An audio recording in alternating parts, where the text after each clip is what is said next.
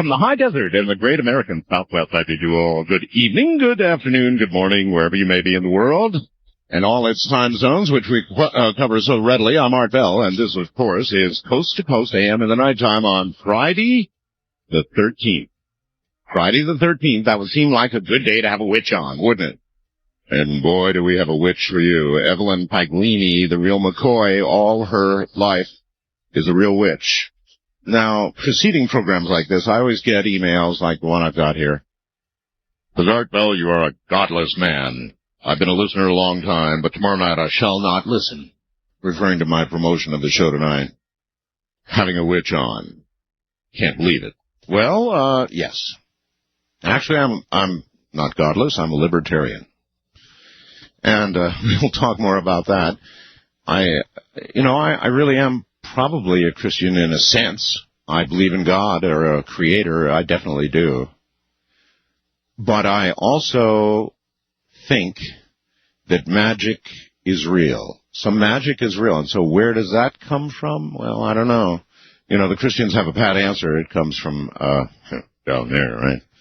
So we're going to be talking, and it's a particularly interesting program tonight because we're going to talk about mirrors. And this is a subject, mirror magic. It's a subject that I broached some time ago on the show, probably few months ago, because mirrors would appear to be the key to the infinite.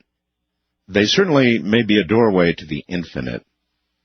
And whether it's Michio Kaku's multi-dimensions, which, by the way, we're going to have to take Lifeboat 2 one day, according to last night's program, or it's all going to be gone. Gone. It's the way it's all going to end. Fire and ice. Wasn't that some program? All right, let's do a look at a few things around the world right now, all right? U.S. officials struck a double blow Friday in the war on terrorism, capturing an overseas fugitive suspected of helping organize the September 11 attacks and breaking up of a suspected terrorist cell. They found one in the suburbs of Buffalo. Oh, really? Buffalo, New York. We're heard there. An Al-Qaeda cell in a suburb of Buffalo, New York. Well, there's something to think about. Wonder if there's one here in Trump. Secretary of State Colin Powell gained diplomatic support for the strong U.S. stand against Saddam Hussein, winning approval Friday from all members of the UN Security Council for President Bush's assertion that Iraqi leader Saddam Hussein poses a threat to international security. Still, Bush says he doubts Saddam is going to give up his weapons, even in the face of UN demands or the U.S. threat of military force. Dr. Kaku thought he might, and allow the inspectors back in. I kind of doubt it myself. In Florida, Janet Reno has run for governor. Didn't exactly burn him down there. She's requesting a statewide recount Friday of every single vote in Florida's botched primary, but they promptly turned that down, said no way. Any votes unfound for you that might be found will count, but we're not recounting here. 3 men in Florida, big story on CNN during the day. 3 men in Florida were overheard talking about a terrorist plot, allegedly. They were pulled over and detained for 17 hours Friday while authorities probably took apart every single panel and piece and part of their car. Medical students in Florida. Now, they thought they were joking around, I guess, and allegedly said some things in a restaurant that a lady overheard, and she called authorities, and they were stopped on, I think it was Route 17, and they had a real bad day. Now, joking around about bringing down buildings or a terrorist attack in the presence of others is not a very wise thing to be doing, is it? It's akin to standing in line at the airport, to get on the plane and start joking around about a bomb. Bad juju. They will take you, and you will not be the same for a long time. It's not a good idea to do that. Senator Patrick Leahy during the day said that it's worth asking whether the current outbreak of West Nile virus around the country might not be the work of bioterrorists. As you know, West Nile is spreading virtually everywhere. I'm in one of the last remaining states that has not felt its presence yet, and that's no doubt because mosquitoes don't like the desert. You know, they need a little humidity and standing water and that kind of thing, and that's almost everywhere. Believe me, there is no water standing out here. So we don't have West Nile yet. Knock on pressed wood. But the senator thinks it might be bioterrorism, and you got to think about it a little bit. It just might. Oh, somebody sent me an interesting, you know, my position on this terrorist thing. As far as I'm concerned, we kill before we're killed. And somebody sent me this I thought interesting. He says, Art, in order to avoid killing, that's what animals do. We should avoid it. We're men, not animals. Killing in order to avoid killing, or killing to avoid being killed is what animals do, and we're not animals.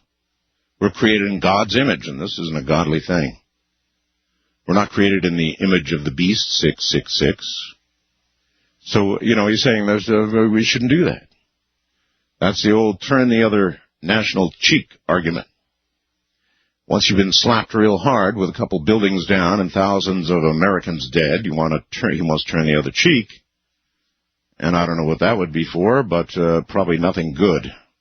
Buzz Aldrin, of course, you know about that story. The guy came up to Buzz and wanted him to swear, this was like the fourth time around, wanted him to swear in the Bible he went to the moon. Buzz is alleged to have given the guy a good right hand. Matter of fact, he did. The guy's name is Sibrel, who got cold-cocked, said he'd confronted Aldrin twice before and was surprised that Aldrin reacted the way he did this time. He said, quote, I was very surprised that he hit me, although it was a foolish thing for him to have done in front of 2 video cameras. Continuing the quote, he has a good punch. It was quick, too. I didn't see it coming. End quote. Yeah. It just may be that, Buzz and the other astronauts are being tired, just getting bone tired of being asked whether or not they really did what they, in other words, they're saying, put your hand on a Bible and swear you're not a liar. Stay right there. We'll be right back.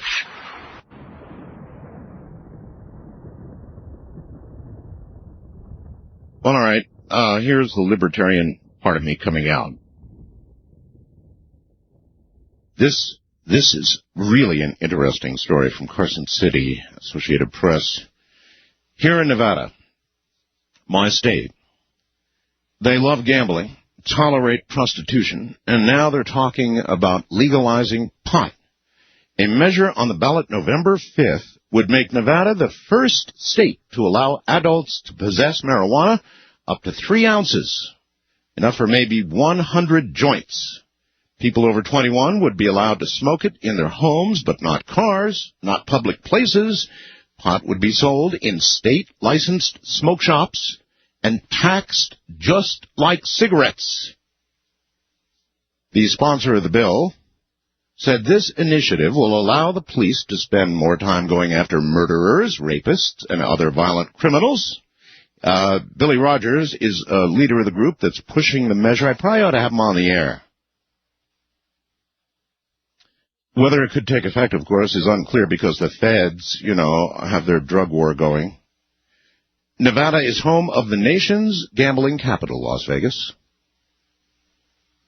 And we've always had a fondness for what others forbid here. Although prostitution is banned in Las Vegas itself, Reno and Carson City, and in 49 states, it is legal in 10 of Nevada's 17 counties, including the one I live in.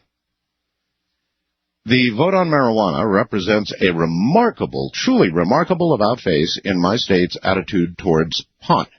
A year ago, Nevada had one of the nation's strictest marijuana laws. Possession of a single joint, even a little seed or something, was a felony and could put you, felony, that's right, and could put you in jail for a year or more.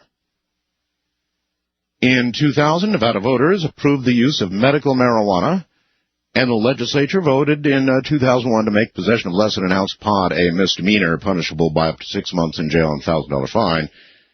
Now get this, opinion polls on the marijuana measure here in my state show Nevadans almost evenly split, with opponents gaining ground. Wow.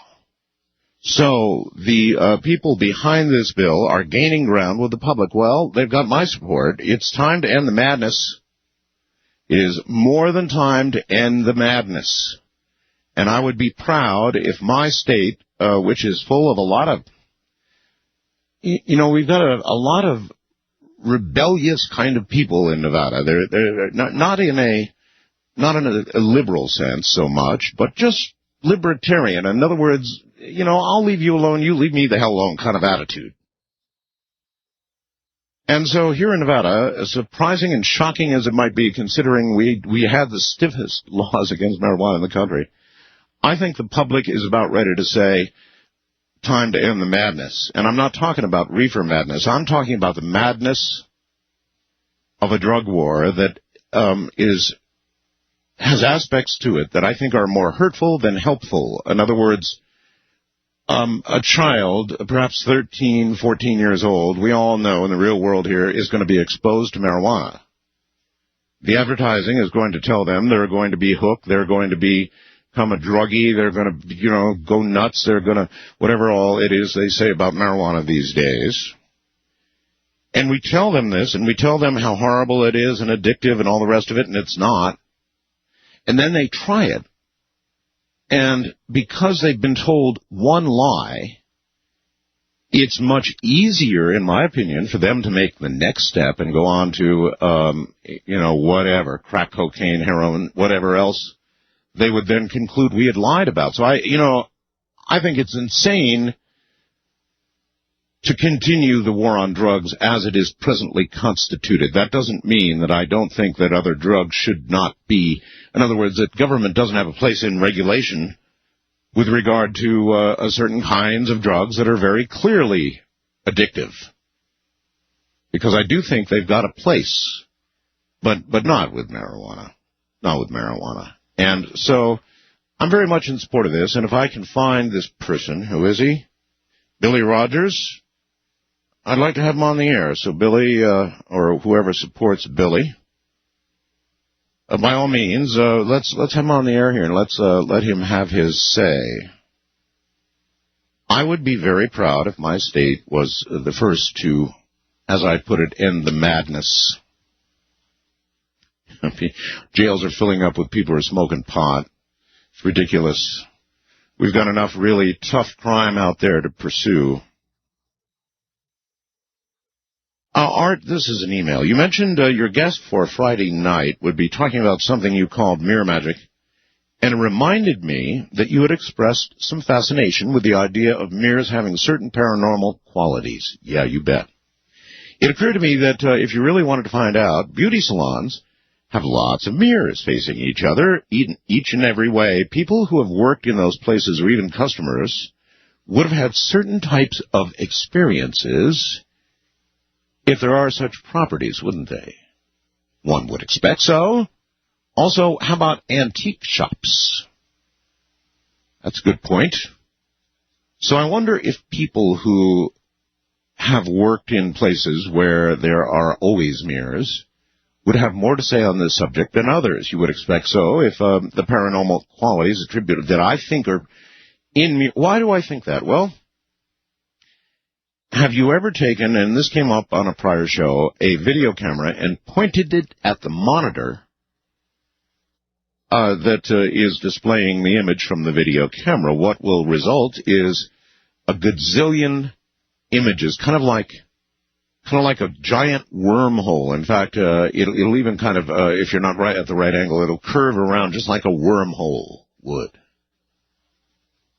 And if some magic is real, and I think some magic is real, how ungodly, right?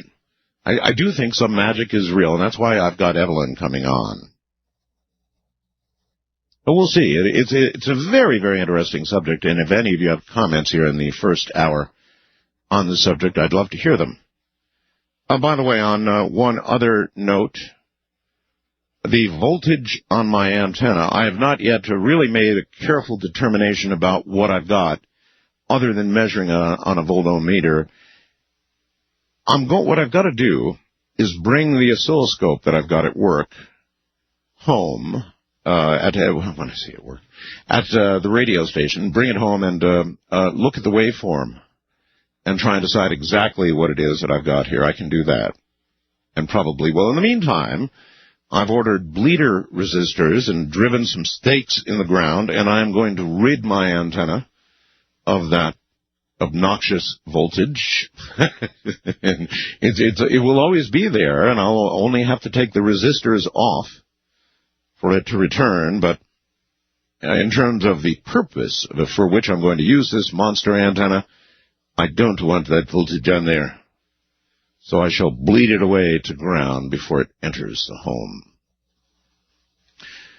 A red-tailed hawk collided with a Sylvania, Washington woman's pickup truck and went on a rampage after the bird-loving motorist freed its wing from the side view mirror. The hawk flew inside the truck, bit the woman's lip, then sank its talons into her right arm, refusing to let go. Every time I touched that bird, it gripped harder, said the woman, who drove to a nearby gas station where firefighters and wildlife experts were called to pull the hawk off her. By the way, the woman's name is Julie Wing.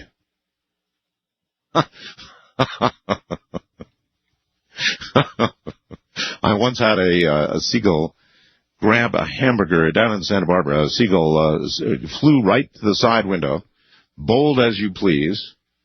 I was sitting at a little, in a parking lot of a burger joint. I was eating my hamburger, and this little sucker flew right, perched on the window, grabbed my burger, and split.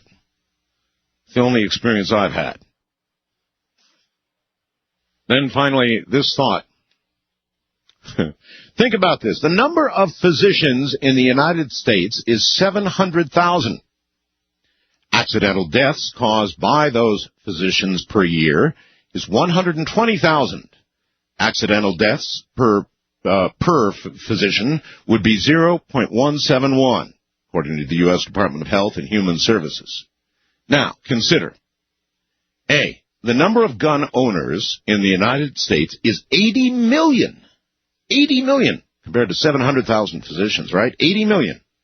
The number of accidental gun deaths per year, all age groups considered, is 1,500. The number of accidental deaths per gun owner is 0.0000188. So, statistically, doctors are approximately 9,000 times more dangerous than gun owners. Fact, not everyone has a gun, but almost everyone has at least one doctor. So, please alert your friends to this alarming threat. We must ban doctors before this gets out of hand. As a public health measure, I have withheld the statistics on lawyers for fear of the shock that it might cause to people who might otherwise seek medical attention, or who would then be required to. All right, we'll break here, and then we'll do open lines through the top of the hour. The witch, Evelyn Paglini, will be here tonight. Stay right where you are. Well, this is what I call an up song. You know, this will get your blood going. It's, of course, the Grassroots. I got to introduce the Grassroots on stage one time, a long time ago, many years ago, in Anchorage, Alaska. And it was a blast. What a concert that was. I mean, you got to admit, this song just plain rocks. All those years have gone by, and baby, it still rocks. Just one more little item, and then we'll go to open lines here. This is a pretty interesting story. It's MSNBC, so that you know I don't make all this up. MSNBC reports Russian officials claim credit for rain. Light showers relieve smoke-choked Moscow. But how? Moscow, September 6th, the day after acrid smoke from forest and peat fires blanketed Moscow. A light rain Friday cleared the air, and the government claimed the credit. The Emergency Situations Ministry said that it drew rain clouds to the smog-shrouded capital and created showers, by switching on, listen now, a cube-shaped piece of equipment 3 feet on each side that sits atop a ministry building in western Moscow. They show a picture of this thing. Yes, we did it, said minister spokesman Viktor Beltsov, proudly of the drizzle that did bring relief. In fact, after several rainless weeks, he said the ministry kept the device working Friday in an effort to repeat the initial success. It was the first time the ministry had used the ionizer, a device developed by its research institute that cranks out electrically charged atoms. The institute's director, Mikhail, I wouldn't even try his last name, said the device, a metal cage crisscrossed by tungsten wire, emits a vertical flow of oxygen ions that stir the air and raise humidity. He said, quote, the flow of ions blew a hole in the smog layer and drove its particles up higher. At the next stage, oxygen ions concentrated humidity, and voila, rain. So there the Russians are, again, and they actually show this large cage, as described, mounted on top of a building. It's an MSNBC article entitled, Russian Officials Claim Credit for Rain. Isn't that wild? Wild card line, you're on the air. Good morning. Hello? Hello. Yes, sir. You're on. Hi, Art. This is it. Hi, Art. This is Jason in Door County. Hi, Jason. First of all, I appreciate the line. Second, I got to say, I don't get to listen to you very often, so if my theory's been discussed already, feel free to cut me off. On the topic of zero-point energy, Yes. I find it kind of ironic that you've done these studies with collective consciousness or mass consciousness. Yes. Where things have come. And if I'm correct, zero-point energy is a source of energy that physicists can't explain, but they know exists. It's all connected, sir. Yes, I believe that mass consciousness is that zero-point energy. Well, either that or it's a conduit for it. But at this point, I think all we know is that it's real and that it's all connected. That's what I would say to what you've just said.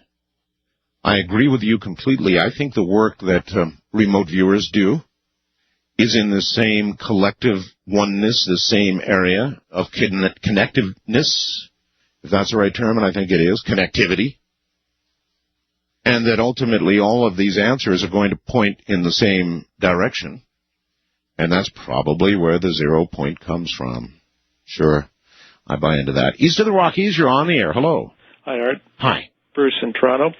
Just want to ask you a quick question, and I'll pose a scenario. Do you consider global climate change to be a threat to international security? Hell yes. Okay. Well, here's the scenario. The United States being the largest emitter of greenhouse gases, which seems to be responsible for a large part of what's happening with climate change. Well, no, wait a minute. Hold on. I did say that I believe firmly the climate is changing, that it poses a national security threat, but I don't absolutely agree that what man is doing is necessarily what's causing the change. It could be, I would give equal possibility to that and just a natural process of change. I mean, we know, little flowers in the mouths of woolly mammoths and all that stuff. That's right. I mean, it's happened before, rapid climate change. So yeah. I don't know what to ascribe it to. I'm giving equal weight to both possibilities.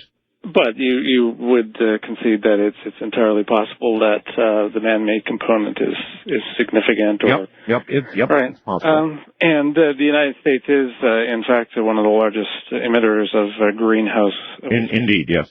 Greenhouse gases, and yes. You have a president who has refused to, says he has no intention of signing the Kyoto Accord. That's right.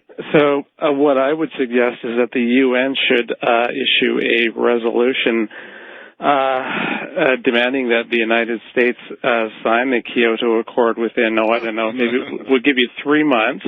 Or what? Or we'll put together a coalition of forces and send them in and depose your leader, which is what you guys want to do in Iraq. And the reason that I think that we should do that is because I'm one of those people who believes what's good for the goose is good for the gander. So put that in your pipe and smoke it. All right, thanks. Why not? We should smoke on that one for a while. The world invades the U.S. The UN demands that we sign the Kyoto Accord. I mean, it's not like a mandatory thing. You could either sign or not. I mean, that was the rule, right? We didn't sign. That's okay. Might not be okay in terms of what it causes if what he believes is true. But having the UN with an invasion force coming in? I don't think so. I don't think so. You know what I have to say about the UN? I think the UN building is really nice in New York. It's a very cool building. If you look at the UN, it's a nice building. That's about all I can say about the UN. West of the Rockies, you're on the air. Hello. Hi, this is Andrea in Montrose, California. Hello, Andrea. Yeah, about the mirrors. Ah, the mirrors. And also about dead druids. But first about the mirrors. Dead druids? Dead druids. Well, I can mention that first. Is that like a rock group? The dead druids? Hey, you know, I heard you just mention something. Locally, there's a place called Altadena. It's above Pasadena. And a friend of mine was written up in the local paper in Ancient Archaeology, a magazine, how about finding a stone marker written by Druids and Celts 1,500 years ago in memory of one of their number that died 1,500 years ago in this area of Southern California. Well, that'd definitely be a dead Druid. That would be a dead Druid, and of course there's a lot of controversy. All right, on to your first topic. Okay, well, there's something called a dark mirror. A dark mirror. And it has to do with fortune-telling, but also I think it's something like... Well, you know, when in your car, when you flip your visor on modern cars, it goes to a darker mirror so that people's bright lights behind you don't bug you, right? Is that kind of dark mirror? You mean that kind of dark mirror? No, this is actually something called scrying. Okay, we're going to cover scrying. I'm not totally sure what scrying is, but that's one of the subjects we're going to cover with Evelyn tonight with regard to mirrors. I think it's a bit like a Ouija board, too, that you get spirits out if you're not careful. So, well, it's a way of opening... I think, you know, did you hear what I said about the monitor and the camera and how you get this long, curved, apparent infinity of picture after picture after picture? Have you ever seen that? Yes. It is so cool. I think there's an answer there somewhere. In other words, somewhere there's some sort of probable opening that's created by the infinite nature of mirrors. Yes, it's going to be a very interesting program. First-time caller line, you are on the air. Hello. Art. Yes. How you doing tonight? I'm doing just spiffy. Pleasure to speak with you after all these years listening to you. Thank you very much. I'm calling in regards to photographic phenomenon. I recently bought my wife a digital camera, and I took a picture of a dolphin. I'm calling from down here in Florida. Right. And when I went up to show her the picture, in the top left-hand corner, there's two people. There's a man and a woman, and the woman is like holding her hands in front of her mouth, like if you were shouting at somebody. Yes, yes. And on the other side, where the splash is coming from the dolphin, there's a clear picture of a skull.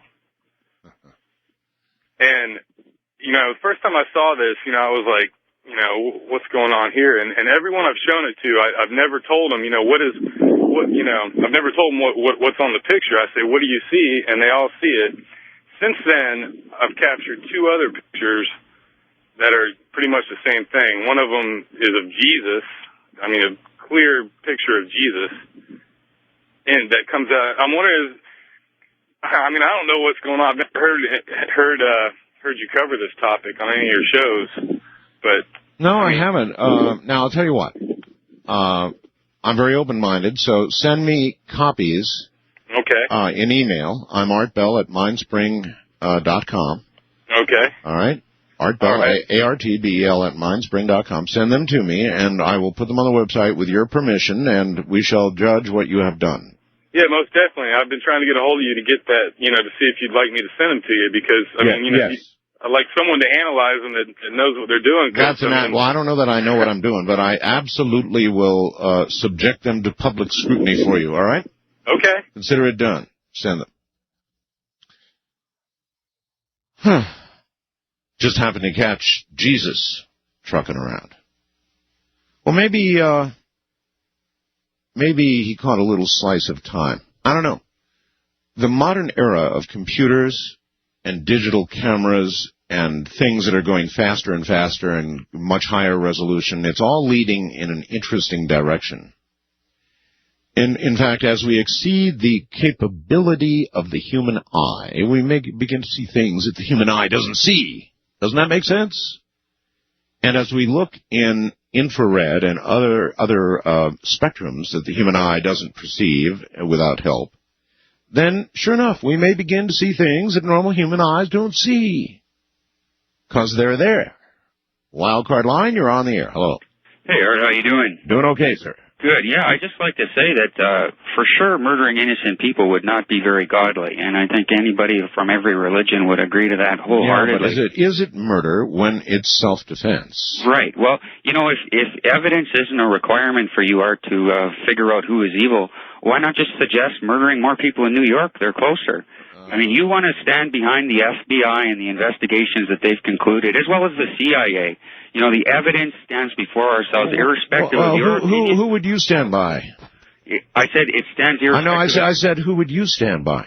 Well, I'd stand by the evidence that NBC has brought forward, that 2 days prior to 9/11 at the White House existed a war strategy to invade specifically Afghanistan with a prerequisite strategy of blaming bin Laden for a crime but providing no evidence. So in addition to that, okay, sir, then wait a minute, hold on. Listen, I will hang up on you, warning one, if you don't have a conversation with me. Okay. Who do you think blew up the buildings?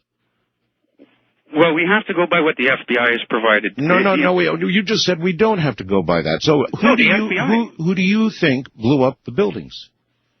Well, it was caused by the planes that smashed into them, Art. But I'm saying the FBI was. Oh, come on, I said who is behind blowing up those buildings, in your opinion? Well, I follow what the FBI has informed me on. Oh, you're a living contradiction, because you just said you don't believe what the FBI... I'm saying that you won't pay attention to what the FBI is saying on behalf of Americans. Well, you care what I think. What do you care what I think? I care what you think. Who do you think blew up the buildings? I'm asking one last time. There's uncertainty there. There's uncertainty. We know that the FBI was forbidden from pursuing bin Laden investigations just prior to 9/11, after the administration had been warned, and they put together... Give me a break. Give me a break. Goodbye. We, as a matter of fact, did attack one prior time in a prior administration. We attacked Afghanistan. We knew damn well what was going on over there. Not when they would hit exactly, but we knew what was going on over there. We knew the extremists had camps going, and that they wanted to kill us, and they proceeded to prove that. I'm not exactly sure where that conversation was going. He was trying to be real as anti-American as he could, but when pressed for the evidence, or even the names, which he claims our own FBI, CIA, and entire government can't properly come up with, he didn't have any idea, or wasn't willing to say one of the two. East of the Rockies, you're on the air. Hello. Good evening, Art. Good evening. Hi, listening to you, WGY 810, Schenectady, New York. Yes, sir. Mansfield, Ohio. You are welcome. I've listened to you and your good doctor talk about how Jupiter catches many of the asteroids for us. Well, because of its massive gravity, yes. Now, I would like to suggest a dramatic badminton game that would be far more difficult, but could NASA pick out some of the small asteroids headed towards us and deliberately impact them on the moon where the people could see them impact and leave a tiny mark on there, and maybe even make a small difference in the velocity of the moon, which would make our binary gravity system take on a different velocity if we wish to do certain things. That sounds like NASA's project to move the Earth away from the sun for global warming, then move it back after it gets cool. I'm sorry, but I think that's madness. He's suggesting that we deliberately direct asteroids to hit our moon, changing its orbit. Now, this is probably a really bad idea, because you just don't know what's going to happen. Now, the moon is up there in its orbit for a specific celestial reason of some sort or another, and if we should change that, or by mistake hedge it our way, or hedge it out into deep space, and then all of a sudden our tides go away. I mean, there's just no end to the things that could happen. Most of them absolutely negative. I wouldn't think that's a real good idea. West of the Rockies, you're on the air. Hello. Hi, it's Darlene. Hello, Darlene. Hi. Is this Art? Good guess. Oh, well, I couldn't tell because I had the radio on and I just turned it down. Good girl. Yeah. I'd like to talk about the mirrors. Yes. Well, I'm 53, and when I was maybe 8 years old, I had this really cool dresser where I could sit in front of it and see infinity if I pulled the two side mirrors together. Yes. So that you can see zillions of yourself. Yes. I somehow stepped into that mirror. And here we go. yeah, it was really strange because... Well, you stepped into the mirror. Do you recall the sensations or the effect, or I mean... I remember being inside looking out, and... Really? Yeah, and I remember that if I crossed into these different images of the mirror, it was like different dimensions. Yes. But I had to keep where I could see myself. Yes, I was going to say, you know, the big worry for me, if I were able to do that, would be that I'd get lost. Well, it happened. Get lost? Because my really? my mother knocked on my bedroom door, and it scared the bejesus out of me, because I was inside the mirror. Maybe that's the only reason you're here right now. Well, half of me was for many years. But I had an alchemical regression to retrieve that girl that I left the living daylights, I call her, in the mirror. Because when my mom knocked on my door, I, of course, right away answered her, but I got out, and the other part of me didn't. Wow. You know what I mean? Yeah, yes, I do. I just said, my fear would be that I'd get, you know, once you're two or three images deep, if you could really travel within, exactly, you would never know what you were looking back at. And unless you were at that first same image looking at yourself, you couldn't step back through. You'd be stuck forever. And oh my. Well, it was really strange because I started having, in this life, I started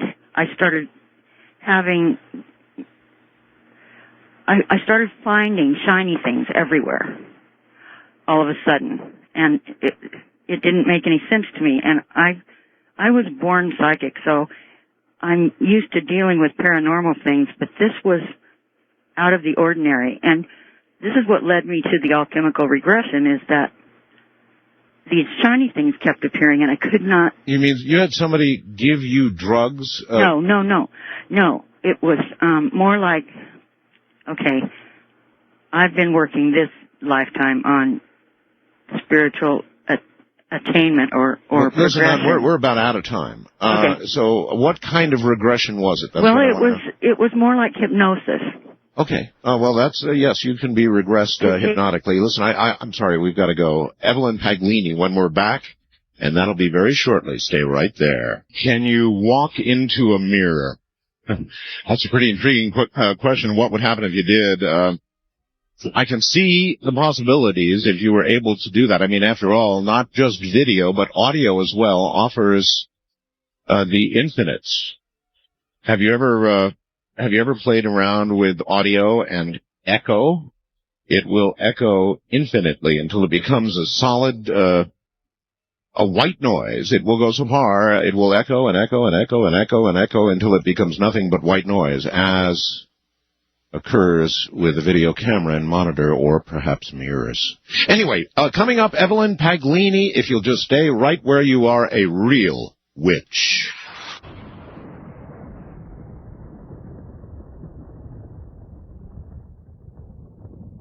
Witchcraft. Oh, that evil witchcraft. Parapsychologist Dr. Evelyn Paglini is one of the leading authorities on the occult and the supernatural in the United States. She was born into a centuries-old family of practitioners of the occult. At the age of 4, her grandfather began to train her in natural magic. That's an interesting phrase, too, natural magic, huh?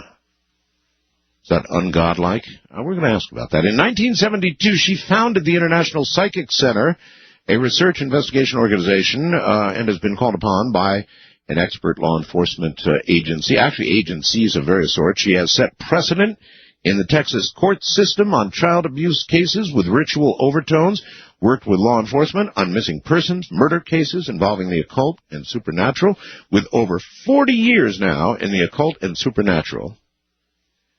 Dr. Paglini has affiliated herself with a number of stellar organizations that complement her work, a graduate from the Chicago Institute of Hypnosis. She became part of a regression team founded by Dr. J. Allen Hynek. You know him of Project Blue Book fame. She studied and was tested. She was tested at the Foundation for the Research of the Nature of Man at Duke University with Dr. J.B. Rhine, Dr. Helmut Schmidt, and Dr. J. Levy. You know those names.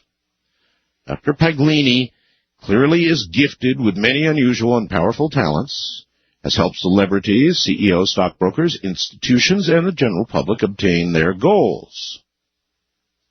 That's interesting, isn't it? Celebrities, CEOs, stockbrokers, institutions, and the general public attain their goals. Material stuff, right? Today, many continue to learn the power of natural magic through her seminars, symposiums, workshops, and intensive audio tapes. Here is Dr. Paglini. Doctor, welcome.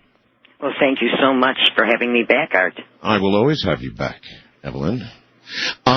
Evelyn, I got an email earlier today calling me, saying that, I'm a listener usually, but tonight you're going to have a witch on, and I've come to the conclusion that you're a godless man, and I shall not listen.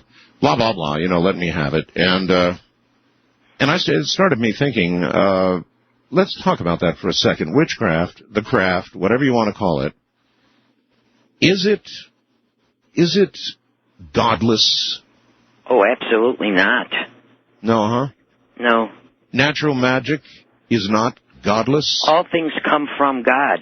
And when I try to get people into the oneness of nature and the elements, it is the God force that they are tapping into beside the divine spike within themselves.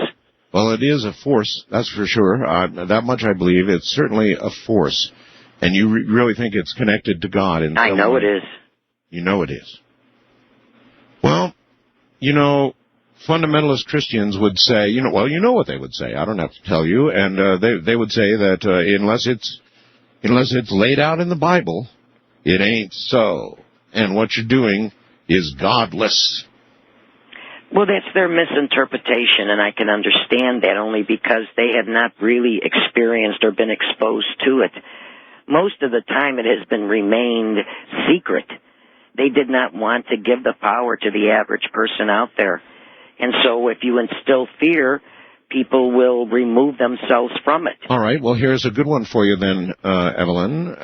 If that's true, then at the highest pinnacles of various religions, let's take Catholicism because it's one of the biggies, right? Mm-hmm. For the West here anyway. When you look at Rome and the Pope and the Vatican and the secret knowledge that the Vatican may have squirreled away somewhere, would you think that by the time you get to be Pope or very high in the Catholic Church, you become aware that magic is real? Absolutely. You think there are documents and there's proof and that they understand at the high levels of the Vatican that it's real? Oh, I know that they do. And they've also performed ritual in order to, let's say, evoke or to summon. Yes, they're very aware of magic, as most religions and most cultures out there, because magic is universal. Well, the Catholic Church is full of very beautiful ritual, really, isn't it? Most religions are. But, I mean, up there at the high levels. Yes, they do perform ceremonial magic. You think in secret inside the Vatican? Yes, absolutely. And that's been attested to. In fact, I believe Father Malachi Martin mentioned it. He certainly did. I was going to mention that if you hadn't. So, yes, he certainly did. Only he, of course, ascribed it to not just the practice of natural magic, but... No, he was going toward the dark side. And naturally, when you get into magic, you are going to be faced Once you gain knowledge, Art, you gain power. What I'm trying to do is give the power to the people. In other words, put it in their own hands. Because it has always remained in particular societies or traditions, and they would not allow this kind of knowledge out. It's time for everybody to be able to tap into their own talent, their own resources, as well as to use, like I said, the natural forces, vibrations, and energies to achieve desired goals. You mean like material goals, don't you? Not just material goals, but I think that... Well, yeah, but here it clearly says, who have you talked to? Let's see, celebrities, CEOs, stockbrokers, institutions, and the general public, and their goals. Now, what's a stockbroker's goal going to be? What's a CEO's goal going to be? Usually it's going to be success, prosperity, better business, fame, fortune. Yeah, that's fairly material. Absolutely. And to gain a person's respect, okay, in magic, you have to show them results here on the physical plane. Once they see that that can be accomplished with time, patience, energy, and discipline, they're going to go forward. That's when the spirituality really starts taking hold.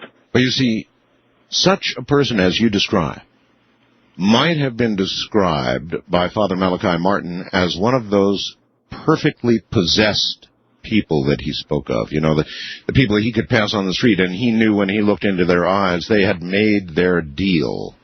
Oh, yes. And many of them, he said, were very successful, CEOs, same kind of group of people you're talking about right now, and that he called them the perfectly possessed. They'd made their deal, and they're having great success in this lifetime, but what awaits them, according to the Father? Well, yes, because, see, they have chosen not to just help themselves and their family and their friends on a positive nature. Instead, they have been using the power to manipulate, to subjugate, and the greed steps in where they want to control. Yes, they have made a deal, but that doesn't mean that the magic was bad. It meant that the person using the knowledge, their intent was on the dark side. But the magic is neutral. It's like a gun. You don't give a gun, okay, to a child, a 5-year-old, because they don't understand it. They don't understand the power of it. That's right. Once you understand the power, certainly there's choices to be made. Well, I agree with that wholeheartedly. And so there is the very negative side. We've talked to that, of course, before here, right? Yes, we have. So that exists, coexists. Hand in hand. Hand in hand with the brighter side. And so there is a godly way to manipulate material things in our real world. That's what you maintain, right? Yes, for a positive outcome, where it is not harming but helping others. But then, of course, there is the choice, because with that same knowledge... But how does that happen, Evelyn? Let's say I were to come to you and I would say, look, I've worked my way up in the company, the corporation that I'm in right now. I want to be CEO of this corporation. Presumably, you would find a way to help me out, or you would know of a way I would design a ritual that would attract to you the opportunities, colleagues, contacts, and conduits that would help you achieve that goal. I would also show you how to remove any obstacle. Well, so then here we are. In achieving that goal, I would have to walk over quite a number of bodies. In other words, for my good fortune, somebody else who is expecting or hoping for that same good fortune would not have it. Correct. That is correct. That gives you the edge. It certainly does. So, arguably, then, I'm not sure that fits in with the pure godly way, because you're going to go tromping over some people to get where you want to go, and there's going to be some negative effects. But again, see, you don't have to tromp over a person. What you can do is open a door for them to find something that is going to be very satisfying, very rewarding, helping them achieve their goals. Send them across town to work for another corporation. something like that. Or to open up another avenue, to open up another department. Well, when you lose a job, frequently people say, well, you know, one door closes, another door opens. That's right, and we show you how. We're just leading them to the door and... No, you send them on their way, but you send them on their way in a positive action. Uh-huh. Where the grass is going to be greener for them. Maybe with where they're going to achieve better heights. Maybe even with a golden parachute. Absolutely.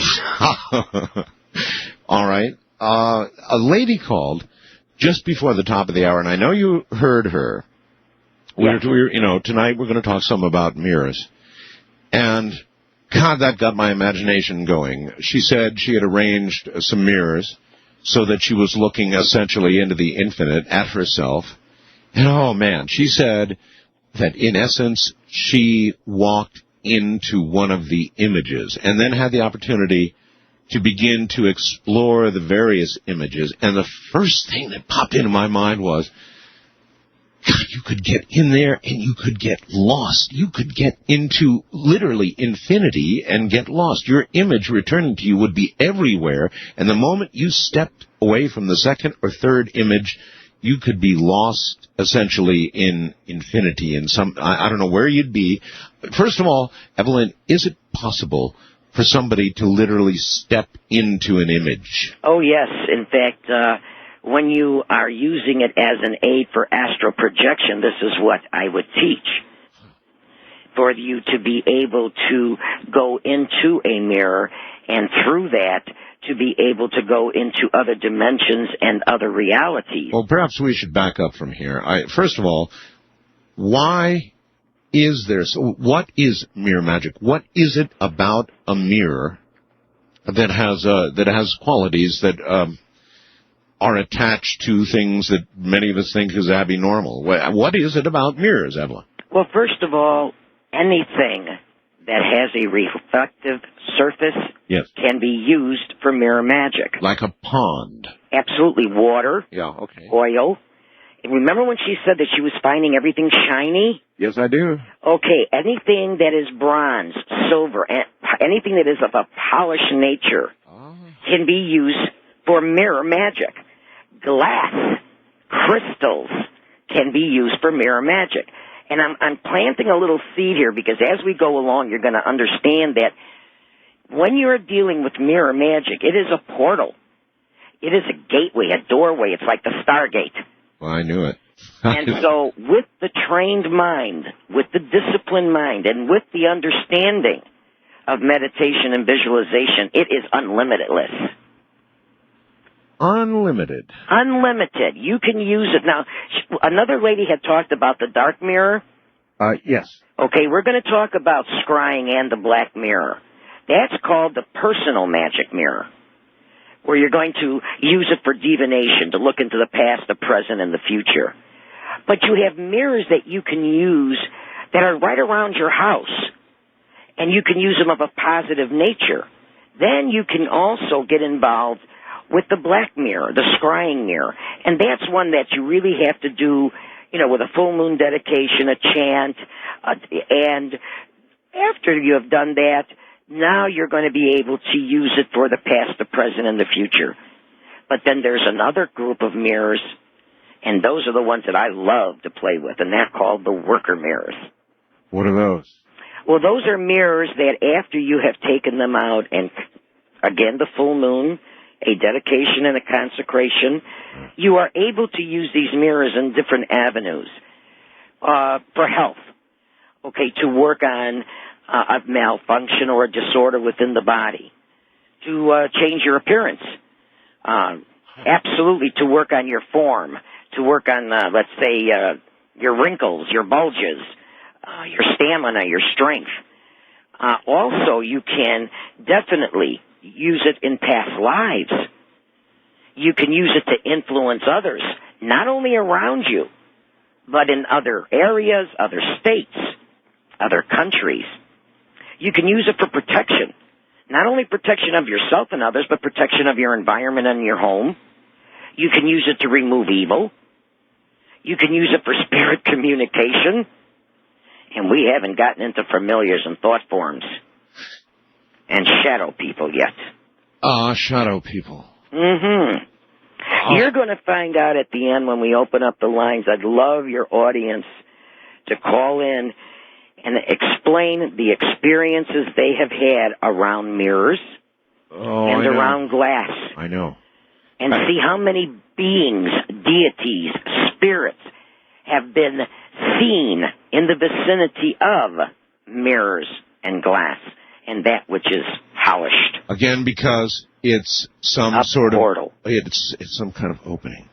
So a mirror is a particularly efficient way to render this. In other words, it's polished, it's intended to reflect image beyond that of a pond or a piece of metal or anything, or even a crystal for that matter. A mirror is fully intended to reflect an accurate rendering, yes? Yes.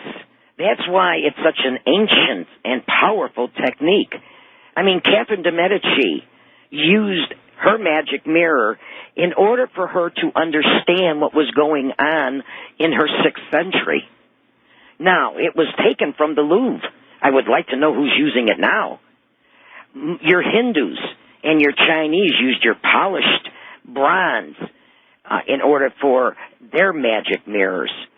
So in every culture, they have used it. You can take an innocent child, give them a mirror, and because they can go into an altered state of consciousness, they can use their alpha brainwave rhythm.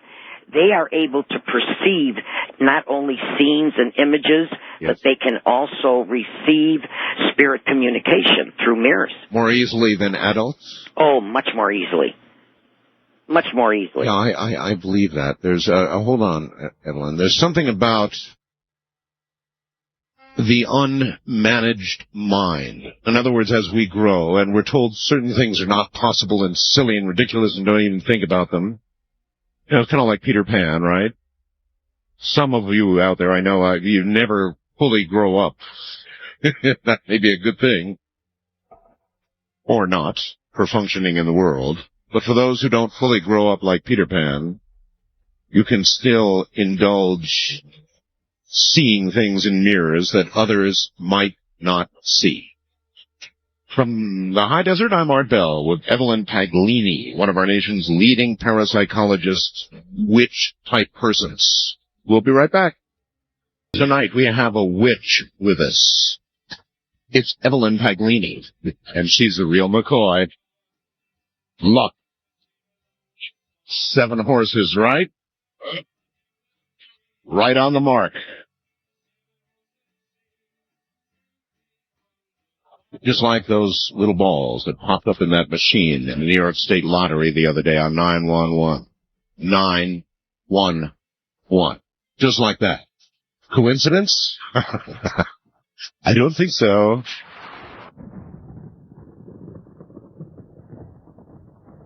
All right. You know, I think we might have missed something there. I'm not really sure. I'll have to check into it. It's interesting. Machines. Yeah, we did miss something. All right, well, later. Later for it. Evelyn, welcome back. I'm here. Okay, good. Evelyn, I'm sitting here contemplating actually walking into a mirror or walking into several. Would you have to set up, in order to actually get to this point, assuming that you could, that you've got it in you, would that require multiple mirrors? Would that be of assistance, or could it be done with one? It can be done with one, and what I would prefer is a person using either a full-length mirror or one that is either 30 to 36 inches. They should do it in a darkened room. They should have a white, large candle that is reflected in the mirror, and they should be sitting where they are not reflected in the mirror.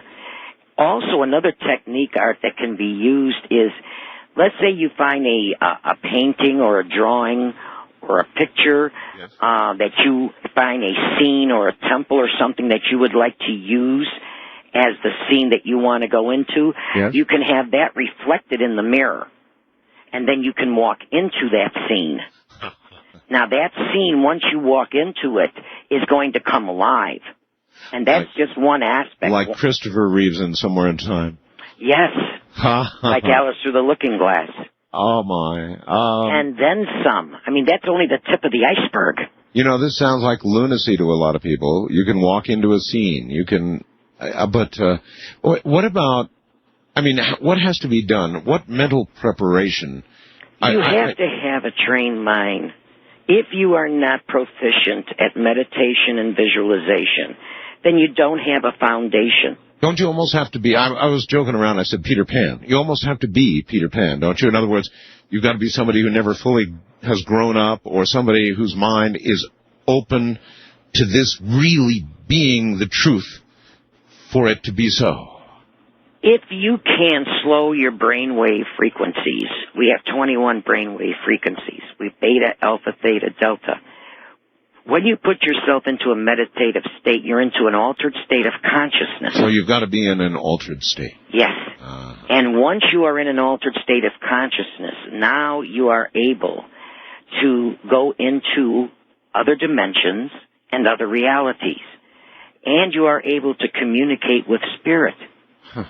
I listened to somebody like you talking about alternate dimensions and realities, and somebody like Dr. Michio Kaku out on the cutting edge of theoretical physics, who talked last night about the exact same thing, Evelyn, only he considers the probability that science will get us to these areas, Well, science is catching up, but, the traditions of all cultures have known this for thousands of years. Yeah, but when the scientists finally get all the way caught up, aren't they, instead of using their machines, perhaps, will they attain, do you think, the ability to do what you're doing now with some kind of machine?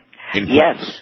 Yes, they will, but there will not be the spirituality. There will not be the balance and the foundation, and I'd be worried about it. But what if that means that the spirituality aspect of it is unnecessary, that there are alternate realities, and you may be reaching it through one means, but that's not the only means, and you can reach it and accomplish things with the, quote, machine. And again, without balance, you're going to have cynicism.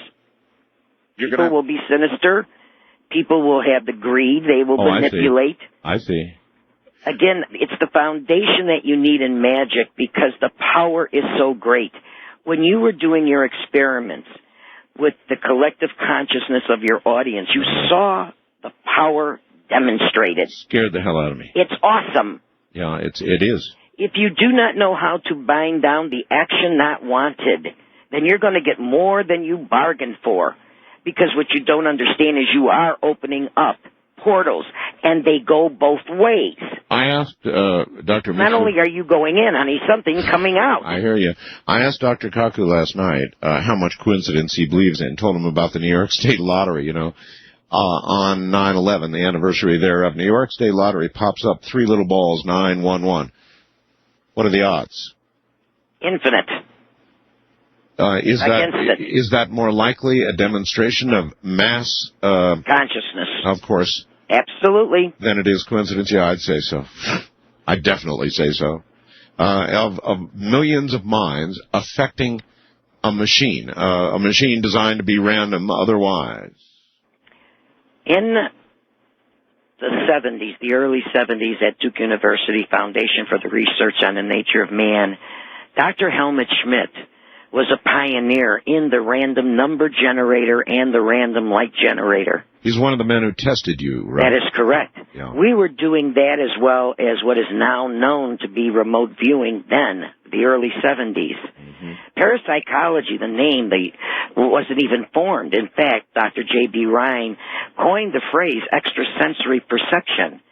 And the reason why I went there is because I had to have a better understanding scientifically of my talent, of what was going on, the changes that I was able to affect by using the traditions that I was taught, by calling down a cone of power, by tapping into the elements of earth, air, fire, and water, and using their forces, energies, and vibrations, and using mirror magic in order to effectuate a change. Rick in Eugene, Oregon, fast blast me. Does Evelyn not realize how dangerous it is playing with these forces? Christians don't misinterpret. We heed the God that she doesn't. Well, first of all, yes, I do realize the danger, and that's why each and every time I have been on the show, I have always insisted on people doing the research, the investigation, and to find the balance, to learn the tradition. Because, yes, power is dangerous. Kent in Hercules, California says mirrors and stepping into them is another description of using the psychomantium. You know, what was described by Raymond Moody. So you're not alone in this whole mirror thing. Raymond Moody used mirrors very prominently in his ability to get people, scientific measurements and all the rest of it, to talk to dead relatives. That is correct. I said spirit communication. Do you know, without going through what we call the magic mirror and the worker mirrors and those setups, which I'd like to talk about later, yes, you can use the mirrors in your home like your bathroom mirror. Close the door, close your windows, run your shower. Let your mirrors get fogged up. Really? Bring an article of clothing or a picture or something that has belonged to a person that has passed on that you would like to have communication with. Wow. And you are going to be able to call in that spirit, and it will leave you messages on the mirror. If you have a home that you feel there is a presence in, whether it is a negative or a positive one, again, a mirror is a very good use of communication with that spirit. And that's only one aspect. I'm not sure if I'd try that or not. Fog, in other words, go into the bathroom, close the windows, turn on the shower, let the mirror fog up, have with you an article of clothing of a person who's passed on, and expect a message in the mirror from that person. Oh, yes. There are colleagues of mine. In what kind of form? You mean a written message? A written message on the mirror, yes. Really? Yes. And there are friends of mine also who have gone into and taken a shower, and when they've come out, have had mirrors messages left. Or they have gotten, let's say, an image in a mirror and then have gained insight later during the day to give them the answer to a situation or a problem that they had. See, mirror magic can be used in so many ways. I can imagine getting out of a shower, looking in the mirror, and seeing a message that says, put the top back on the damn toothpaste. Could be. I know who to be coming from, too. But see, only 15% is here in the physical. 85% is in the astral. But what the 15% that you can use right here is just tremendous. Health and well-being and happiness can be enhanced by using the mirror and the mirror of the mind in order to work on rebuilding, revitalizing, and rejuvenating the body. That seems a moral goal. Yes. In other words, health for yourself seems a reasonable thing to try and attain, and a thinner, more reasonable body and whatever all. And if you want, you can also use it for past lives. And this will help you not only understand what you're going through in this life, but will also help you to understand why you repeat certain patterns and keep also meeting certain people. And so the technique of going into your past lives, especially if you take your time and you practice and you keep a journal, you're going to gain tremendous insight into your past lives. You can also use it to influence other people. Again, not only within your own environment, your own home, but across the country. And that's through mirrors. Why do mirrors have all these properties? Do you know? Because what it does is it is able to fix the mind. And the mind, the untapped ability of the mind is unfathomable. We only use 0.1% of our brain capacity. The greatest frontier is the mind. It's not space. Yes, and once we have tapped the abilities that we have within our mind, it is awesome. And so on a personal level, somehow or another, the mirror unlocks a part of the mind that we're now not using consciously, or what? Yes, that's exactly what it does. It makes you able to communicate with the spirit within and then with the spirit of the divine. With that, you are able to go into other dimensions and other realities. You are able to communicate with other beings. You're going to interact with other beings, and you can influence them on their level. You can ask for their guidance and assistance in helping you in your magical works, and you can also effectuate change in the physical plane. That's one hell of a lot to ask a novice at mirrors to endeavor to do. Now, a lot of people listening tonight really are probably going to try this out or some portion of it for themselves, and it sounds to me like there are inherent dangers, and I would like to know what they are. All right. The inherent dangers are, first of all, again, you have to have the foundation. Second of all, you should protect yourself. When you are going to be doing your dedication and your consecration of your mirrors, okay, they have got to be done professionally, positively, calling down, okay, a cone of power, doing a dedication, putting in a binding action, putting in protection. This is beginning to sound very complicated. I mean, be careful with your mirrors otherwise, but... Absolutely. There's a lot here to do before you're going to be doing it with some measure of safety. That is correct. If you're going to be using it on an occult fashion, if you're going to be using it, as I mentioned, on health and healing, if you're going to be using it for light spirit communication, and for removing negativity or evil, then you don't have to go through the process. But if you're going to be using it as a scrying mirror or a worker mirror where, let's say, you're going to create a familiar or a thought form. Wait. What does that mean, worker mirror?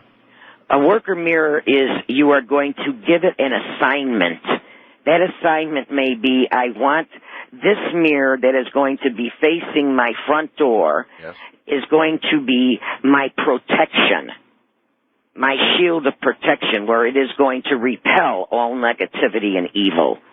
Really? Or I'm going to put two mirrors across from each other, and therefore I am going to have mirrors that are going to be reflective of each other, and anything that passes through it that has a negative influence is going to be absorbed.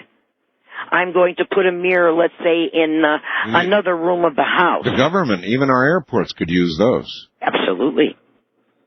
And you can put a mirror in another room of the house where, let's say, you want to bring more peace, love, harmony, stability within the room of one of your children. Right. So you can have an influence that the mirror can affect. Or let's say I want to use it for astral projection, and I want to go and visit my Aunt Edna, and I want to verify what she's doing, and when I come back, I give her a call. All of these things can be done without crossing into the occult aspect. Once you cross into the occult aspect, now you're going to get a little bit more involved. All right, but suppose you do, and that's what you want to do, is cross into the occult aspect. Where can you become learned in the specific things you've got to do so you don't screw up and... Okay, that's why I thought this was such a fantastic topic that you chose, Art, because there is so little known out there. Right, exactly. And what the person should do first, and that is, let's say they're going to be doing a scrying mirror, and that's the black mirror, one for past, present, and future. They're going to go out and they're going to look for a mirror, and that can vary, anyway from, let's say, 8 inches to maybe 13 inches. Yes. And it should be circular. Sometimes you are able to purchase a scrying mirror. Other people will go shopping and find that mirror, let's say, that talks to them. What is the difference between a regular mirror and a scrying mirror? You say dark. What do you mean dark? In other words, what do you have to do to make a mirror that is not yet a scrying mirror a scrying mirror? What you're going to do is take a mirror and the back of it, all right, you are going to use black enamel paint, and you're going to put several coats on it. You're also going to establish a link between Evelyn, wait. Pardon me? The back of a mirror right now has the reflective surface on it. Do you take that off and replace it with the black? No. You don't. So you just add you add 2 or 3 coats of black enamel paint. Okay. And you're going to establish a link with it between you and it. And therefore, some people will add, let's say, a couple of drops of blood. Others will take a couple of strands of their hair, and they will also infuse that in the back of the mirror. Okay. Then, once that has dried, they're going to put their frame around it. Now, some people, after they have cleansed the mirror first, okay, and have cleansed the frame, then what they're going to do is maybe put some sigils. They may put... I'm sorry, what? They may put a sigil or a seal of an entity or a spirit. They may put the planets, the zodiac signs. There are specific keys, the Enochian keys, or angelic sigils or seals that they will put on the frame. Okay.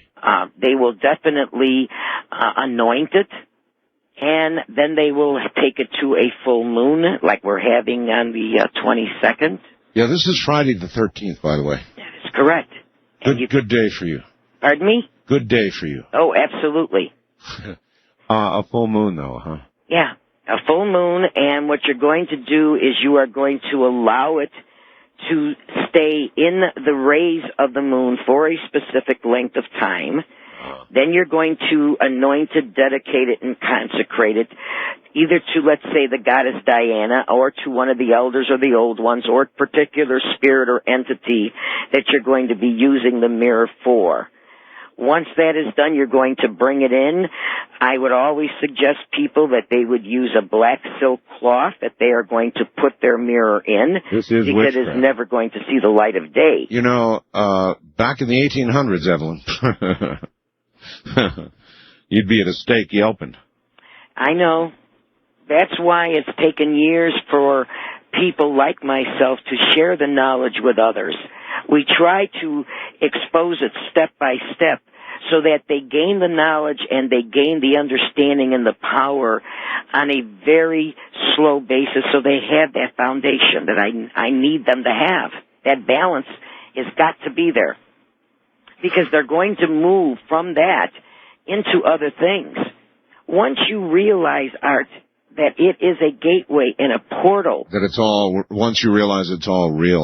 Hold on, Evelyn. Yeah.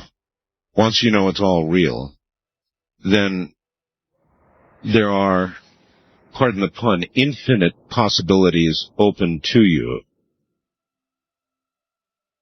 But you have to wonder where you're headed with it all, and I do wonder about that aspect of it. Definitely, as I listen, there's no question about it. This is that wicked old witchcraft. I'm Art Bell. There's a message in the music. There always is from me, you know. Listen, everybody, if your Christian sensibilities have become offended, then you might want to tune out now. We are talking about witchcraft. Call it natural magic or whatever else you want. It's witchcraft, and we've got a witch. She's Evelyn Paglini. So tune out if that's you.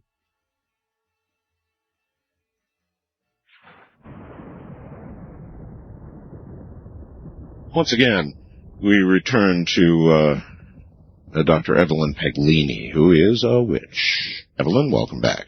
Thank you, Emma. That's pretty good. We're giving some people some pretty specific information, how to do information on this. I've got a question for you from Kevin way up in Fairbanks, Alaska. I've been told it's very important that you keep mirror glass in your house clean so that they don't collect energy that you might not desire. Is that true?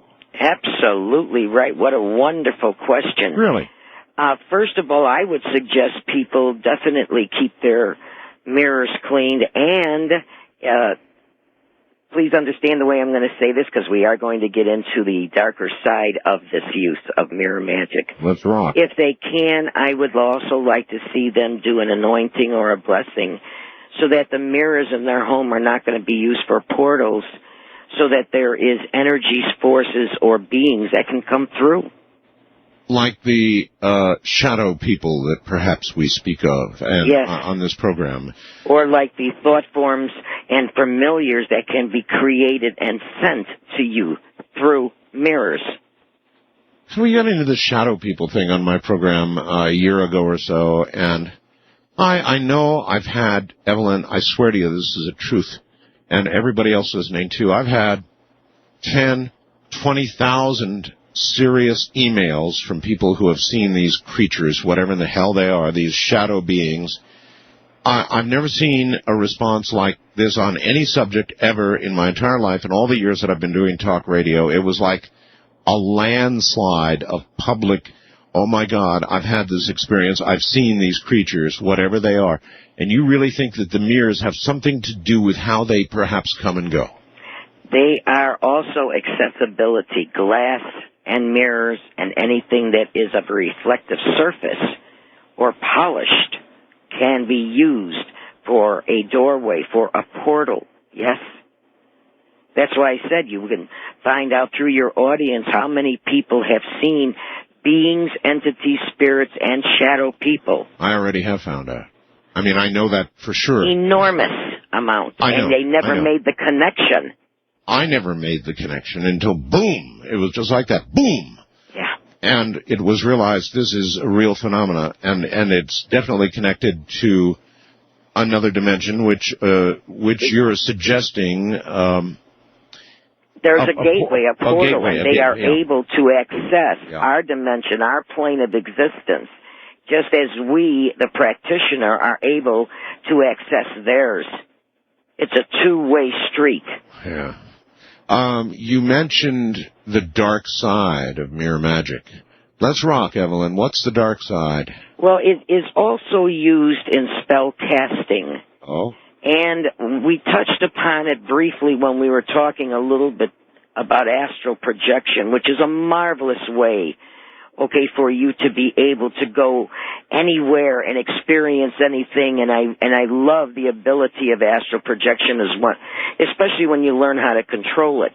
Well, yeah, but the people I've had on, many on astral projection, boy, I've had a lineup of people guess. They all say nothing, A, nothing can go wrong, and B, you can't do anything negative when you astrally project.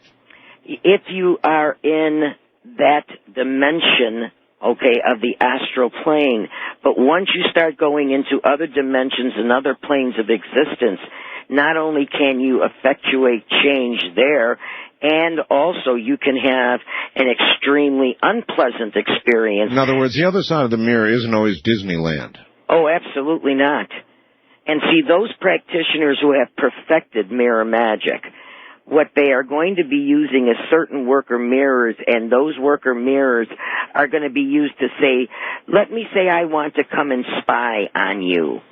I want to come and influence an energy in your thinking, your habits, okay, or let's say even your body. Then I can use the portal of a mirror to send a thought form or a familiar that I have created to you. Whether you're at home, whether you're at work, wherever you are at, as long as I have glass, and as long as I have a mirror, or as long as I have a reflective surface, I have a portal. And so with that, you're telling me you can influence people to do things or change the way they are. That is correct. Whether they like it or not. That is correct. I said there is a sinister side to mirror magic. Okay, then Anne Marie in Daly City, California asks, could a group of people working with mirrors influence world leaders to work for peace and harmony instead of the war thing, or, in other words, something at that level? Yes, yes. If the answer to that is yes, Evelyn. Now, there's two ways of going about it. And our government actually is aware that political people could be influenced in such a manner. Why wouldn't the government be burning people like you at the stake? Well, first of all, they're not aware. Well, that's a good answer. Okay, they're now catching on. They're now being exposed to it because of shows like you. 5-6 years ago, this was not even a subject that could be discussed. I know. We have opened this up over the years very gingerly. Yes. To give people the power and the knowledge in their own hands to use it for their betterment. Yes, there is a sinister side. I will always tell you that side. because it does exist, and there are people out there who are excellent practitioners at it, who are manipulating forces, energy, and people. And one of the uses is through mirrors. And most voters feel so powerless. Here's a way to get the power, folks. Yeah, here's how you can get the power back. See, right now, you're unsuspecting and therefore easily victimized. You do not understand that this power exists. And so if you're introduced to it on the physical level where you can use it to benefit yourself, which is what we started with. Right. Then later, as you become more of a practitioner, more adept, then you're going to go into those other realms, other dimensions. But by now, you've gotten a foundation. Now you're ready to take on what you're going to be able to use, and you're going to have a choice. Well, give me a good example of a serious negative use of this ability. If I wanted to take a person and, let's say, bring them down. Yeah. Now, I can bring them down on a financial basis, a physical basis, a romantic, emotional, etc. I can use the mirror, a photograph, an article of clothing, which is called imitative and sympathetic magic. Right. And what I can do is I can turn it in on themselves. You can ruin that person. That is correct. And the implications for you? Well, of course, I'm going to pay the price if I don't have justification, but there are people out there that are willing to pay the price. They have the knowledge, they have the power, and you're standing in their way. There's people out there willing to blow up themselves to kill others to pay the price. They're martyrs, and they're all over the place, so that's for sure. Yes, and anybody that gets into magic is going to be tested, and there are those people who are willing to take the power and use it negatively. But what I'm trying to do is level the playing field, give enough knowledge and power into the people so that they can at least learn how to put up a shield of protection. Understand that there is energies and forces out there that can come through portals. So here's how you change that. Here's how you protect yourself. Here's how you can remove an evil or a negativity. How you can repel it, put up a block, send it back. I'm curious about something, Evelyn. Pardon me? I'm curious about something. In all the years that you've been in this world that you're in, that I know that you're in, how many times have you had to go to the negative side and fight a battle?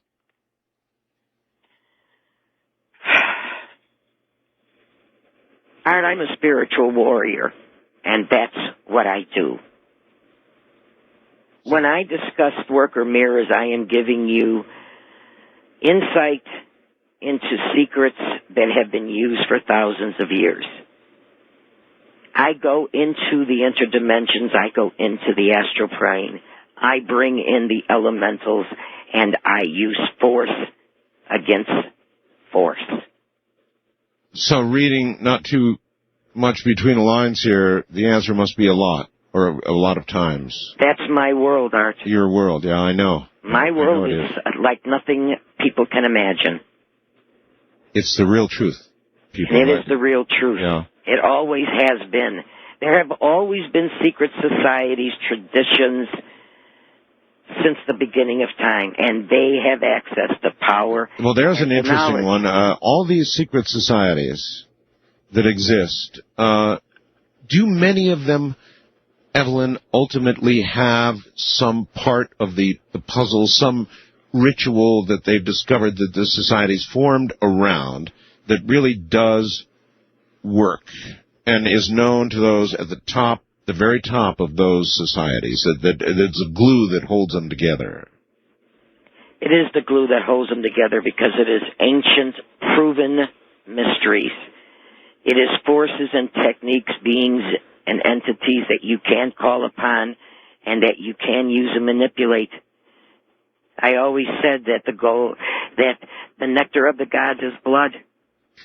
The metal of the gods is gold. I've always known, Evelyn, that you knew so much more than you've said on the radio. During all the interviews that we've done, we've sort of taken steps into these areas and then sort of withdrawn from it, and, it's kind of like you're giving us a little piece at a time, but my general overall impression is that you're into some pretty rough stuff from a witch's point of view. Yes, I am, and Art, you have gotten more out of me than anybody else has.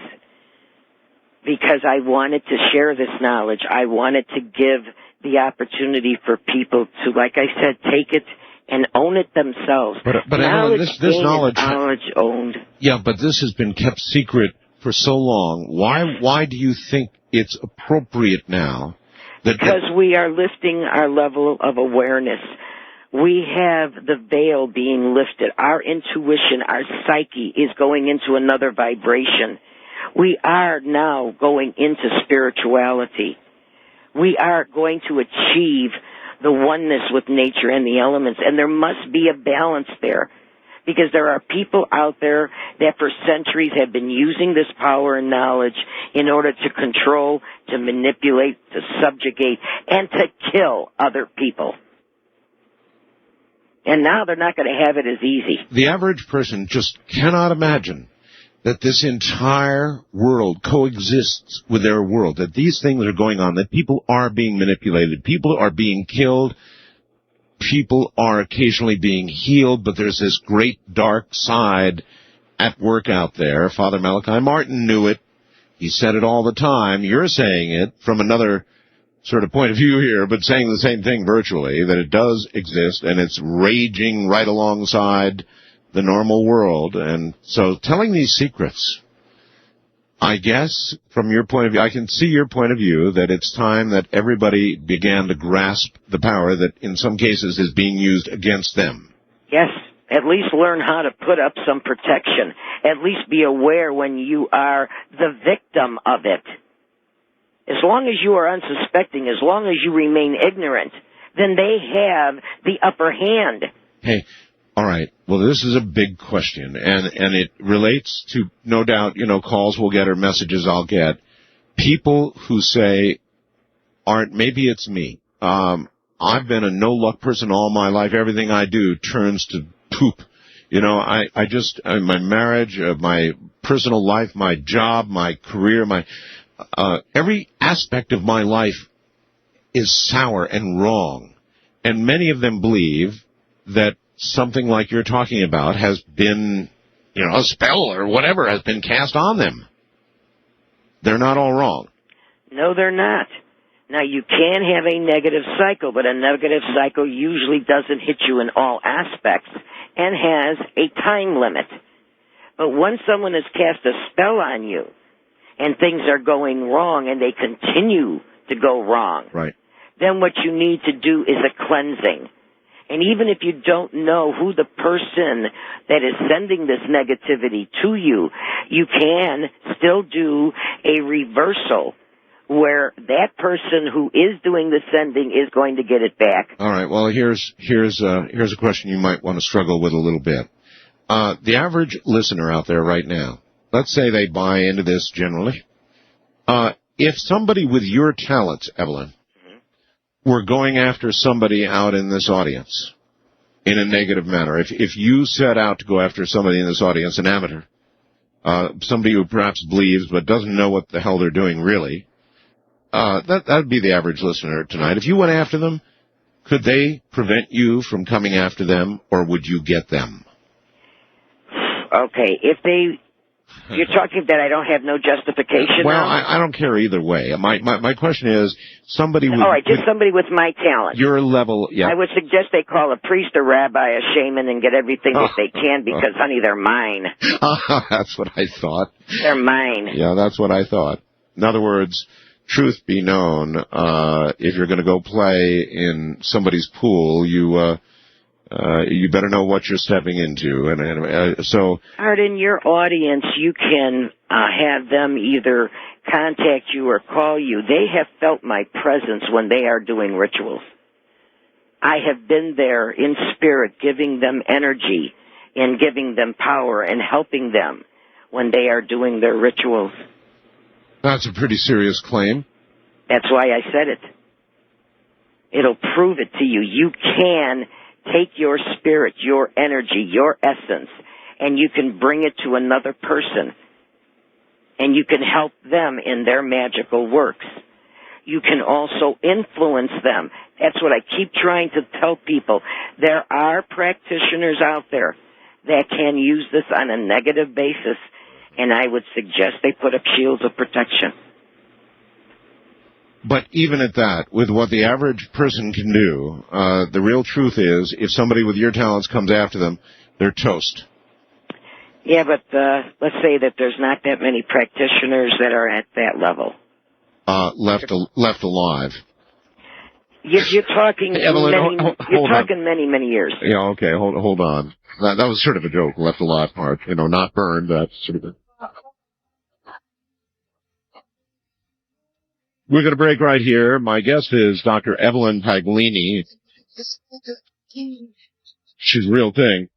She is a witch. I'm Art Bell. I am just about to take a webcam picture that's going to blow your mind. It hit me all of a sudden like a ton of bricks. Art, you can do it right here. I'm going to take you watch the webcam picture I'm about to take. Everybody stay right where you are. My guest is Dr. Evelyn Paglini, a witch. Yeah, that's right. We're talking about witchcraft, or the craft, whatever you want to call it. Coming right up. Stay right there. Oh, wow, is that weird? That is so weird. Here's what I was going to do. I noticed that I could take my webcam and pull it off its stand where it would normally take a photograph of me and point it at the monitor, and I could get this endless circle or a repetitive picture. I mean, you truly could see infinity. And so I snapped a webcam photo. But what I got back had no reflection at all when it was sent. So in other words, that feedback is not recordable. I can't record that feedback. That is so weird. If you look at what I got, I went to all this trouble to do it, and I thought that I would be able to take a picture of those millions of repetitive images which I was seeing on the screen. But when I took the picture, the only thing that I got was the webcam program on my computer and some weird reflections at the same time. But there's no image there at all. I don't understand how I got what I just got. And that's because I'm not understanding the feedback process with regard to video and sending an image of this, I guess. I'm not understanding that feedback process correctly. This is really weird. Okay, Evelyn, welcome back. Thank you. I tried to... That was so weird, Evelyn.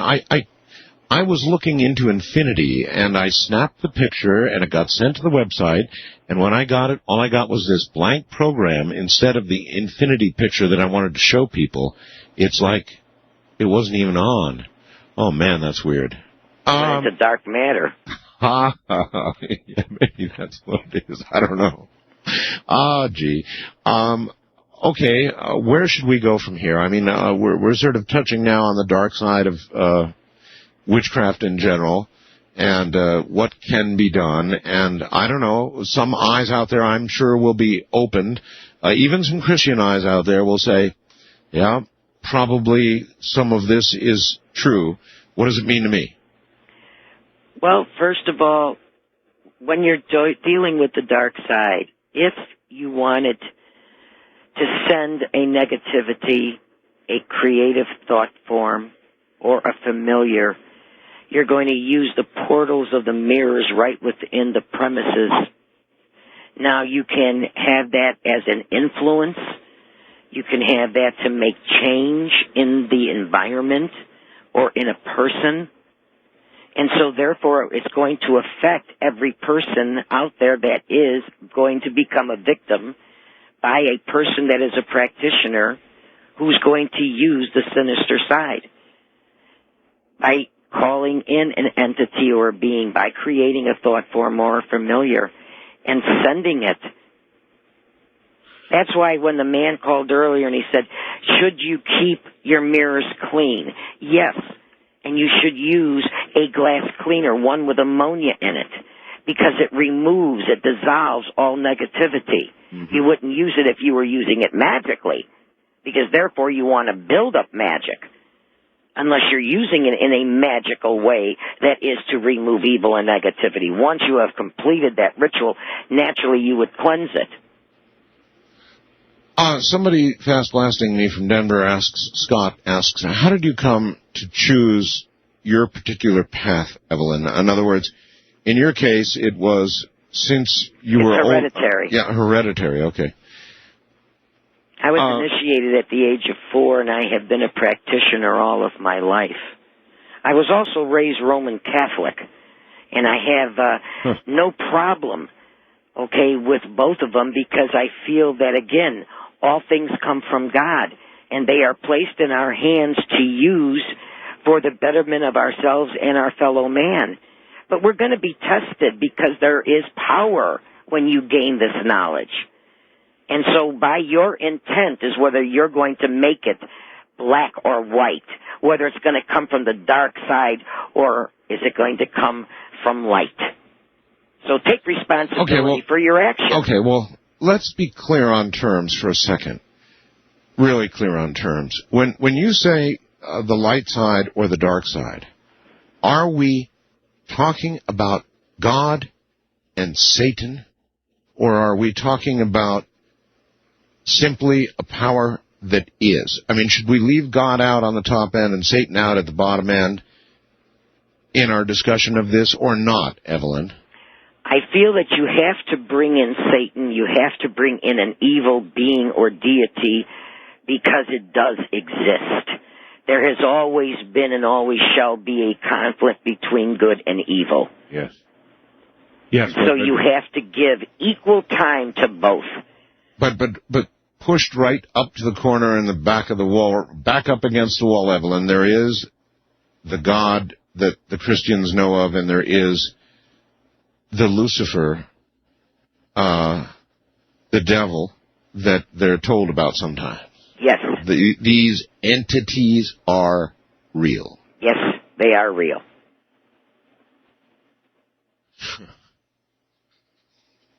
So then, when you're calling on the dark side, you are in Satan's territory. I mean, you're brushing shoulders there with. You are calling upon forces, and then if you are calling in a specific entity or being that is known to be of the left-hand path, yes, that is what you are dealing with. Then you are dealing with the dark forces.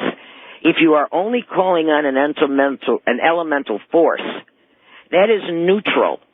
You are the wielder of that force and that vibration. An elemental force is neutral. That would be give me an example of elementals. Okay, earth, air, fire, and water.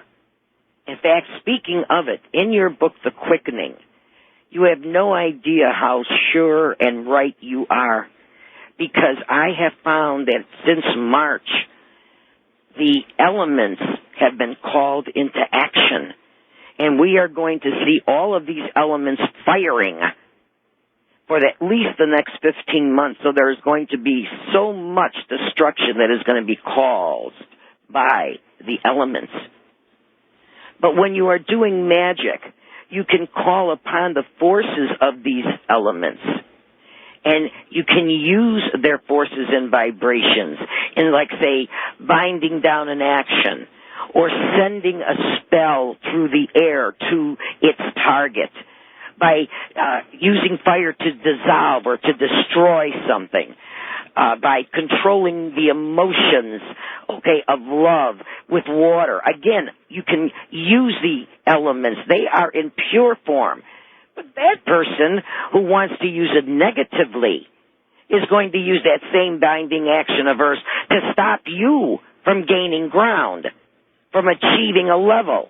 Evelyn, I knew when I wrote The Quickening, it was a knowing. Yes. I just absolutely knew what our future was. I knew that things were speeding up. I knew that the weather was changing. I knew that socially and spiritually and every aspect of human life was racing along at an exponentially increasing pace. And I just knew that in every fiber of my being, and that's why I wrote that book. That's why I said you were sure. But I don't know why. It was that knowing. It is that intuition. Yeah, it's a knowing. It's a knowing, but I don't know why I know. Because our consciousness is being raised, because the veil is being lifted. And so therefore our perceptions have been broadened.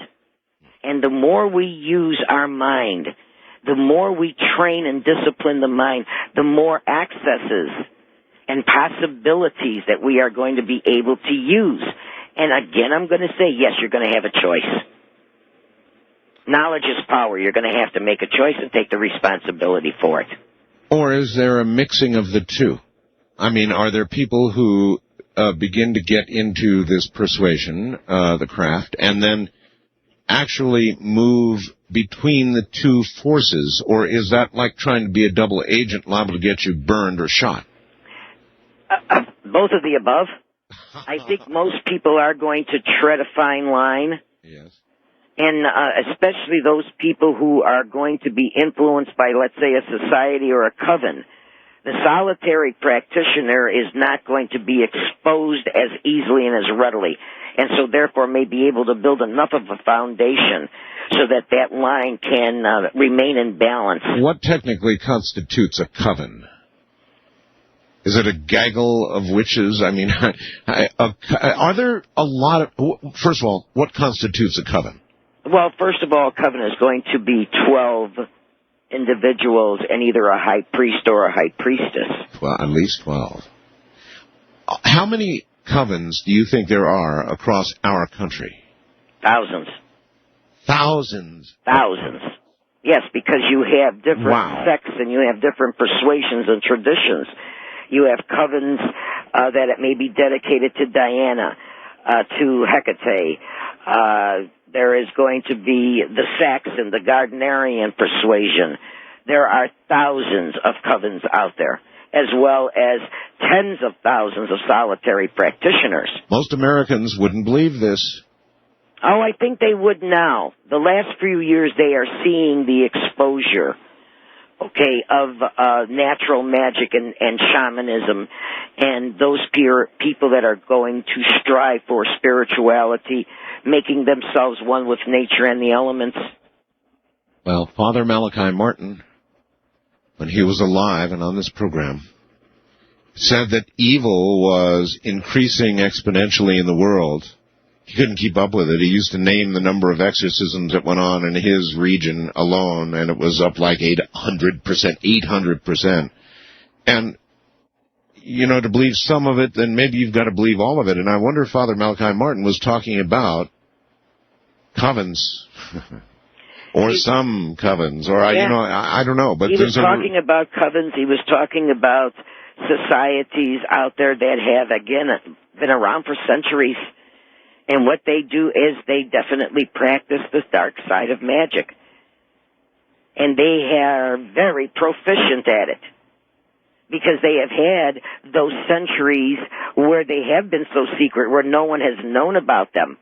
And so they have, let's say, fine-tuned their trade. All right. Look, I know...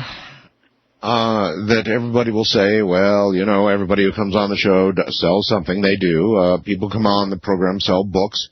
That's fine. That's how you get them on the program. In your case, I happen to know that you supply, I guess would be the right word, and have long before you were ever on this program, people who wish to begin to practice elements or aspects of the craft. You sell them things they will need to do that. Props. Tools. I have a catalog on your website. Yeah, essential oils and other things needed for spells, even instructions on how to do all of this, right? Yes, I do. And I give it so that people can go into any metaphysical store, not just purchase it from me. Okay. But to go into any metaphysical store and know what they're asking for. Know the herbs, the essential oils, the image candles, the colors, and what they're used for and how to use them. So for those people who would like a catalog, for that information, I would love for them to write to me. Okay. Let's have an address. If they would send $1 for postage and handling, right, they're going to get 10% off their first order. Okay. And they can send it to Paglini, Paglini, Paglini, at P.O. Box 57932. 57932. Sherman Oaks, 2 words, California, 91413. Or they can call our 818. 818. 783 2995 and ask for Missy. Missy. Yeah, if you can get through her, you can get to me. Missy. So it's the address is Paglini, Paglini, P.O. Box 7932. 57932. 57932. Sherman Oaks, California. I know some people in Sherman Oaks. 91413. And the phone number is area code 818-783-2999.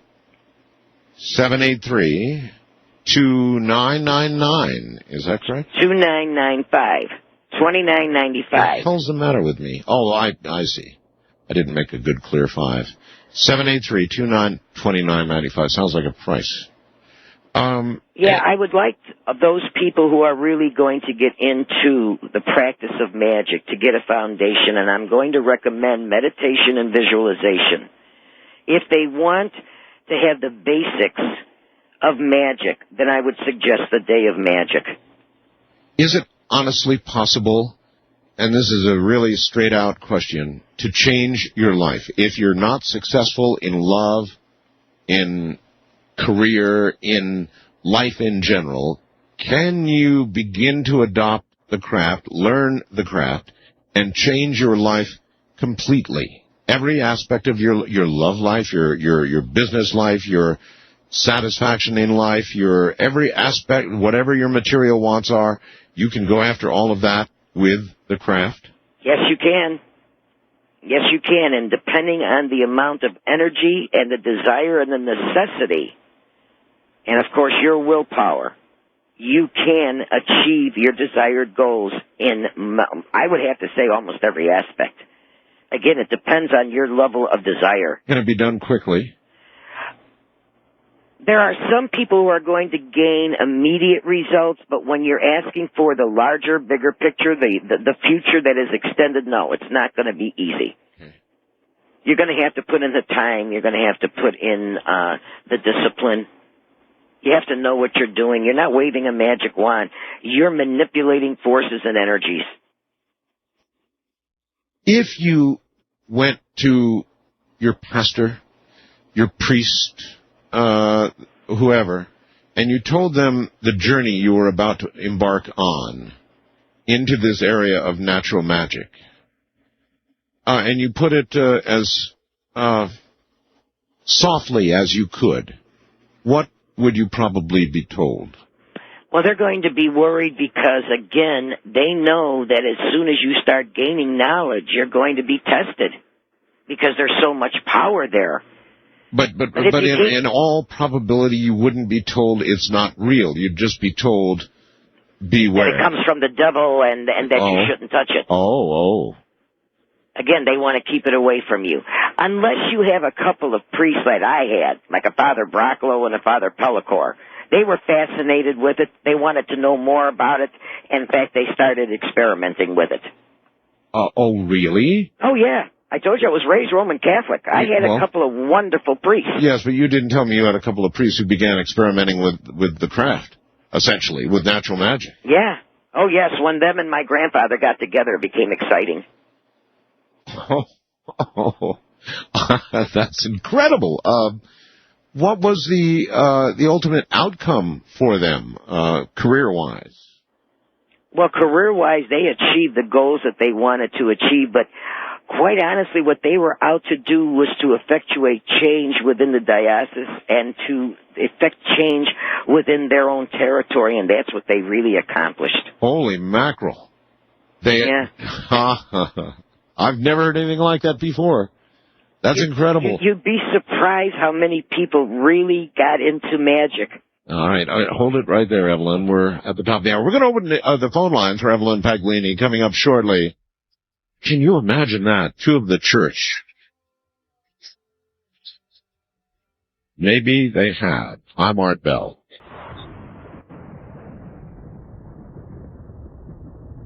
Well, all right, back we are with the real McCoy, Evelyn Paglini, practicing the craft all her life.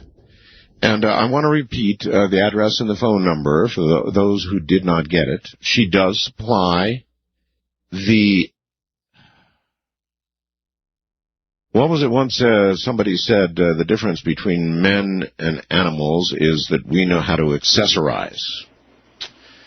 That's the difference between man and animals. We know how to accessorize. So if you want some accessory, you would write to Paglini, P.O. Box. Got to write 57932, Sherman Oaks, California, zip code 91413, or there is a phone number, 818, area code 818-783-2995. Right, Evelyn? Correct. Good. You think that might be right, that the difference between men and animals is that man knows how to accessorize? That also, it brings in vibrations that you can raise your consciousness with. Excellent tools to work magic. To work magic. Yeah, because they all have a vibration. They all have a force and an energy that you're tapping into. All right, well, this is one of those kinds of programs that I think the public really needs to be in on. I mean, they really, really, really want to talk to you. And so, here we go. First-time caller line, you are on the air with Evelyn Paglini. Hello. Hello. Hello. Hi, good evening. Good evening. Where are you? I am in Florida. Florida, okay. Yes, home of the weird weather and chemtrails. Yeah, a lot of things these days. What's up, sir? I was wondering, Doctor, are you familiar with Santeria? Well, you probably are. Yes, I am. Okay. I went to see my girlfriend at the time. She's my ex-girlfriend. I went to see a psychic. I went to him a couple times, and the first time I saw him, he thought that I practiced black magic, which I have never consciously. My second visit, he told me that I was a warlock in past lives. And then he said that I had a demon that I was cursed with, and that I would need a breaking or a cleansing. And I was a little concerned because at first I didn't know that he was, Santerian. It wasn't a religious thing, and then it kind of turned into it. And my ex-girlfriend and her mom there's kind of a little following that he has, and it kind of freaks me out. And some things that he said kind of hit nails on the head, but then other things, I don't know if I should get like a second opinion. I don't know if it's legit. I've also heard that usually that's a telltale sign of a fraud, I would have to say you're correct in all of the above. First of all, he probably picked up that you may have a natural talent or affinity toward magic. But when he starts to say that you have a curse on you and you need a cleansing, you would have to ask yourself, have I been in a negative cycle? Have I had a lot of things going wrong? And if so, you can do a personal cleansing, meaning learn how to do it for yourself. Okay. I don't like to see anybody get on a hook with someone where they're going to have to pay them an awful lot of money and hope to God that they are going to perform a ritual to remove this curse or this negativity. I'd rather teach you how to do it for yourself. Right. So definitely you need a second opinion. If you feel after you have taken an inventory of your life that you need a cleansing, by all means let me teach you how to do so. This way you own the power. You're not going to somebody else and, like I said, hoping to God they'll do it. Right. And it does seem... And you do have an affinity, honey, a natural talent, a natural affinity toward magic. And if I were you, I would definitely pursue it. But again, knowledge is something gained and power is something should be owned by yourself. All right. Right. And I have noticed there is a dark side, and I'm sure everybody has somewhat of a dark side. And I have noticed it ever since I was a kid. The only thing that I've ever done is I have a strong visualization. Excellent. A strong intuition. So some of the things that he said did kind of, like ring true. Yeah. So, well, I will do that. Thank you, then. All right, thank you very much for the call, and take care. Now, I have that, Evelyn. I have a very strong intuition, really strong intuition, and I have learned to follow it, to pay attention to it. And inevitably, when I don't, I run right into a brick wall. Most people do. They get that second hunch. They get that strong gut feeling, and they go against it. And when they do, they usually pay a very dear price. That's a fact. Boy, that is a fact. Wildcard line, you're on the air with Dr. Evelyn Paglini. Hello. Hi, good morning. 2 questions, if I can, real quick. Evelyn, are you familiar with Kundalini? Yes. Are you also familiar with when it occurs in people spontaneously, they're not following any path or doing any meditation, it just occurs to them? And you were talking about negative cycles. From experience and what I've been researching on it, is that when this thing occurs, it literally starts to destroy the person physically, mentally. I'm talking spontaneous now. Physically, mentally, it breaks relationships up, and it seems for years and years people go into this constant negativity. I've heard it from a few Christian sides saying that, well, this is the Holy Spirit and the cleansing, and from the Eastern side they say this is a great thing. What is your knowledge about this, and is there anything that can be done for people who've had this happen to them? It has been very rare that I have found that someone has actually spontaneously brought down Kundalini. It's very rare. Mm-hmm. Kundalini is known as the serpent fire, and most people who have drawn it down, unless they are an extremely masterful practitioner, will experience exactly what you are saying. They are destroyed from the inside out. Absolutely. Is there any? It is one of the most powerful elements that can be used and directed is the Kundalini force. It's incredible, but once again, for those rare people, let's say, who have experienced this, and obviously it wreaks havoc on every single level. Absolutely. There are very few people here in America who have ever drawn down Kundalini and lived. Would a cleansing, how about, let me put it this way, those who have lived and are surviving barely through the experience, would the cleansing work? Would there be any remedy to this? Yes, a cleansing would work, and then what would happen is because of your experience, you would become like the 1,000-petal lotus. Mm-hmm. Okay, each blossom, each petal would be opening, and that would give you another, let's say, level of awareness. Another talent would be exposed to you, only because of the experience of Kundalini. Yeah, it's just the most amazing event. Anyway, the second question real quick is, obviously we're going to war in Iraq, and it seems to me, in my humble opinion, that this will spread, and you're coming on tonight, and I've heard you before, and you're giving us more and more knowledge. Is this one of the reasons you're giving us knowledge is because, as the Christians say, or even the Hopi Indians and Art with his quickening, that we're really reaching this critical time and this is needed now, your information? We can use the information to collectively direct our consciousness like a laser beam to put a shield of protection around this nation and also to lessen or to diffuse what is about to happen. But we are entering into a very long cycle that is going to be very destructive. There is a purification and a cleansing that is going on. The elements are involved, and as we race toward this new consciousness, we are certainly going to be tested in many different ways. Evelyn, that sounds an awful lot like what the Hopis say.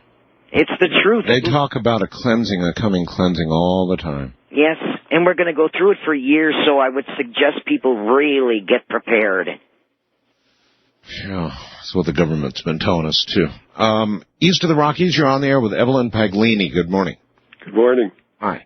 Evelyn? Yes. My name is Sam. Hello, Sam. And I live in Chicago.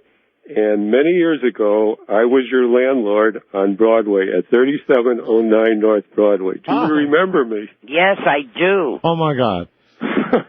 What was it like, sir? Were you aware, when you were her landlord, who she was?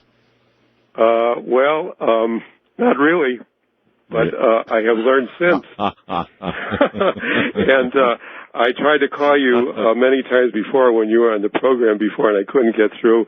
But I just wanted to call now and to say hello and to wish you the best. Tell me, when did you leave Chicago, Evelyn? I left Chicago in 1984. I founded IPC, which was the International Psychic Center, in 1972. I believe when I was on Broadway, that is where the first Mystic Eye was. Where was the Mystic Eye? I'm not familiar with that. That was where people were able to come in if they were having paranormal experiences. It was like a school, so that they didn't think that they were crazy. Yep. They could come in and say, you know, I have just had a paranormal experience or a spirit vision or communication, and they would be able to get explanations and have understanding. Yeah, I was so impressed with you. Was she a good tenant, sir? Yeah, she was a good tenant. I mean, did you hear any strange things in the night? I'll tell you, I lived about a block away. Oh, I see. And I didn't hear anything. She was a marvelous woman, and I really missed her when after she left. She didn't stick around too long, but I was really impressed with you, and I know since you left Chicago, you've done a lot of wonderful things, and I wish you the best, Evelyn, and I'm so glad I got through to talk to you. Thank you so much. I'm glad you made it through, too. Thank you very much. Oh, my. The things you... Oh, I've done a lot, especially on Friday the 13th, a long time ago. Bill Beck hired me to take the bad luck off the White Sox and put it on the opposing team. Oh, my We God. won that day. Do you think that a lot of sports teams use the services of people like yourself? No, but they should. Well, they should. You know, I know that a lot of baseball players and football players and, big professional sports people, they are superstitious as hell. I mean, they will use the same bat, wear the same jersey, whatever, the same everything.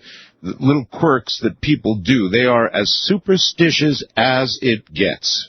Yes, I know, and I used that when I was doing the opposing team because they made so many mistakes. Art, it was exciting. I mean, it really was a lot of fun. And, of course, we broke the losing streak of the White Sox. See what you can do for the Raiders and the Chargers this year, would you? All right. West of the Rockies, you're on the air with Dr. Evelyn Paglini. Hello. Hello. Hello. Hi, Mr. Bell? Yes, indeed. Where are you, sir? This is Tony, North Hollywood. Tony in North Hollywood, all right? And I was one of the callers a couple of months ago that asked when you were going to have Dr. Paglini back on the air. I also had called in that night about the mirrors. Oh, you're one of the ones who got all this started. Well, I had mirrors on both sides of the house, and I don't have them anymore. But I can attest to the fact that what she had mentioned earlier, where I had sat in the front of my house. Yes. Because I come from, like, my mother and my grandmother were practitioners. They were also Greek Orthodox, so they were Christian, but at the same time they called them gypsies. My family got called a lot of names. But I inherited that from them. In fact, Evelyn reminds me a little of my grandmother, her voice.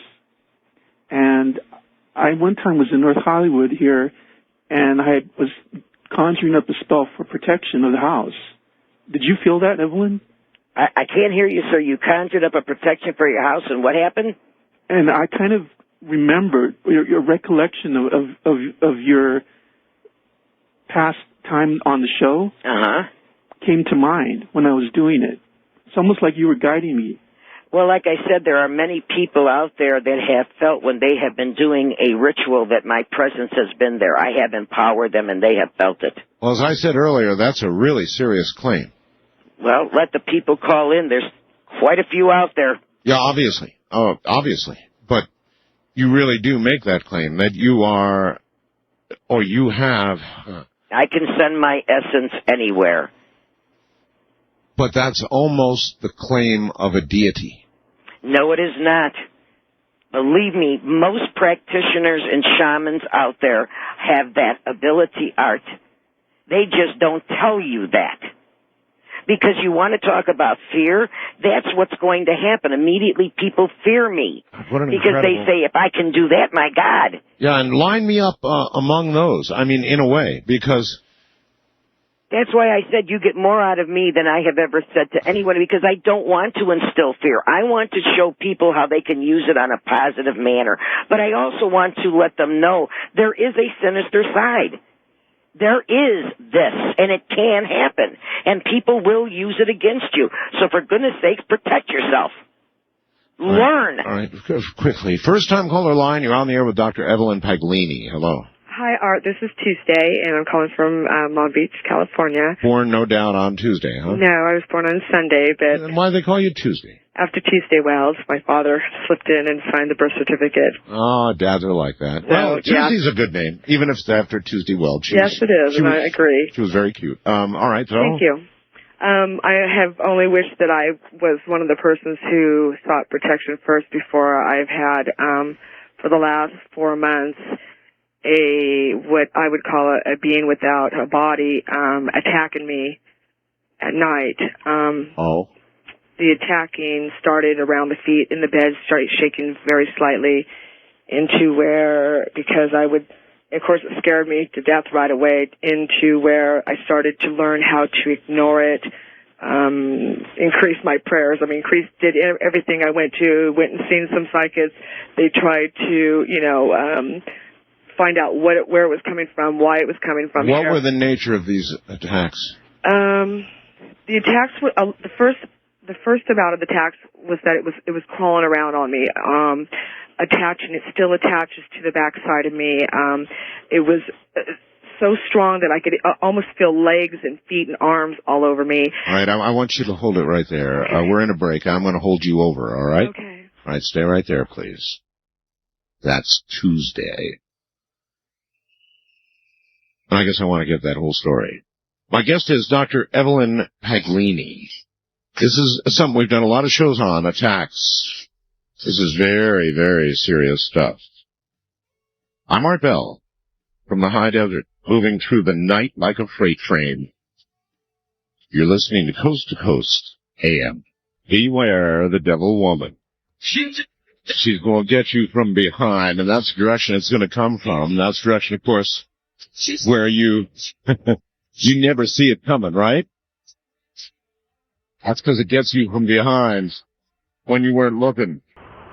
I've done a couple of programs on this attack thing, and there's probably nothing that's personally scared me more that I can think of that we've done on the air than these things. Once again, Dr. Evelyn Paglini, and Tuesday is a young lady who is or was being attacked.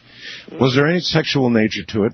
Well, the attacking is still going on, and in fact, as we speak, I can feel the being crawling on my legs, attacking me, trying to distract me from what I'm doing.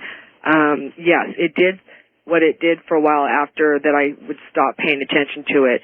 Then it started crawling in spaces, in my personal spaces, so that it could get my attention. I would do it. And, of course, being uncomfortable. And at that point, I started to panic because I could not understand the intentions of this thing. I started going in and checking on my kids and noticing that the covers would move when I went in there. I'd recover my daughter, and I could literally see the cover being picked back up again, so that something's either crawling underneath it back up again on it. My dog won't even come near me anymore.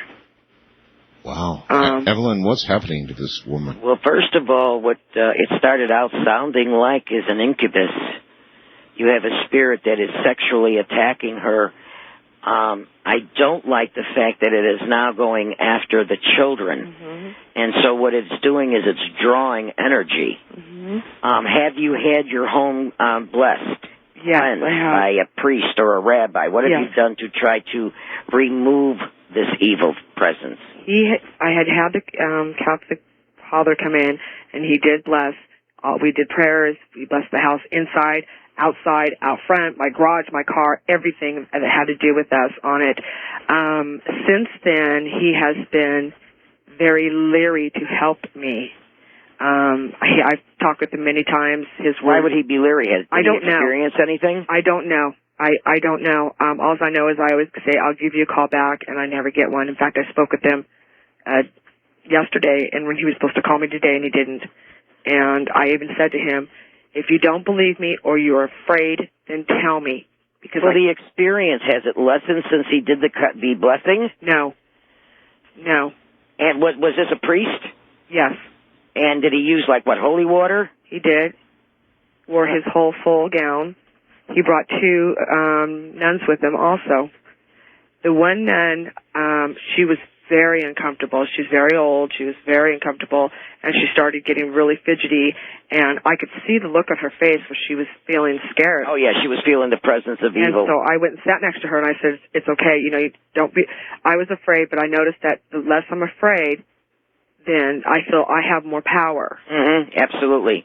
Immediately what you should do is get yourself, you can use table salt, but go out and get yourself some sea salt and square off your bed. Okay, put it also across the threshold of your front door. I've done that. And the door of your bedroom. I've done that. Yeah, but have you said the chant that there is no evil or negativity that can cross this barrier? No, when you are doing the bed. That there is no evil or negativity that can cross this threshold, and that there is no evil or negativity that can stay within the walls. You must command the spirit to remove itself. You can also use some black salt, which is also extremely negative for those that are of an evil intent. You can also put sulfur on the outside, and you can use sage. You haven't done a real proper cleansing. I've done the sage. I've been through in front of 3 transmediums with 12 clairvoyants next to them on them, cleansing and healing, and they have not been able to touch it. Boy, oh boy. I have pictures. I've been taking for 2 weeks some pictures just throughout the house, not just, day, night, all over the place. When I got them developed day before yesterday, I wasn't afraid until I seen these pictures. Why? 2 of the pictures show horns on this being. You should be sending me these photographs. Are you able to? Yeah, that she may have a vortex art, and she's going to need some real serious help from a practitioner in her local area. I just don't know who to go to, and I'm not. It's not so much I'm afraid for me. I'm afraid for my kids, especially because of my daughter and her age. I don't want this thing to do the same thing it was doing to me. I want her to have that naturally. Well, first of all, babe, immediately get yourself a medallion, a crucifix, or a crystal, program it for protection, and put it around your children as well as yourself. Okay. And please give me a call. I will be more than happy to give you as much advice as possible. I'll tell you where you can go to get some of the things, and let's see what we can do. Okay. Yeah, right. I've got plenty of pictures of this thing. All right, if you're able, get me some of those photographs, would you? Okay, yeah. My husband took the pictures away from me for a couple of days. He goes, because I was so upset about it, and I know that to get them set up to where I can email the pictures out on it. But yeah, I want to talk to you. I want to know how long it's been going on. When did it happen? When did it first occur? What transpired? Look, I have quite a few questions I need to ask you. But we can try to get to the bottom of it. All right. Did you get Evelyn's phone number? I have Evelyn's phone number on it, and I've left a message with Missy, and they told me that you were going to be on. I've sent our emails on it. It's just that You're at your wit's end. I understand. I am. I feel like I'm getting all this advice, and and I do all these things, and nothing's helping. And I'm getting help from big people, and nothing's helping. So. All right. Well, then you've got Evelyn Paglini. So call her, and in the meantime, get me the photographs, please. artbell@mindspring.com. And I'll get them up, of course, on the web. The rest is up to you, Evelyn. Nothing I can do there. Wow. Wildcard line. You're on the air with Dr. Evelyn Paglini. Hello, Art. Hello. Bill from Anchorage, Alaska. Hi, Bill. It's an honor, Art, and I have a question for Evelyn. Sure. It's also an honor, Evelyn. Thank you, Art. Thank you, Bill. I have a question about mirrors that are common in... A lot of people have them as medicine cabinets in their bathroom mirrors, and they're the trifold kind. And I've talked to a lot of people who have done the same thing, either as kids or they remember even doing it now. And that's where if you fold the two outer trifold mirrors in and you look inside, in between the two, you see something continuing on forever, as far as you can see.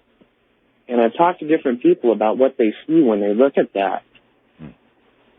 In some department stores, some older department stores, I've seen full-length trifold mirrors like this, and kind of had a fascination with it, just because it's a space that seems to continue forever. Yeah, it is infinity. Again, that's Evelyn, that doorway, that gateway to other dimensions. Evelyn, somebody really raised a pretty good point earlier, and that was there would be certain places like department stores, beauty salons, places where, as a natural course of events, they have mirrors and mirrors and mirrors and mirrors. And if all of this is true, you would think that these type places would experience paranormal events at a ratio far above otherwise. I mean, do you think that might be true? Well, it can be if those people are intense when they are gazing into the mirror. If they're only passing by the mirror, they're not going to get an influence from the mirror. So it requires the intent as well as, in other words, just the intent and the altered state of consciousness, the meditative state. All that has to be there, otherwise it's only a mirror. Well, yes, but you see so many people who will recite or perform or get into character in front of a mirror. And if you practice often enough, what you're bringing is your essence into play. And so, therefore, you can make a change on the physical plane just by the intent of what I would say gazing into your eyes. But, again, it's going to take a little bit of time and practice. Okay. East of the Rockies, you're on the air with Dr. Evelyn Paglini. Good morning.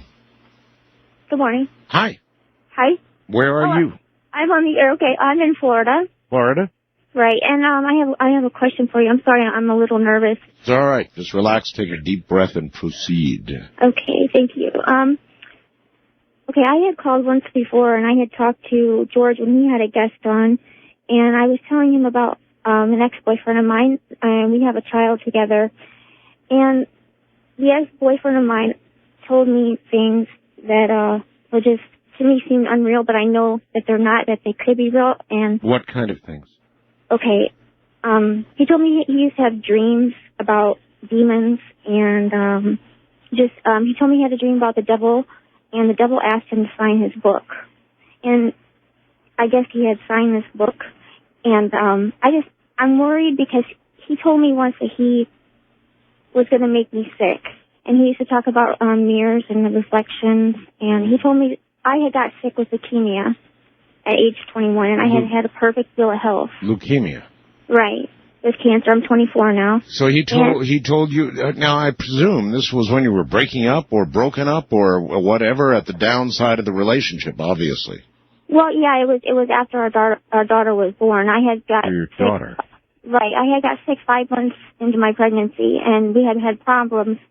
And he is into demonology and the mirrors and all these things, and I was really not on top of all the subject, you know, and he came after you. Well, that's what he told me. He said he was the one that made me sick, and he said that gypsies had cursed his family from long ago, and he had these powers and abilities, and he told me that he was the one who made me sick and he wanted me to die. All right, Evelyn, could somebody come after somebody like this young lady to the degree to give her leukemia or some other really awful disease like that? Is that within the...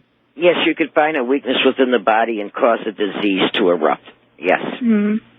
Okay. Well, I also like to know what I can do to keep him away, because I know you said that through the mirrors they can get to you, even through the mirrors. All right. Well, first of all, you can put, depending on your religious persuasion, you should cleanse your mirror, as I had mentioned, with a glass cleaner. Either put the sign of the crucifix, the Star of David, a pentacle, use some protection oil or some rosemary oil, and that will stop anything evil coming through any mirror. But somebody like that, ex-husband of hers, or ex-boyfriend, whatever. Black reverse image candle, reverse oil. Consecrated in his first and last name. Okay, sending back all of the evil and negativity to him. Then a white female image candle for her. Okay, with protection oil, putting a shield of protection around her, and then revitalizing and rejuvenating the body.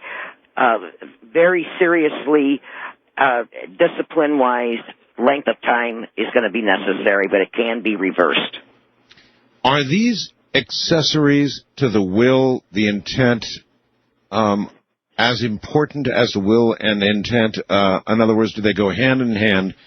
These various salts and herbs and all these things you're mentioning, are they as important? Could it be done without the aid of these things, or is it all stronger and then workable with these things? I'd like to know. As a practitioner, if you are a master, then you can eliminate the tools or the accessories. The novice, the chela, the person who is just a practitioner is going to need to access all of those other forces and vibrations to assist them, to give them more power. If you're drawing down a cone of power, if you're using the waxing, the waning, or a full or a new moon, are you bringing in, the elements? All of these are necessary to enhance what you're doing, to give you extra power. Mm-hmm. All right. But a real master and a practitioner can do it on its own. Wells to the Rockies, you're on the air with Dr. Evelyn Paglini. Hi, Art. Hi, Evelyn. My name is Barbara. Hi, Barbara. I am Caucasian, but I work in a Native American medical clinic. I'm a receptionist. Okay. And my coworker was being stalked by another Native American man. I stepped in, insulted him, and refused to put his calls through to her. He now has decided that I am the barrier between him and eternal bliss with this other woman. He's a member of the Native American smokehouse tradition. I don't know if you're familiar with that.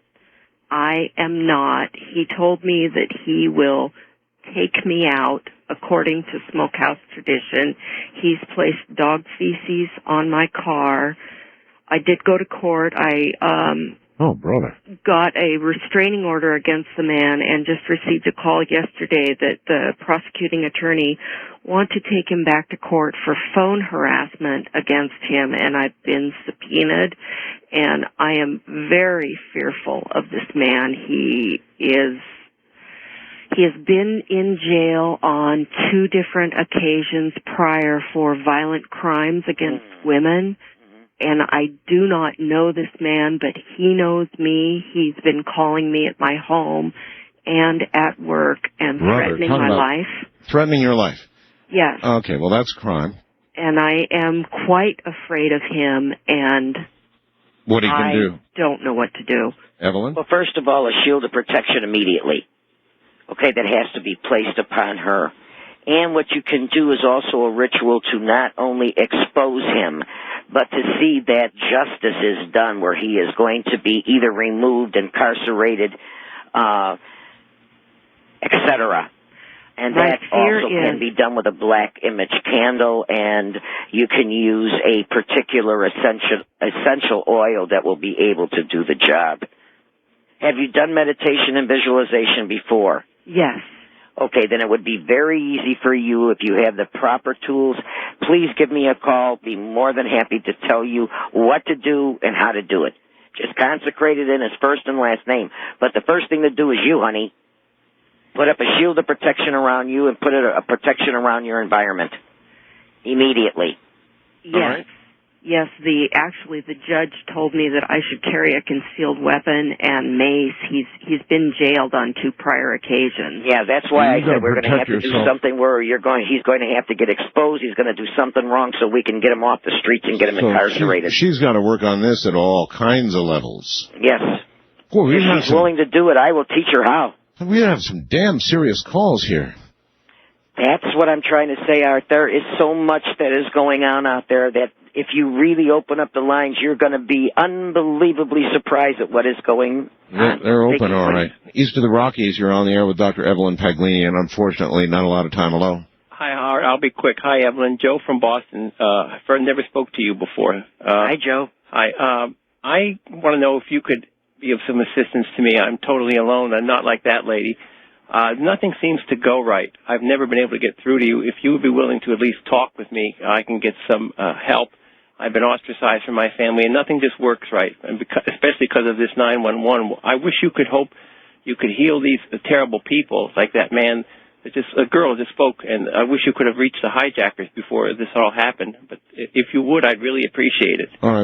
Would you be willing to talk to him, for starters? And the answer is an obvious yes, and you gave out a phone number, and we're running out of time. That phone number is area code 818-783-2995. Again, area code 818-783-2995. The address is Paglini, that's Paglini, P.O. Box 57932, P.O. Box 57932, Sherman Oaks, California, zip code 91413. That's 91413. Is all that accurate, Evelyn? It is correct.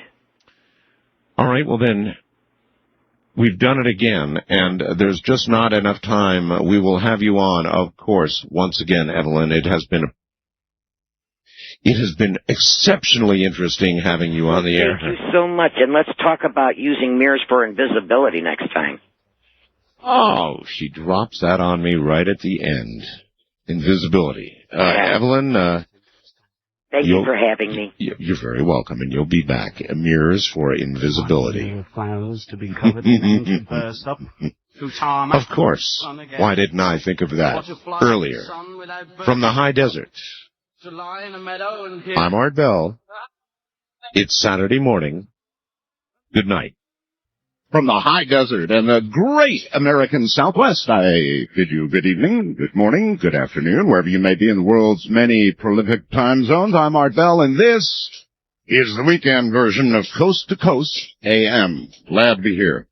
You'll never know how glad I am to be here, actually. It's going to be an extremely interesting night, because in the second hour, we're going to be speaking with Evelyn Paglini. Evelyn Paglini is a real witch.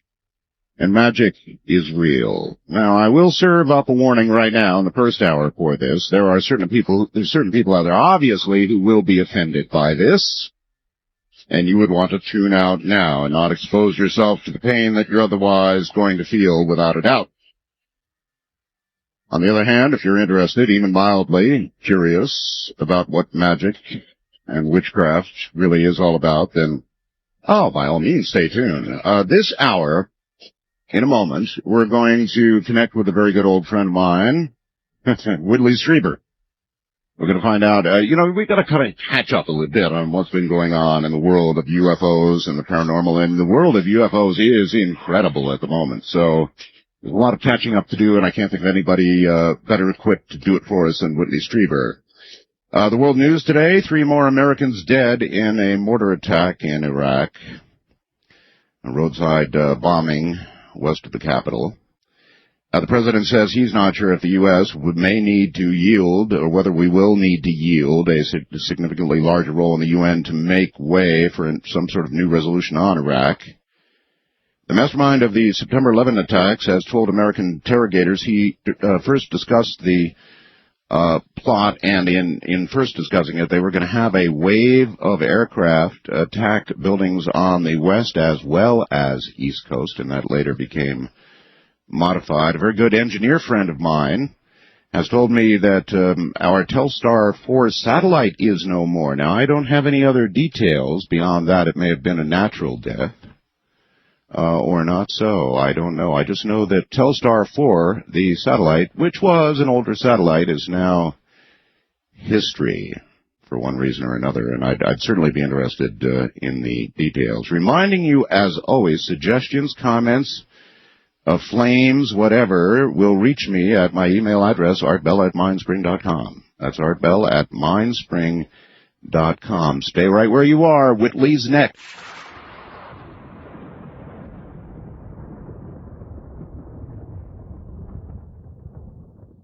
Number one, he's a friend. Number two, he's an author, of course, or co-author of War Day. That's one of my favorites of all time. Communion, The Coming Global Superstorm, the host of Dreamland, which streams on the net from unknowncountry.com. Just all kinds of books, more than I could ever mention, and certainly has an eye on everything that's going on. Here is Whitley Strieber. Whitley, hey. It's great to be back, Art, and it's so great to have you back on the air. Thank you. Hearing that voice saying from the high desert, what adventure those words bring. It's just really exciting. Thank you. Welcome back. It is an adventure. That's for doggone sure. Whitley, it's been a while in more ways than one. Oh, yeah. And it's become very hot, hasn't it, UFO-wise? Oh, it's very hot. Incidentally, that Telstar 4 satellite shut down at just about 9 this morning because of short circuit in its primary power bus. How interesting. Yeah, and there's not a lot of solar activity right now. There's some big stuff coming up, but... well, we just went through a period of about a week, Whitley, of very fast particles hitting the Earth. Now, it's just let up in the last 24 hours or so. Maybe it built up a static charge in there. Yeah. That's certainly a possibility. Well, you just gave me more information already than I had about Telstar, so that's interesting. Anyway, in the world of UFOs. Well, in the world of UFOs, a very interesting thing happened. Last October in my journal on my website, I asked the question, would 2003 be the year of the alien? And it has turned out to be quite a year. The reason I asked the question was simple. Back in the 60s, Jacques Vallée, the great UFO researcher, discovered what he called the Mars effect, and that is that UFOs increase in activity intensity when Mars is closest to the Earth. I can imagine an alternative explanation for that. Every night, all people I talk to, my friends on ham radio, they're all running outside saying, "Whoa, look at Mars, look at Mars," and we were dragging telescopes out and looking at Mars.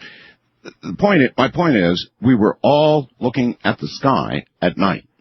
Well, that could be one of the reasons, except it wouldn't explain, it could be one of the reasons this time, but it wouldn't explain the consistency of the pattern over now the past 50 years.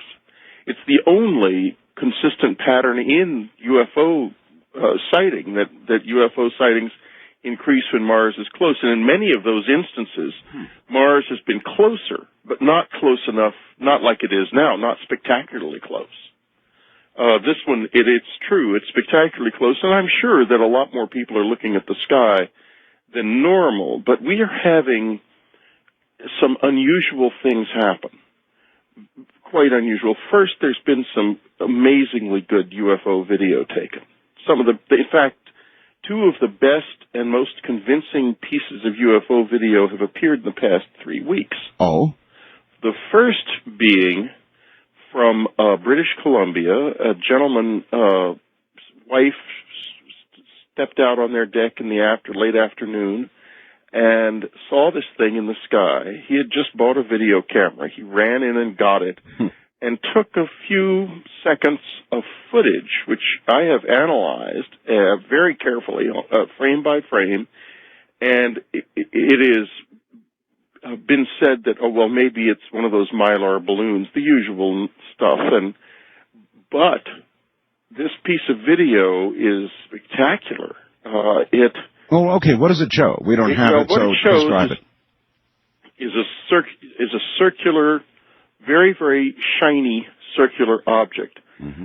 Now, what's interesting is that the object has a metallic ring around the edges of it, which fades over 3 frames. This ring is not retracted. It does not just disappear in one frame. It fades over 3 frames, which is going to be a really hard thing to do with a model. The thing is not a digital insertion. It's definitely in that video. It has a black object that protrudes out of the edge of it.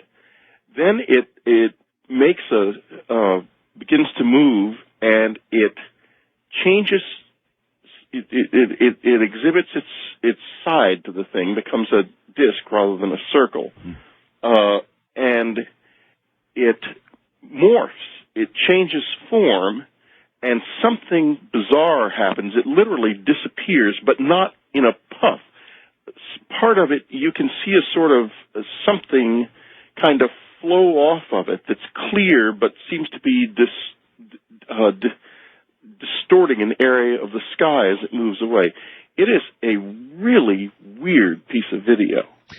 So much of the UFO reporting seems to, when you listen to the stories, as I just listened to you, almost mix with the paranormal. I mean, it really does get close. It appeared, it disappeared, it morphed, all that stuff. Yeah.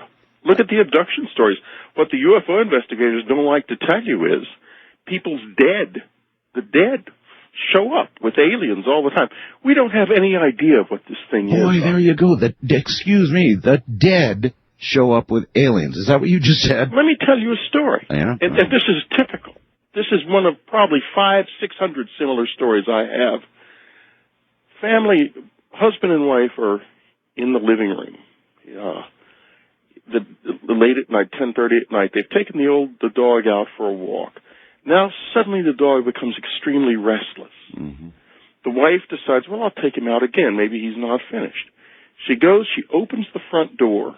A huge ball of light flies away from the house and across the trees. She yells to her husband, uh-oh, you're going to get a call, because he's in the air business. I don't exactly remember which. I think it was an FAA inspector. And she thought it was a burning plane crashing. Mm. At that moment, their little 7-year-old runs down the stairs saying, Mommy, Daddy, little blue men came into my room, and they had his older brother with them. And he said to tell you he's okay. He had died in an auto accident the week before. Now, this isn't unusual, Art. This is typical. And they were frantic to know. This is recent. No, this isn't recent. This is 10 years ago. 10 years ago. Yeah, but it's absolutely typical. But again, to me, there you go. We've got the paranormal and ufology sort all of mixed up together. Mixing it up, yeah. No, it's all one thing. I hate it when I see these people trying to turn this into something where we're saying, well, these are aliens from another planet, on the one hand. On the other hand, there's fascinating stuff like the Mars effect. What does it mean? Well, does it mean just the very proximity of Mars itself has some kind of, I don't know, what would be the right word, some sort of vibratory dimensional effect on Earth and Earthlings, or is it, something coming from Mars? Or I mean, what? On our website right now, we have a fascinating paper. It's been rewritten in Anne and the scientist who rewrote it in non-technical terms, so it's easy to read, by a particle physicist from Spain, Beatriz Gato Rivera, who suggests that maybe we are embedded in a much larger galactic civilization in the same way the mountain gorilla is embedded in our civilization and has only just the smallest amount of access to what's really going on. It's an interesting idea, isn't it? Now, you take that with the Mars effect, and you look at the Chilbolton crop circle crop formation. Can you back up enough to explain to me what the Mars effect is? In other words, is it some sort of vibratory thing? Well, I don't know. All I know is this. When Mars is closest to the Earth, when Mars is in opposition to the Earth, stuff happens. UFO stuff increases. We've had unbelievable abduction cases in the past few weeks. Yeah, you mentioned abduction to me. What's been going on? Well, let me get into this. First, this week's Dreamland is an interview with one of these women who was abducted just like days ago. But this is no ordinary case. I'll tell you why. It's one of the more witnessed cases that has ever existed. First of all, there were 2 people it happened to at the same time. They didn't go unconscious. They saw the aliens before they went out into missing time.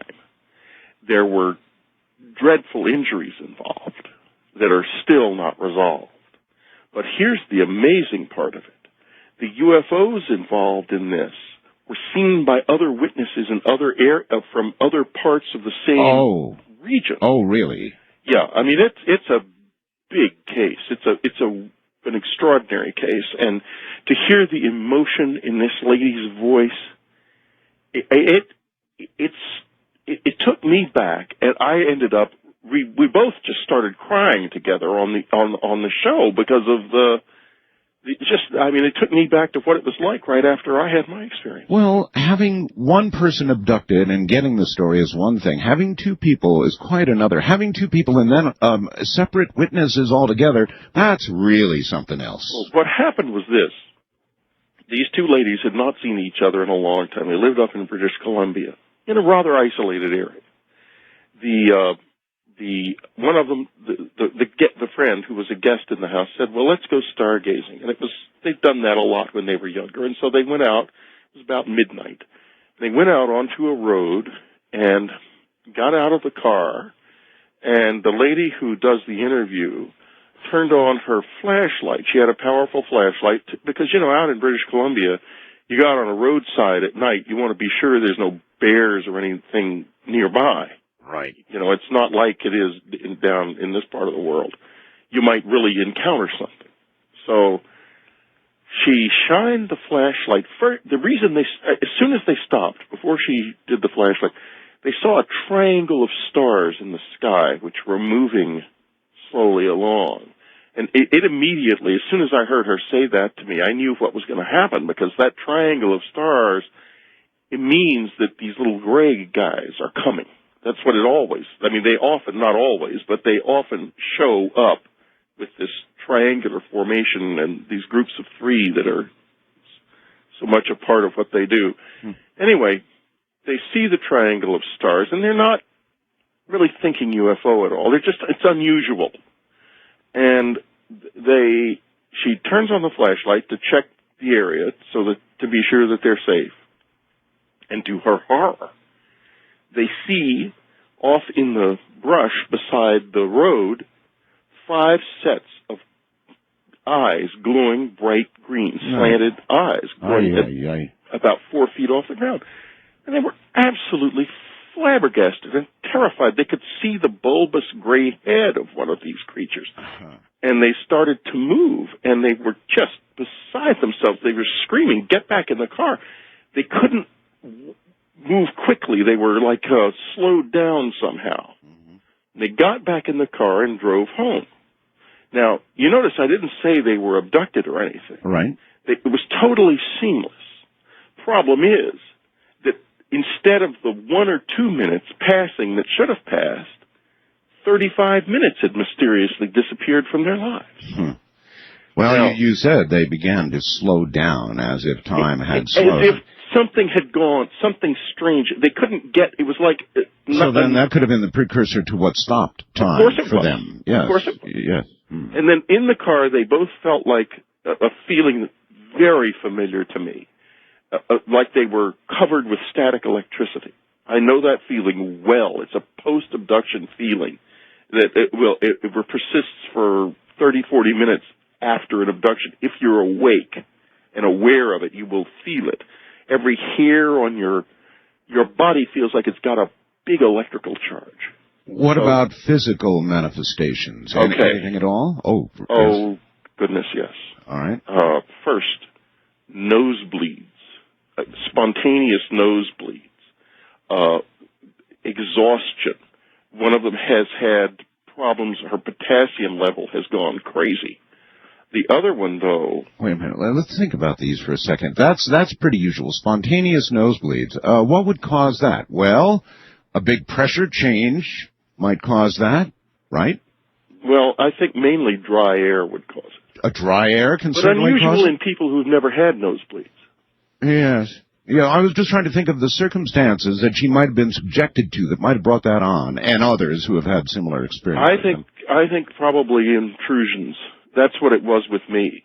When I used to get those nosebleeds, it was because they were sticking things up my nose. The doctor even found the scars, found the marks, and took x-rays.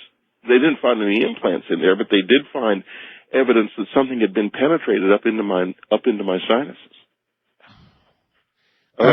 Here's one other thing that I want to explore with you. You said it right in the beginning of this story. You said they went out in British Columbia in the dark at night to stargaze. And Whitley, have you ever wondered whether the people who have these experiences, you included, yes, I have, might bring it on yourselves? I mean, it's like you're opening a door and saying, "Here I am, brother. Come and visit." I asked her that very question. Why in the world did she even ask to do this at this hour of the night?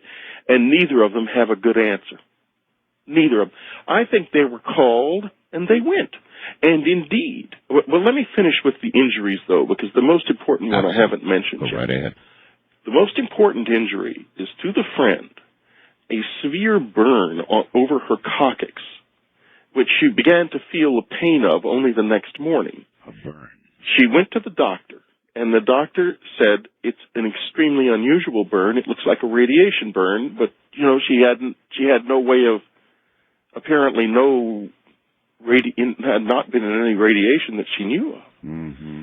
This injury is still giving her trouble. It healed up, and then it became troublesome again, and the last I know, she went back to the doctor. I do not know what the disposition of it is. How long ago did the initial incident occur? July the 31st. So not long ago. Not long. No. That's another thing that this is such a recent one. Now, I don't have as much detail about others, but I know of about 5 cases in the Pacific Northwest and on down the West Coast as far south as San Francisco. Also, I know of 4 cases in British Columbia reported to me by a British Columbia investigator, UFO investigator, Brian Fike, who's they're fortunate to have up there. He's an excellent investigator, of people reporting to their doctors with injuries that appear to be sampling wounds where skin samples have been taken. A burn. I'm going to have to think about that one, a burn. All right, Whitley, hold on. We're at the bottom of the hour. We'll be right back. My guest is Whitley Strieber, who was born into this kind of information, as I guess I was. So, we're right in the middle of, they used to call it a flap. Now we might call it the Mars effect or whatever other excuse I guess we could grab, but there are many of them here from the high deserts in the middle of the night. This is Coast to Coast AF. But we ought to play that. Johnny Cash, the Highwayman. That's all about reincarnation, And it might even be what we're talking about right now. I don't know. They are here. They're with us, or we're with them. At any rate, we will be right back.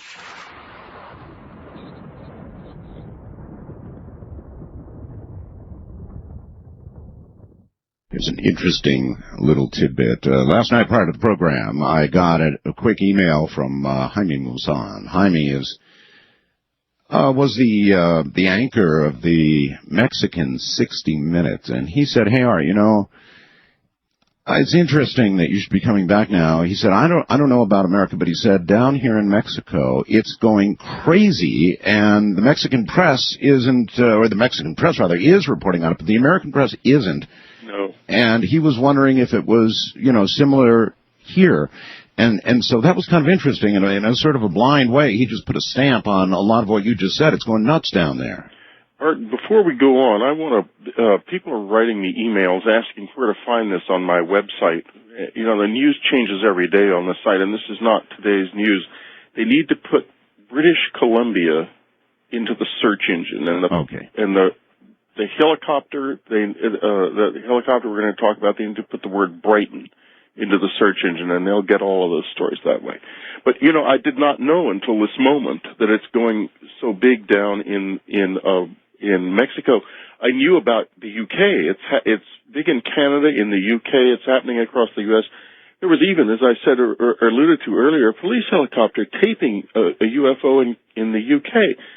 The jury is in on this stuff, and yet the American media it is dead silent. I think it's a controlled media. I don't think it's really free anymore in any sense that we used to be.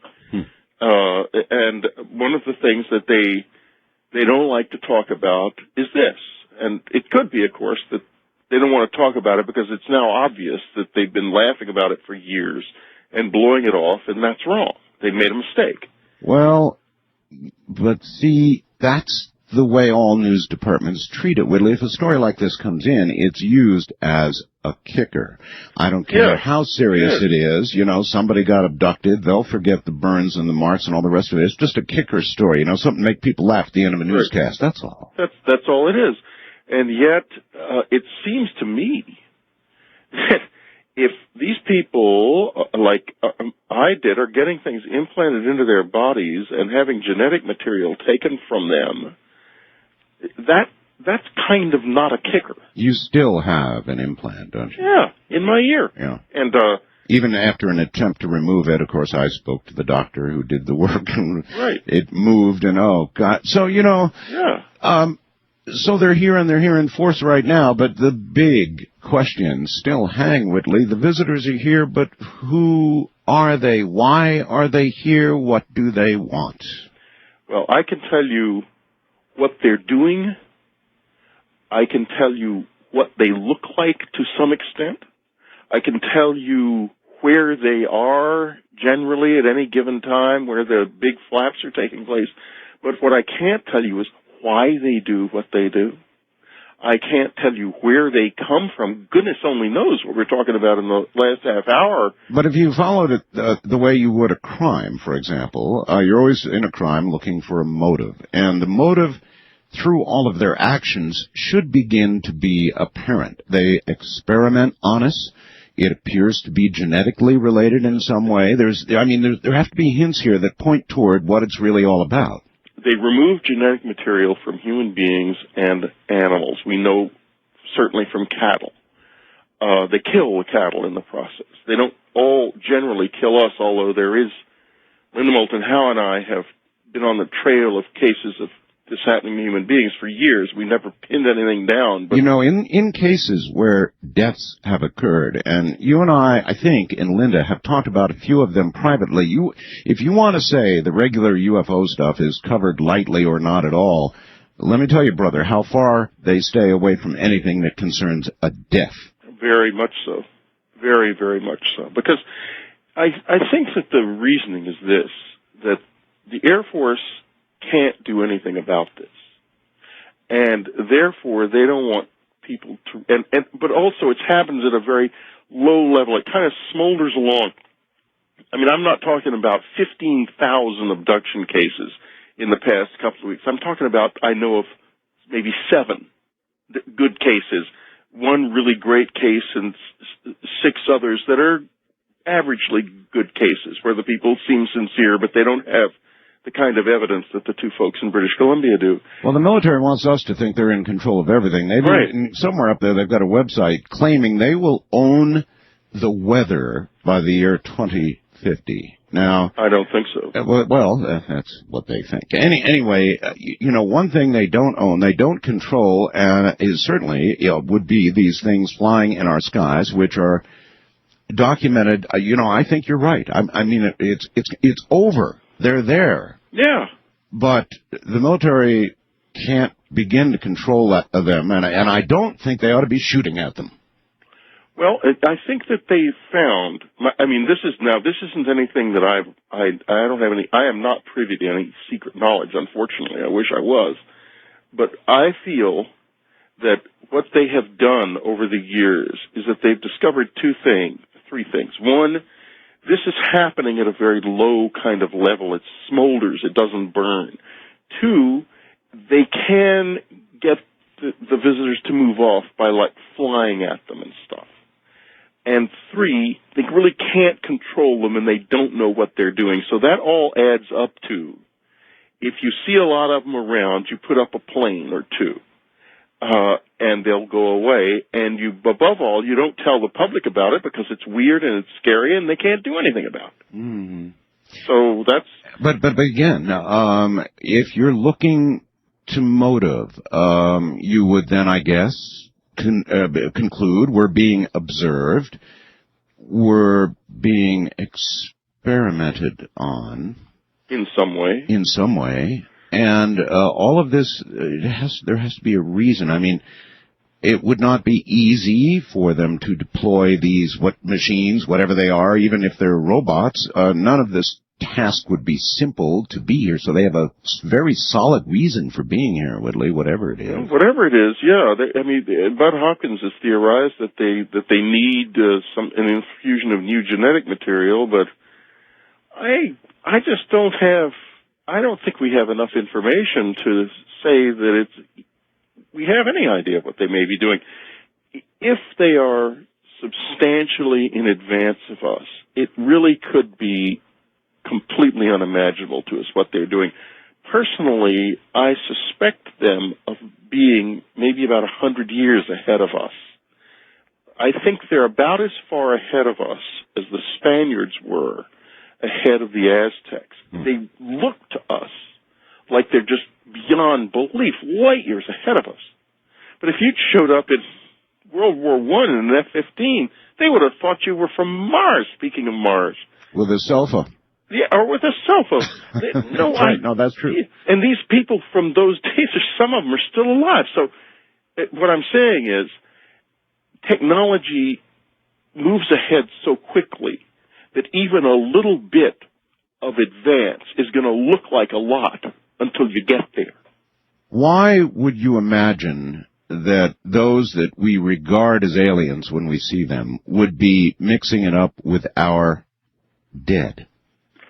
That's one really to think really hard about. If the world of the spirit is real, and personally I'd be very amazed if it wasn't, it is therefore part of the physical. I always say there is no supernatural. There's the physical world. Part of it we can see and understand, other parts we can't. 100 years ago, radio was part of the supernatural. Would have been thought of, or 150 years ago, would have been thought of as part of the supernatural. Somebody who could talk to somebody else across the thin air over miles would be a sorcerer, a magician. Now it's just ordinary. You and I can do it. We're doing it now. But, and it's the same with this. Technology, if the soul exists, can penetrate that level of reality. And maybe in their case that's happened. Maybe they've done that. Maybe they are the barrier between the worlds, the unknown country, is no longer unknown to them. Maybe that's all right. I don't know. I don't know. Maybe it's a fake. Maybe it's deception. Well, now there's a big one. Oh, yeah. In all of this, what are we again to conclude about whether they're benign or whether we should be very afraid? Look who is numero uno in terms of secrecy. Them. They hide. They conceal. On the one hand.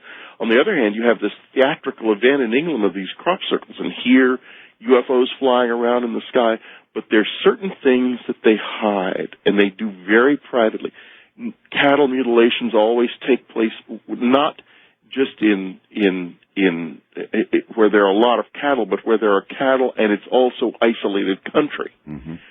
Most abductions take place in rather isolated places, like the ones up in British Columbia. There are a few very good cases from cities and things. Yes, I'm well aware, right in the middle of New York City, but that certainly is the exception. It's almost always otherwise in isolated locations, almost always. Because they obviously want this to be secret, and they, in order to do it in a place like New York City, they have to work harder to keep people from noticing it. And in the country, they don't have to work as hard. So, you know, they don't announce themselves. They do what they do on their own. They put these little implants in people. And, I mean, you know, we found one implant that we tested here in San Antonio at Southwest Research and at the University of Texas, made of iron, 99% pure iron, perfectly ordinary in that sense.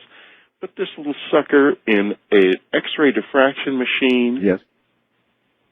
36 hours of testing. The machine never found it. We recalibrated, tested the machine again and again. that piece of iron was X-ray invisible. Why? Iron is not invisible. Or Art's parts. Remember Art's parts? Well, of course you do. I still have them. Well, I've got some of them too. We tested that little piece of magnesium, foamed magnesium and bismuth. Yes. You know, we found on the electron microscope there is no connection between the magnesium and bismuth layers. It's just empty. It's incredible, isn't it? Yeah. Yes, I know. It's extraordinary. That is, both of those are hyper-technological materials. They are beyond our technological knowledge. Do you think that we understand enough about them to know whether... I mean, so many people are saying that, we're going to get in big trouble. Some horrible thing is going to get ready to happen, something plowing into our planet or the destruction by our own hand or something. And they will step in and save our butts. They will save us. I have no idea whether they would do that or if they could. Or if... See... There's another possibility. What if they're like from what the scientists call a brain world, a BRANE brain world, a parallel world, a universe? They are believed to exist physically right here, all around us. If they are penetrating from some other reality like that, it might explain why they're sort of part of our reality and then not part of it at the same time. Mm-hmm. And they may not be able to. They may be of limited power. Maybe... if they come here from Mars, they have limited ability to do so, which is why they show up in larger numbers when Mars is close. Because it's easier. Or they could be from our own future. Or from our own planet. Yes. How hard would it be for a chimpanzee to understand us, or to realize how many of us there were, to really grasp our existence at all? If there's another species here that is more intelligent and more proficient than we are, that we might have a lot of trouble really being aware of the fact that they're here. And they may be from here. Well, I've talked to people who have done some controlled experiments, for example, at the ranch, where they've seen portals opening, Whitley, and things literally crawling through them. And, all of this mixes up together with me when I start thinking of aliens with our dead. Yeah. Portals. It almost seems, and you talk to the modern theoretical physicist, and he'll very quickly tell you, you bet there's other dimensions. And they're not even sure how many, but many, at 11 more. And so they could all be with us, even sharing the same space, but just 1 or 2 dimensions away. Boy, I'm not so sure I'd like to go where they are. And Woodley, it may well be that what we do would have a profound effect in some way we can't measure and know about on them and their existence, so they may care a whole lot about what we do. They may, yeah. They may depend on us in some way. But, I don't feel like I never have felt very much like there's some huge invasion or something around the corner. What I have felt is that this is something that's probably been with us a long time, and that it kind of smolders along, and that the tragedy is that science won't take a look at it and learn from it.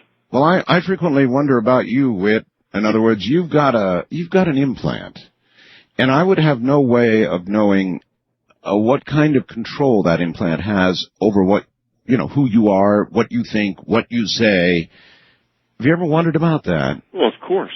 I have, all I can say is this, that I have, in my life, in dealing with this, there's been a consistent pattern, which is that when it started to happen to me, I was absolutely terrified. And I decided to make something of it for myself because it was there. And it was like the mountain to climb. I went out into the woods alone in the dead of the night to challenge it. And the result was a whole lot of knowledge came my way that I have been trying to communicate through my books and my website ever since. I have a new journal entry up on my website called Dancing in the Mirrors, which is about this amazing mirror-like quality that the whole thing has. I know this whole thing now is your life. And yeah, but, Art, I have to tell you from the depths of my soul, I don't feel controlled at all. What I think that thing is something that, well, like, for example, when I get excited and I'm driving down the street lights start going out, and sometimes the ear turns red and gets hot, and I hear a noise in it. And it's like I'm kind of going into overdrive, and it seems to be sending out a signal. I think it's telling somebody where I am, frankly. I think that's all it does. Maybe. Yeah, I mean, I just don't see it as being a mind control thing. But then I feel again, too free inside myself. Yeah, but Whitley, if it was a mind control thing, in quotes, and it was a good one, you wouldn't know it. I wonder. Well, you wouldn't know it. I mean, it's just like a tap on your telephone, Whitley. Well, what if you got a good tap on your telephone, you don't hear clicks and crunches. They just hear what you have to say. A good tap is a good tap, and a good mind control is a good mind control. You know what I mean? I think that if I was under mind control, I wouldn't even know about the implant. Maybe. Well, listen, Whitley, as always, it's wonderful to have you here. Next time, we'll do an entire program. How about that? That would be fun. All right. UnknownCountry.com is Whit's website. He told you how to find what you need to find regarding what we talked about tonight. Whitley, thank you. Buenas noches. Yeah, good night. We'll be back in a moment. When we do come back, be warned, we're going to be talking about magic, witchcraft. Coming next, Evelyn Paglini. All right, I want you to listen to me very carefully.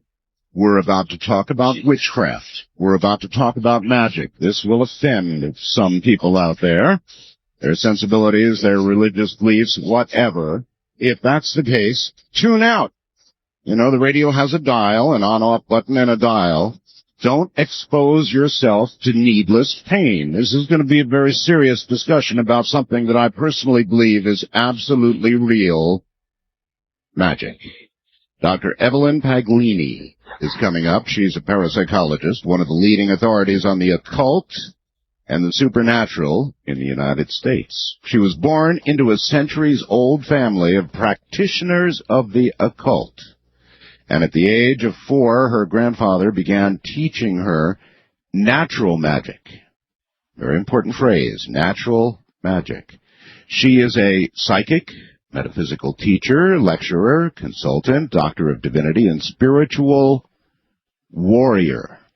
She also founded the International Psychic Center, a research investigation organization, has been called upon as an expert by law enforcement agencies, has set precedents in Texas court systems on child abuse cases with ritual overtones, worked with law enforcement on missing people and murder cases involving the occult and the supernatural. So brace yourself. Evelyn Paglini coming right up.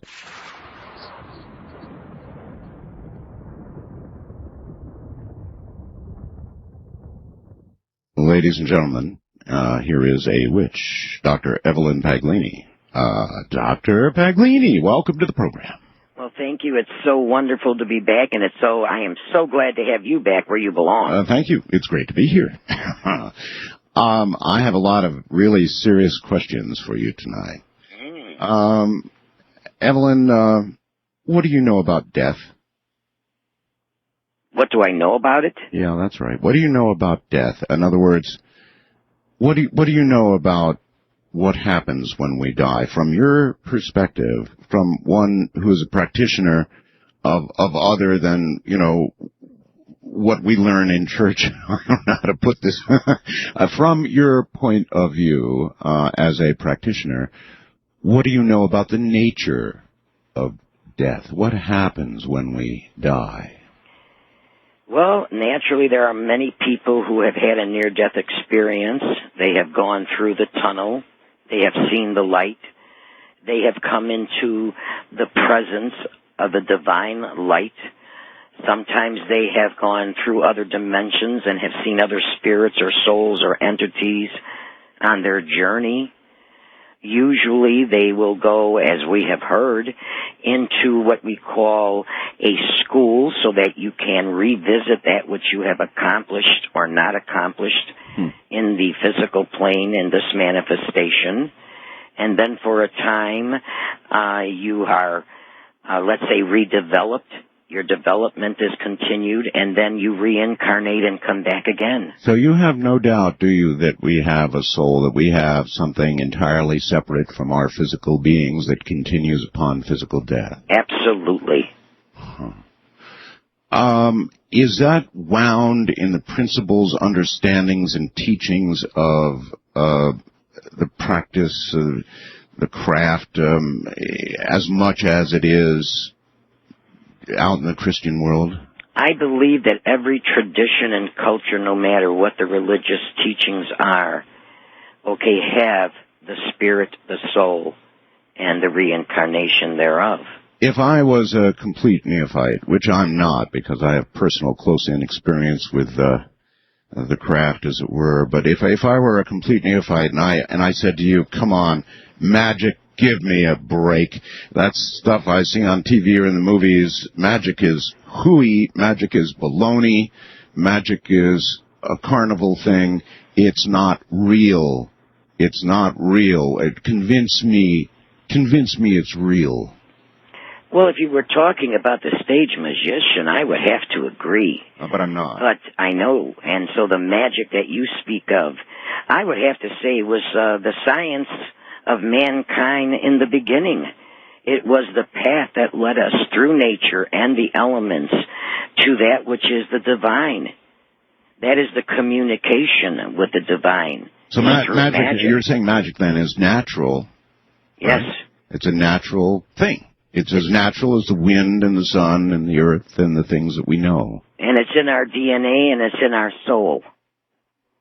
Why then, well, I guess I know the answer to my own question. I was going to say, why then do we burn practitioners of it at stakes? Or we did at one time, and now we do it socially if we don't do it in actual practice. People like you are, Fear of the unknown. Fear of the power of magic. Unknown. You think so? Magic is very powerful art and dangerous in the wrong hands. And usually it is the negative aspect that is brought to the surface, that which is, let's say, the media will pay attention to. And so it fosters fear. And just as they burned them at the stake hundreds of years ago, they still have repercussions today. Mm-hmm. Yes, you bet. Having somebody like you on the air has its repercussions, believe me, because... Well, I don't know why. I guess it is fear. I guess it really is a very basic fear inside of people of the unknown, but maybe there's reason to be afraid, Evelyn. Like I said, power is a double-edged sword, and it is the hand of the wielder of the power, whether it is going to be positive or negative, and yes, it should be feared. Well, most of the, in quotes here, witches that I've spoken with in the past, and over the years I've tried to talk to many, most say they only are a white witch, a Wicca person, and there is no such thing as dark magic. There's no such thing as negative energy of that kind. They say it doesn't work. You can try all day long to do something negative with magic, and you can't do it. It just can't be done. That's the way the universe works, they say. All is love and light. Well, I don't know what tradition or sect of Wiccan that you are talking to. I know that they have a balance. I know that they do not want, to harm another. That is their principle. But I cannot believe that they would not say that evil or negativity or the dark forces do exist, because they do, have always been, and will always be. If they choose not to manifest or to use it, that's one thing, but to say it does not exist, I don't believe that. Well, I think the reason perhaps they say that is they just don't want, it has a lot to do, after all, with belief and faith and things, and maybe they feel that if they say that people will just conclude that and think that way, and that's and they won't be persecuted. So, in other words, if I keep telling you all I do is practice white magic, you're going to say, well, all right, she's safe. Okay, he's safe, so therefore there's no fear. They're only going to practice white magic. But there is no color in magic. Magic is neutral. So if I have knowledge and I have power, it is my responsibility where I direct that power or that action. And it's either going to be black or white, depending on my target. Huh. Well, the word... And what am I going to do with it? The word target alone implies sort of the negative. Well, yeah, because I practice magic. I mean, if it was good, you'd say the recipient. Well, if you're justified, then you're going to get it. Yeah. You know, I am not the kind of a witch, never have been, where I say the only thing I practice is white magic. No, I do not. I am a spiritual warrior. I fight negative energy. I fight evil. I fight the servants of evil. And where I find them, I attack. The servants of evil. Are there many of those, Evelyn? Servants You of have evil? no idea. There are countless, hundreds upon hundreds of thousands. Yes. Here's an email I got from somebody earlier tonight, and they say that their life has gone from, I won't name this person, bad to worse, that everything negative that could possibly happen has happened to this person, that if there's luck, they've had anti-luck. In every aspect of their life, things have come down on them like brick walls. I mean, this is a way of life for this person. And they're wondering for so many things we have a little test we can do. Is there any little test somebody can do to find out if they are the target of something like that? I'll tell you, first of all, most people, after a period of time, will realize whether they're in a negative cycle or they are under psychic attack. Your own inner being, your own senses, your skin acts like a radar. It will tell you. Your guts inside will tell you there's something wrong. This is not a cycle. Yeah, okay, well, this person really, really does feel something is wrong. I mean, can you know, there are the old songs and sayings about running into the wrong person and doing the wrong thing and having a spell put on you. These spells are real. They can be done? These spells are not only real, they are being done, have always been, and will continue to be by those practitioners who will want to harm another individual. Yes, they work. They work. So, they can be very if you wished to do it, you could put a spell on somebody which would turn their life into a negative nightmare? Yes. Very much so. I can touch them in different aspects of their lives, in different arenas. I can go after them financially and break them. I can ruin their relationships with their family and their loved ones and their mate. I can create havoc within their health system. I can attack them emotionally as well as in the nervous system. And I can also attack them mentally. That's pretty much it, all right. Yeah. So you could just literally take a person down. Are there consequences to you for doing that? If I was not justified, yes. If I had a predator, if I had a person, let me give you an example. Recently, in fact, the person was on Celebrity Justice just Friday. An employee and friend of mine had gotten involved with a man that was a con artist. And she was taken very badly. She was abused, and she was used, and she was left holding the bag of thousands of dollars of bills. Now, this man was a con artist before he met her and continued to be after he left. Mm-hmm. What I did was a ritual to turn his natural tendencies of con and manipulation against him. Now, I did this ritual approximately 4.5 months ago. Ironically, Thursday morning, he was arrested and is now incarcerated. Oh. And this is the gentleman that tried to solve Kobe Bryant's problem. Oh. Oh. That man. Yeah. Yuri. Oh, my God. Oh, my God. Really? So there's one way of taking a predator not only off the scene, but getting justification. And he had, whoever this was, he had in some way cheated, abused, ran up thousands of dollars. Would I say your client? Your client? Would that be your client or your... My friend and employee. She did not want to come to me when she finally did, because he had left and had all these tremendous bills and found out all of the things that had been done. Plus, I heard the story of what he did to her.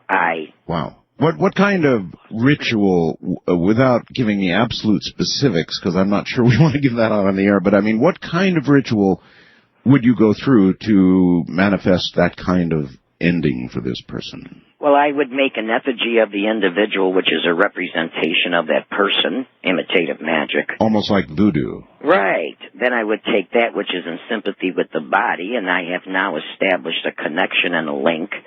I have used a black reverse image candle, so what I am doing is reversing everything that he has done on himself, and then I am bringing down a light, a spotlight, so that he will be found out, that he will be caught, and that he will be incarcerated.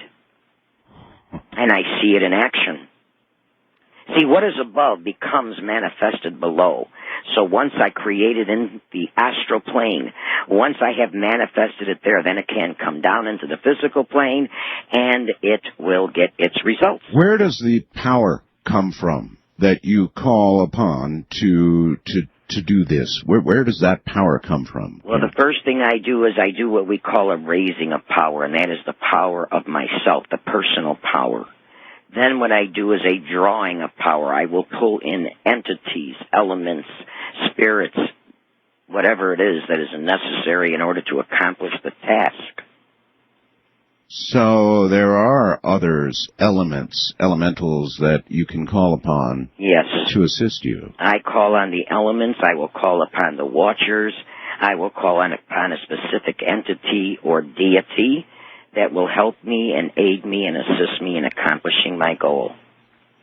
Is there any way that you know that the spell that you have cast has taken effect? I mean, is it immediate? Is it 2 weeks, 3 weeks, a few months, as you mentioned? Or do these things always happen right away, or do they sometimes take time? Or do you know the way they're going to manifest? I mean, do you know he's going to end up in handcuffs on the way to jail?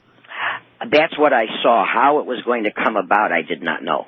I just put it out there, and I see it in its completion. Now, depending on what the ritual is, it can be an immediate reaction, or it can be something that may take a little bit of time. When you're dealing with a person, especially one of that ill repute, you realize that they are going to increase their, let's say, con, and so therefore they're going to become more and more daring. So what you're doing is waiting for the ultimates where they're going to be caught, where they're going to do something and make a mistake, and you make sure that that's what happens. Yet you give them false pride, false ego, false power, and then you destroy them.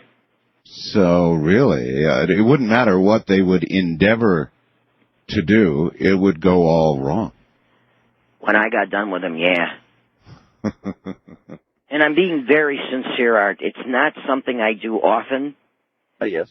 All right, but when it is justified, yeah, I will. Well, there's a lot of good and evil in the world, to be sure. And in terms of going to get someone who's done evil, I wouldn't think there'd be any shortage of targets. No, there aren't. But now let's take it on a smaller plane. Let's say you have a predator. I have an awful lot of my clients that are interstate truckers. Oh. And they're worried about hijacking.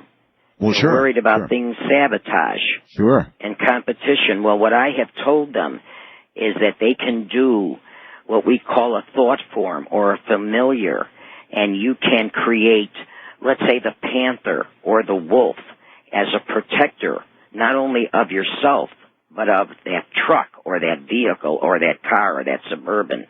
Huh. And therefore, let's say someone is going to attempt to either hijack you. What they would see as you would walk to your car or to your truck is that you had an animal with you and what was waiting in that car or truck. was another.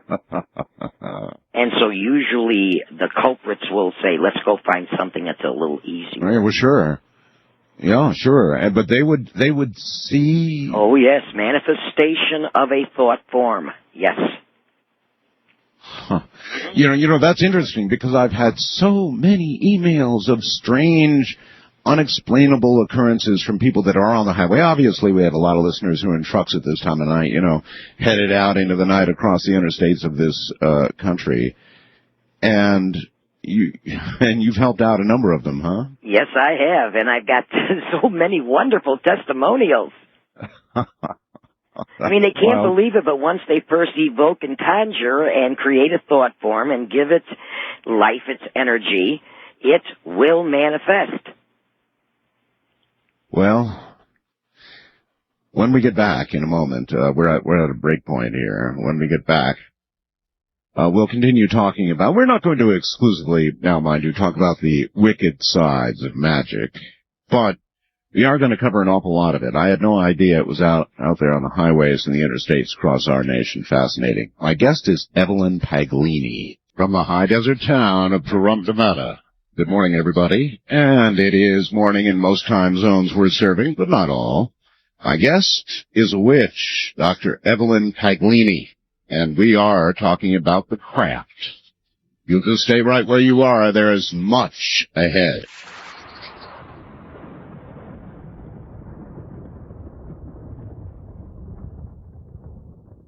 A fact not all of you may be aware of. My wife, Ramona, is a practitioner to some degree of the craft, and when I go into our backyard, aside from that which is growing that I love and eat on a frequent basis, she grows those for me, there's this gigantic field of herbs.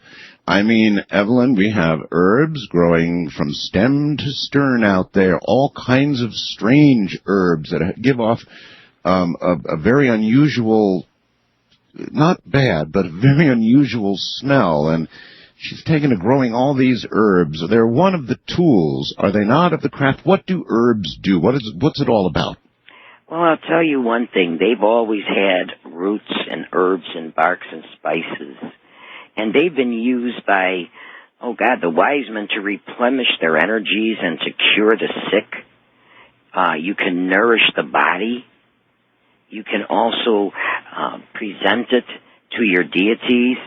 They have a vibration. They have an energy. And when tapped into, they can be utilized as a tool, as an aid. Yes. If you want to protect your home, you could use some rue or some five-finger grass or some Bodo leaves. And in what way would that protect your home? Because it is a protectant.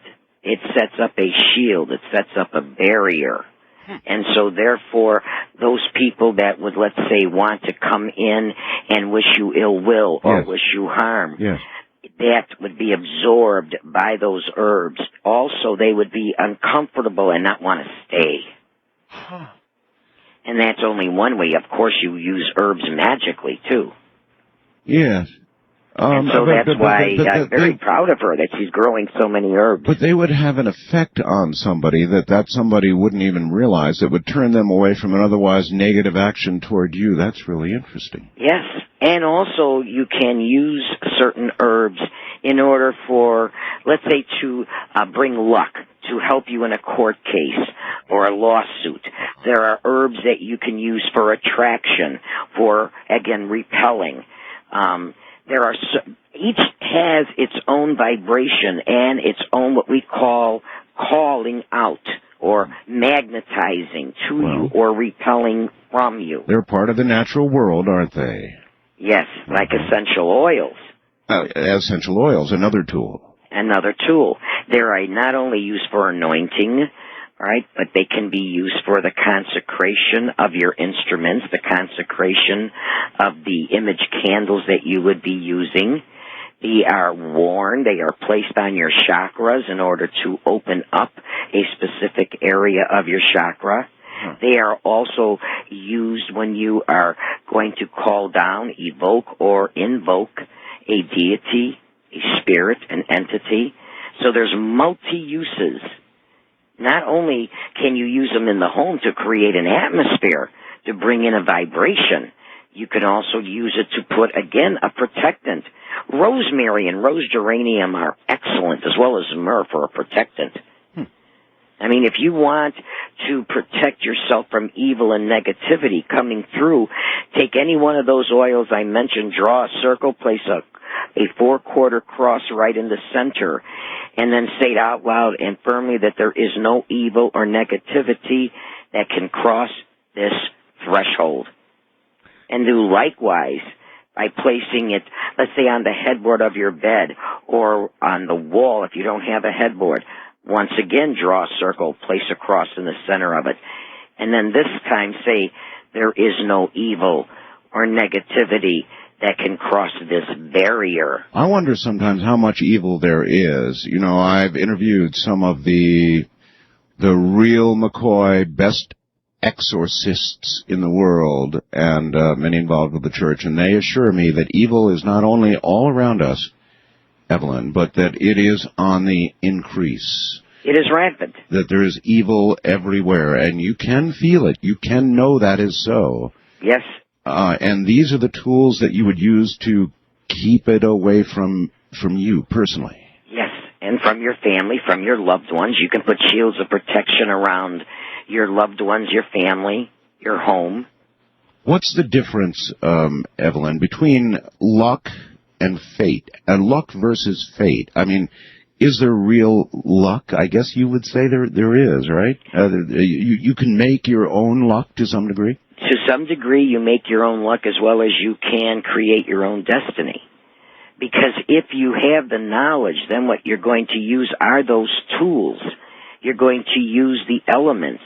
You're going to use that which you can to aid you and assist you in getting your goals and bringing in luck, opening up doors of opportunity. Okay, well, this is not something that it seems like you just go to your local library and, you know, tools for good luck and how to cast spells and witchcraft and all the rest of it. If you wanted to learn this, and if you were willing to regard this as a natural thing, not an abnormal type of thing that's really wicked in some way, but as part of the natural world, and you wanted to begin to experiment with this, how would you begin? How would you start to learn?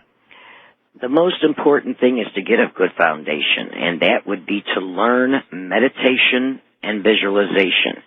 The development of the mind is foremost. Once that is accomplished, now you can enter into the knowledge of, let's say, candle burning, the psychology of color and its use. Then you can go into, as I had mentioned before, imitative and sympathetic magic. From then, you can, if you really want to continue and you want to grow, then you're going to get involved with how to set up an altar, how to cast a circle, how to use your instruments and your tools, how to do evocation and summation, how to call in the elements, the forces and the vibrations, how to use the spirits of those elements, and then, of course, to go into other dimensions, and then to be able to use other spirits and entities in those dimensions and in those planes of existence in order to assist you. Is there anything wrong with using magic to your own benefit, not just in the protective sense, for example, but in the enrichment sense? Oh, absolutely not. In fact, that's what you're supposed to do. You are supposed to allow and attract prosperity and wealth and success to you. The reason I'm laughing is because one of your questions here was, is magic used in big business, corporations? Is it used in the entertainment field? And so here I'm closing my eyes and thinking about the executives at Premier running around a desk and sticking pins in a doll or something. Yeah, but you see, that is the choice of the but are they using it? Are they? Yes. No, I don't mean just Premier, but I mean a large business in general. Are in some of these boardrooms, are things going on that might surprise us? In the entertainment field as well as in the corporate field, there is magic that is being used. Not always in a positive fashion. I can imagine. Recently, in the entertainment field alone, especially in the music industry, the last 7 or 8 years, an awful lot of voodoo, an awful lot of Santeria and black magic is being used against the celebrities. Really? So really? Oh, yeah. Magic here in Hollywood is very, very strong and very much alive. Much more than we would imagine out here. You have no idea. Apparently None. not. Apparently not. There is a curse that has been placed on a young lady that caused not only the marriage to be called off, but her to run to a psychic to try and find out and to do a ritual to try and get the person back. Unbeknownst, there is a curse placed that this young lady will never have lasting love and happiness. We're not talking J-Lo here, are we? Yes, we are. I thought maybe we were. Oh, my.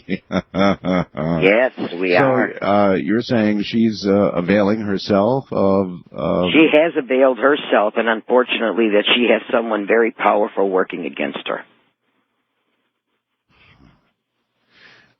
You have to wonder, the leaders of business, the very successful and rich, those who are in show business and who are doing very, very well. As well as the leaders of nations and countries and religious factors. Yes, I'll tell you, some of our presidents and first ladies have made some of the oddest comments about communication with the dead, and somehow the media, treats it very lightly. But I mean, these are first ladies and presidents and leaders of nations, as you point out, and you think they're much more familiar with the craft, let's say, or aspects of it than we would imagine. And if they personally are not, they have in their employ those who are. My.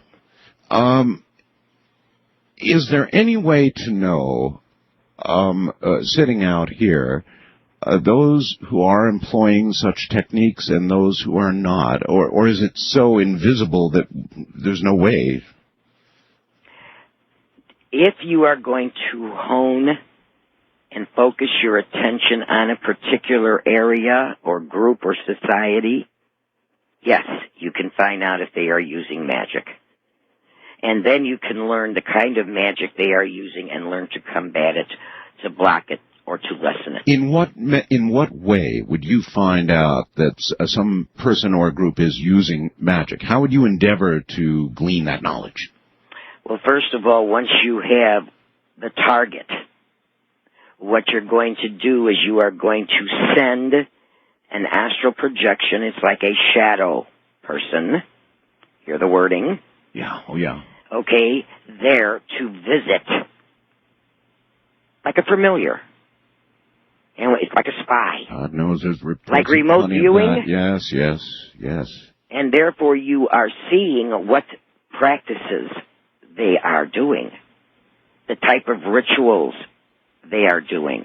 And so what entities or beings are they calling upon? Are they doing blood sacrifices? There's a lot of that going on? Oh, yes. And I don't always mean animal. Why is that effective? Why is a blood sacrifice? Why is a death in a cause a meaningful thing? Why? Depending on the tradition, let me just say that they've always mentioned that the metal of the gods is gold, the conduit, and that the nectar of the gods is blood. It is the life force, it is the energy. It carries much. And so therefore when offered, it is replenished in another way. It is appeasing to certain deities, certain forces and elements and gods that have been called upon in order to, let's say, use their powers to wreak havoc. Yes, but certainly no god that I'm familiar with or have been told about in my sort of Christian existence would be pleased or grant power to those who bled something to death or somebody to gain power. That's not where it would come from. No, but see, centuries ago, almost every religion out there had a sacrifice. Right. A blood sacrifice. Right. today in modern traditions, including Catholicism, that sacrifice is done symbolically, like the blood and the wine. Sure. Okay? And so, therefore, that is true. It still carries symbolically its essence. But there are traditions, there are societies, there are groups and organizations out there, religious factors, who do not want to use the modern symbology. They use the old ways, and they will use animal and human sacrifice. They do not do it symbolically. And that is a way to gain some great power? Yes. It is much power that is gained because of the specific deity or entity that is being called upon. There is also one religious factor or tradition out there that their own scriptures, their own documents, their own testaments call for blood sacrifice. And they are very powerful and in existence today. Look to the Middle East, you'll know what I'm talking about. Yes. There are many who ask, then why isn't this kind of power wielded against the Saddam Husseins, the Osama bin Ladens, the really bad guys, or has it been? It has been, but not on the scale that it should be, because here in the Western world there are not many practitioners, and certainly those that are not united. Isn't that the truth? I mean, here as compared to elsewhere in the world. Yeah, in Europe it's being done, has been done in the past, was done against Hitler and succeeded, has been done in Italy and in Greece and in Egypt. It is here in the Western world that we have to play a little catch-up. But we are. More and more people, because of what is going on, the tremendous rays of consciousness, their own sixth sense, their own intuition has been rising to the surface. Their interest in magic, in the paranormal, in the power of the mind has increased tenfold. Magic, of course, can be used for lighter, cheerier things as well. For example, a woman can get her man, can't she? Yes, she can. Through the use of this sort of thing. And this is going to perk up a lot of ears out there, I'm sure. Or the opposite, I would imagine. A man can get his woman. If you really wanted to attract somebody to you, what manner would you use? How would you do that? And how successful can you imagine it would be? If you're a person that's just starting out, again, if you don't have a real good foundation in meditation and visualization, then let's say you'd have to repeat it several times, only because your power isn't there. But what you would do is use, again, that's the psychology of color. You would use the color of red. And you would use, let's say, an image candle, which is a wax figure, and it comes in a gender of either a male or a female. Yes. And what you would use would be an essential oil of, like, attraction, or come to me, or compelling. And what you would do is, because you don't have a particular person in mind, you just want to, let's say, open up the field and bring some in. Well, I'd be careful about that, but let's assume that, you have a specific person. Yeah, let's assume that you have a specific person in mind. Sure. Honey, then we can really play. Well, let's say we can have a specific red male image candle. Yeah. And let's use love's fire, because we've already, want to ignite the libido and the passion. Yes. We'd use a red female image candle to represent, let's say, the female who's trying to attract him. And we would start them out, a good maybe 12 inches apart. Huh. Now, what you're going to do is you're going to consecrate each image candle. You want me to do this? Oh, well, no, hold on. You want me to, Well, no, because I don't know what the consequences are. You mean do it right now? In other words, I'm telling a person exactly what to do. Well, Well, yeah. They're going to consecrate it in their first and last name. They're going to consecrate it in the name of the individual they're trying to attract.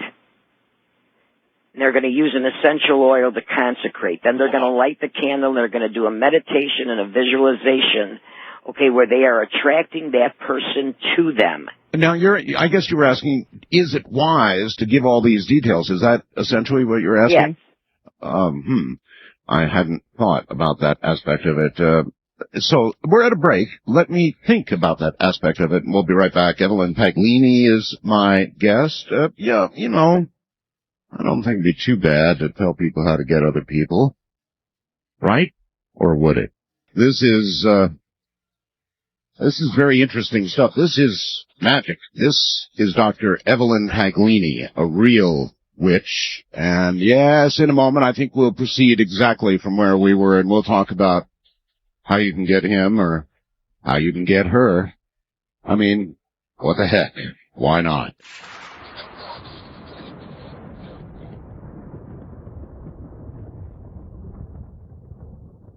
Once again, Dr. Evelyn Paglini. Come on, let's do it. Here's to Dan in a place called Arden. I don't know where that is. Says, Art, go ahead. Encourage her to tell us how to do a magic love spell. It's something instructive that people can test and prove or disprove the validity of the idea to themselves. It results in spiritual awareness and growth. Or Todd in Santa Rosa, California. Here you go. Please ask Evelyn if she'd do a love spell for me to find my soulmate. I'm 36. I'm an utter failure at dating. I want to be a father, but time's running out, I feel. Could be a coast-to-coast AM experiment. I'll write reports for the show, he says. Well, first of all, I do not do rituals for others. What I do is teach them how to do it for themselves. And that was the question, and we were in the middle of explaining how to do that, so let's rock right through it again. Before I do that, I have to preface something. Number one, this is for those people who either have a person in mind, a relationship that is already going, and they want to take it to the next level.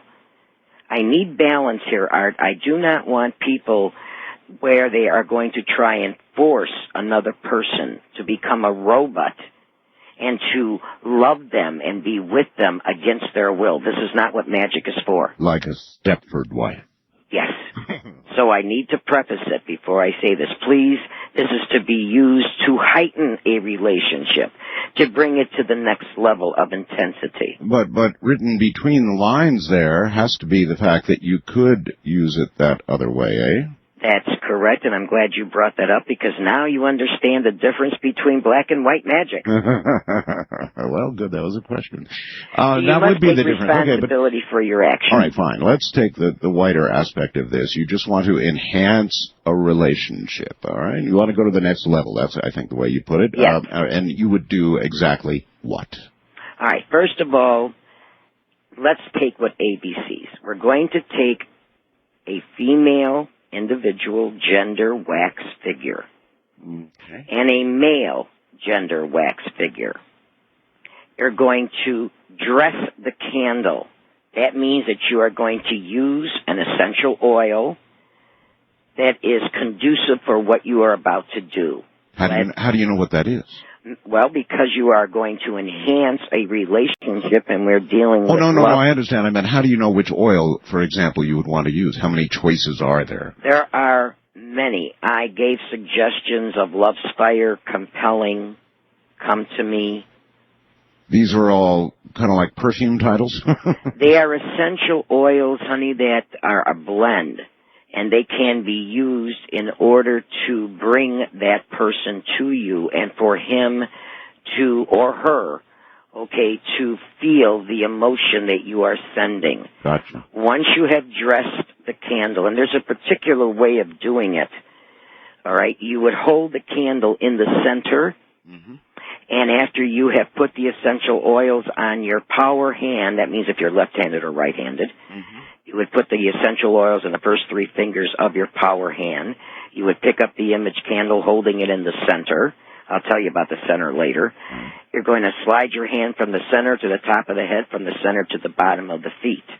Then you're going to consecrate the image candle, first in your first and last name, and then in his first and last name. Now, there are specific words. Those words would be, are you ready, Art? I think so. I consecrate thee in the name of your first and last name. Then you add, whatsoever I visualize shall be done to you. So be it. It is done. Now remember the center of the candle? Here's where we're going to have sympathetic magic. Let's get something that belongs and that is in with sympathy to the body of the person that you are working on. A strand of their hair. Correct. Something. A thread of their clothing. Yeah. And you are going to infuse it in the center of that wax figure that represents that person that is the subject. Once infused, now you have not only the imitative link, but the sympathetic link. You light the candle, and for those that are just starting out, I would recommend a half an hour to 45-minute meditation visualization. Now, let me stop for a minute. I would like you to take the two candles. The one that is representing you is going to be on the left-hand side. The one that is representing the subject is on the right-hand side. You're going to put them approximately 12 inches apart from each other. Now, they are lit. And now you have started your meditation and your visualization. And this is where the development of the mind and the technique of visualization and the focusing your attention like a laser beam is most important. Because you are going to, in your mind's eye, create like a movie. And the action must come from the subject toward you. Let's say you want that person to come to you more often, be with you more often. So what you're going to do is you're going to see him coming on a plane, on a train, on a boat. Any way he can get to you, he's got to get to you. Right. He needs you, he wants you, he desires you, he cannot live without you, he needs to touch you. He needs to be in your vibration, in your essence. You see where I'm going? Oh, yes. Okay, after a half an hour to 45 minutes of always not feeling what you want to feel, how you feel toward that person, but how you want that person to respond and to act toward you. That's very important. Mm-hmm. Isn't a person likely to overdo it? I mean, you gave us cautions there. You don't want to end up, you said, with a robot. But when you're visualizing a love, and you have a passion, and that's almost what you're going to wish, isn't it? It's almost what you're going to visualize. It's almost what you're going to project. Don't you have to be awfully careful? I mean, if you do it wrong, how wrong can it go? You're not going to do it wrong, because if you're coming from love, if you're coming from spirit, if you're coming from essence and balance, then what you are going to say to that person is that when you come to me, there is safety, there is goodness, there is protection, there is understanding, there is humor. In other words, you're drawing that person to you because you care, because you know you love them, and you want them to not have fear of being in love with you. So it's not going to go wrong unless you are forcing that individual. Well, that's kind of where I was going. In other words, when you have unrequited love, when you are just absolutely passionately consumed by somebody, what you envision and what you wish is liable to be way over the top in terms of what you need to do, isn't it? Yes, and if you're a good practitioner and you're going against and out of balance, you will succeed. Well, right. You will get that person. Will you be happy? No. Will that person be happy? No. Will you have karmic payback? Yes. But you can do it. But you can do it. And I would think somebody in that position would very easily go overboard. Yeah. In general, with magic, Evelyn, how wrong, in the hands of somebody who doesn't know what they're doing or makes a very large mistake, how wrong can it go? In other words, how important it is is it to really know what you're doing? Because it could potentially go totally wrong, right? You can take a life. You could take a life. Yes. You can start a chain reaction that will feed upon itself, and you can actually cause that individual life's essence force to be destroyed. And that's the ultimate, isn't it? In this life. Yeah. Yes. So everything else would be superficial, but they can start at the bottom and work their way up and ultimately take the person's life force. You have to have balance. You have to have an understanding. You have to have a background. You've got to know what you're doing, and you've got to take responsibility for your action. You can't pass the buck. Yeah. You can't say the devil made me do it. How, with all of this knowledge, even the specific knowledge about, for example, how to get somebody attracted to you, I mean, that's the information you gave us is awfully specific. How in the world, or maybe you can't answer this, was this ever discovered and then passed on and taught through generations? How was this originally conceived? I think it was through trial and error. In other words, just look. There are basic natural instincts that people are going to want to follow. And as they developed the knowledge of nature and the elements, they started using that in order to get their desires. That's what magic is, the manipulation of energy forces, vibrations, in order to achieve your desired results. I was just wondering if there was some specific religion or order in the very ancient days that developed this in some way that you're aware of. It goes back tens of thousands of years. Yes. Yes. It All right. predates the Etruscans and the Romans and the Egyptians. It has been found in ancient Mesopotamia. This has been around a long time, and it has been handed down from generation to generation, from culture to culture. Let's cross the border one more time, white to black. With regard to black magic, this is David in Bullhead City, Arizona, who says, and this is one I really want you to answer, he says, black magic can only affect those who believe it's real. You believe it's phony, it can't touch you. Magic works whether you believe it or not. It is the practitioner who makes it happen. You don't have to believe it. It crosses miles. There is no distance. He's taking this from voodoo, where, it is said that a person has to believe that evil can be done to them for it to be done to them, and if they don't believe it, then it's gone. It can't. Well, not just voodoo, Art. I'm going to tell you something. In early witchcraft, they used to have a saying, 60% of witchcraft is suggestibility. Right. But it's the other percentage you got to worry about. If it's a practitioner like me, that's what you got to worry about. And there's no question about that. In other words, I could think you're phony as a $2. Yeah, well, so did Yuri. And it wouldn't make any difference. If you decided to come and get me, I would... You're mine. How long have you been, I guess, all your life? All of my life. All of your life. I have a heritage that dates back thousands of years.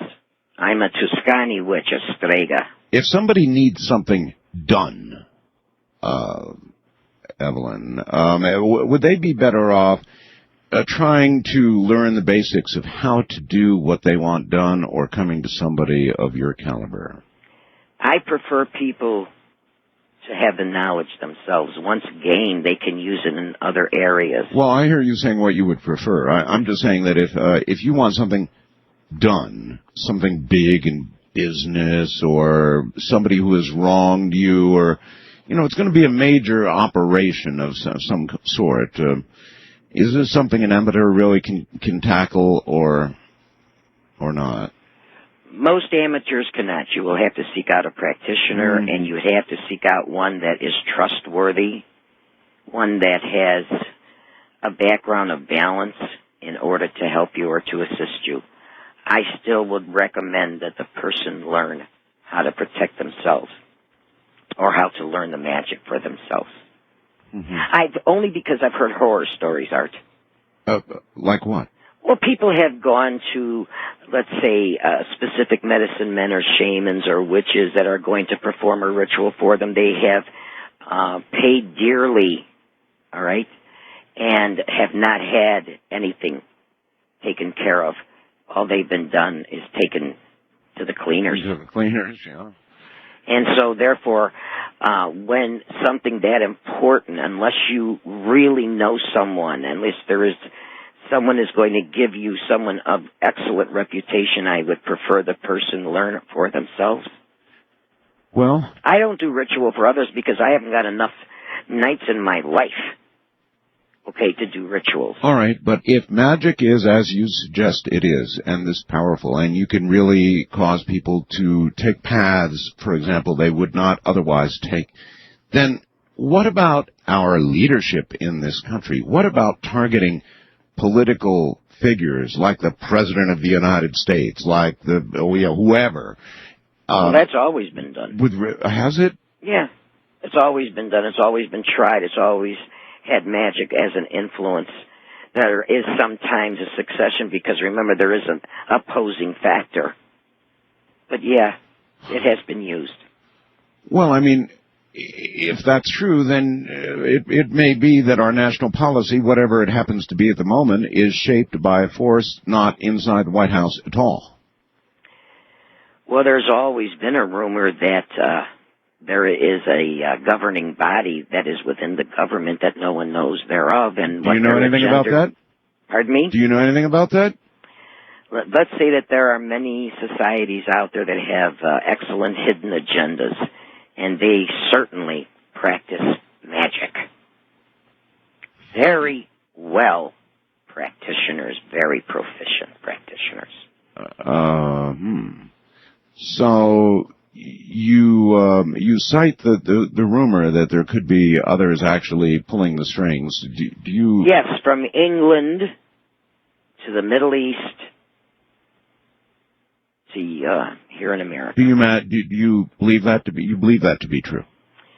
I believe that to be true. There is several societies. Art, let me tell you something. I have recently shut down an avenue that I was involved with for many, many years, and that was infiltration of secret societies. And because, let's say, the voice, all right, is a little bit too well known, I have now discontinued that aspect of me. You were infiltrating secret societies? I infiltrated secret societies and cults, yes. I've done that for more than 25 years. Toward what end? To find out what they were about and to let those in the know also be aware of what they were doing and what their existence was. How far they were taking it. How much did you find? How much of that is going on? A lot. A lot. I mean, people imagine that, and we hear about conspiratorial groups and secret societies that pull strings and get things done, and you're saying, yes, they really are out there. And they really do exist. And they do have their rituals, and they do have their meetings, and there are times, depending on who is sponsoring you, you may be privy to the fringe of it. You're right about that. These societies are well known for having, just sort of being built on ritual, aren't they? Yes, and they find their lineage, their heritage also dates back thousands upon thousands of years. But you said you got out of it because your voice is so well known. Yeah. All right. In other words, I tried to be as silent as I could. Uh-huh. All right, but the last one, let's just say there was a lot of danger there, and I had to remove myself. Oh. I can play incognito, and I have for a long time, and that's why there's not many pictures of me anywhere. But the voice was starting to give me away. I had several people ask about photographs of you, and you're right, there aren't very many, are there? No. And now there can be, because like I said, I shut down that aspect. And sometime we'll talk about the Illuminati. Oh, by all means, let's do that. Creatures of the night indeed. That's what we are. From the high desert, this is Coast to Coast AM. Good morning, everybody. We have an actual witch with us this morning, and I want to give you an opportunity to talk to her and ask her questions yourself. And I rather suspect that's what we're going to be doing here shortly. So your instrument for now is the telephone, and you know how to get to us, right?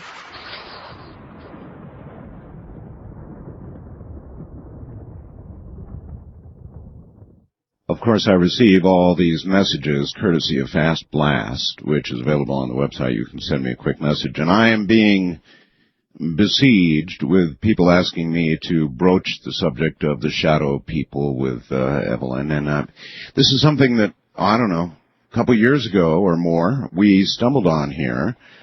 In an incredible manner, somebody called in one of the open line segments, I think, Evelyn, and mentioned that they could see these flitting little unknown shadowy figures sort of in the corner of the peripheral vision moving about. And you touched on them earlier in the program tonight, and I do want to touch on them. They surely are there. There's something around us and with us and in the shadows. And what are these things, these shadow people?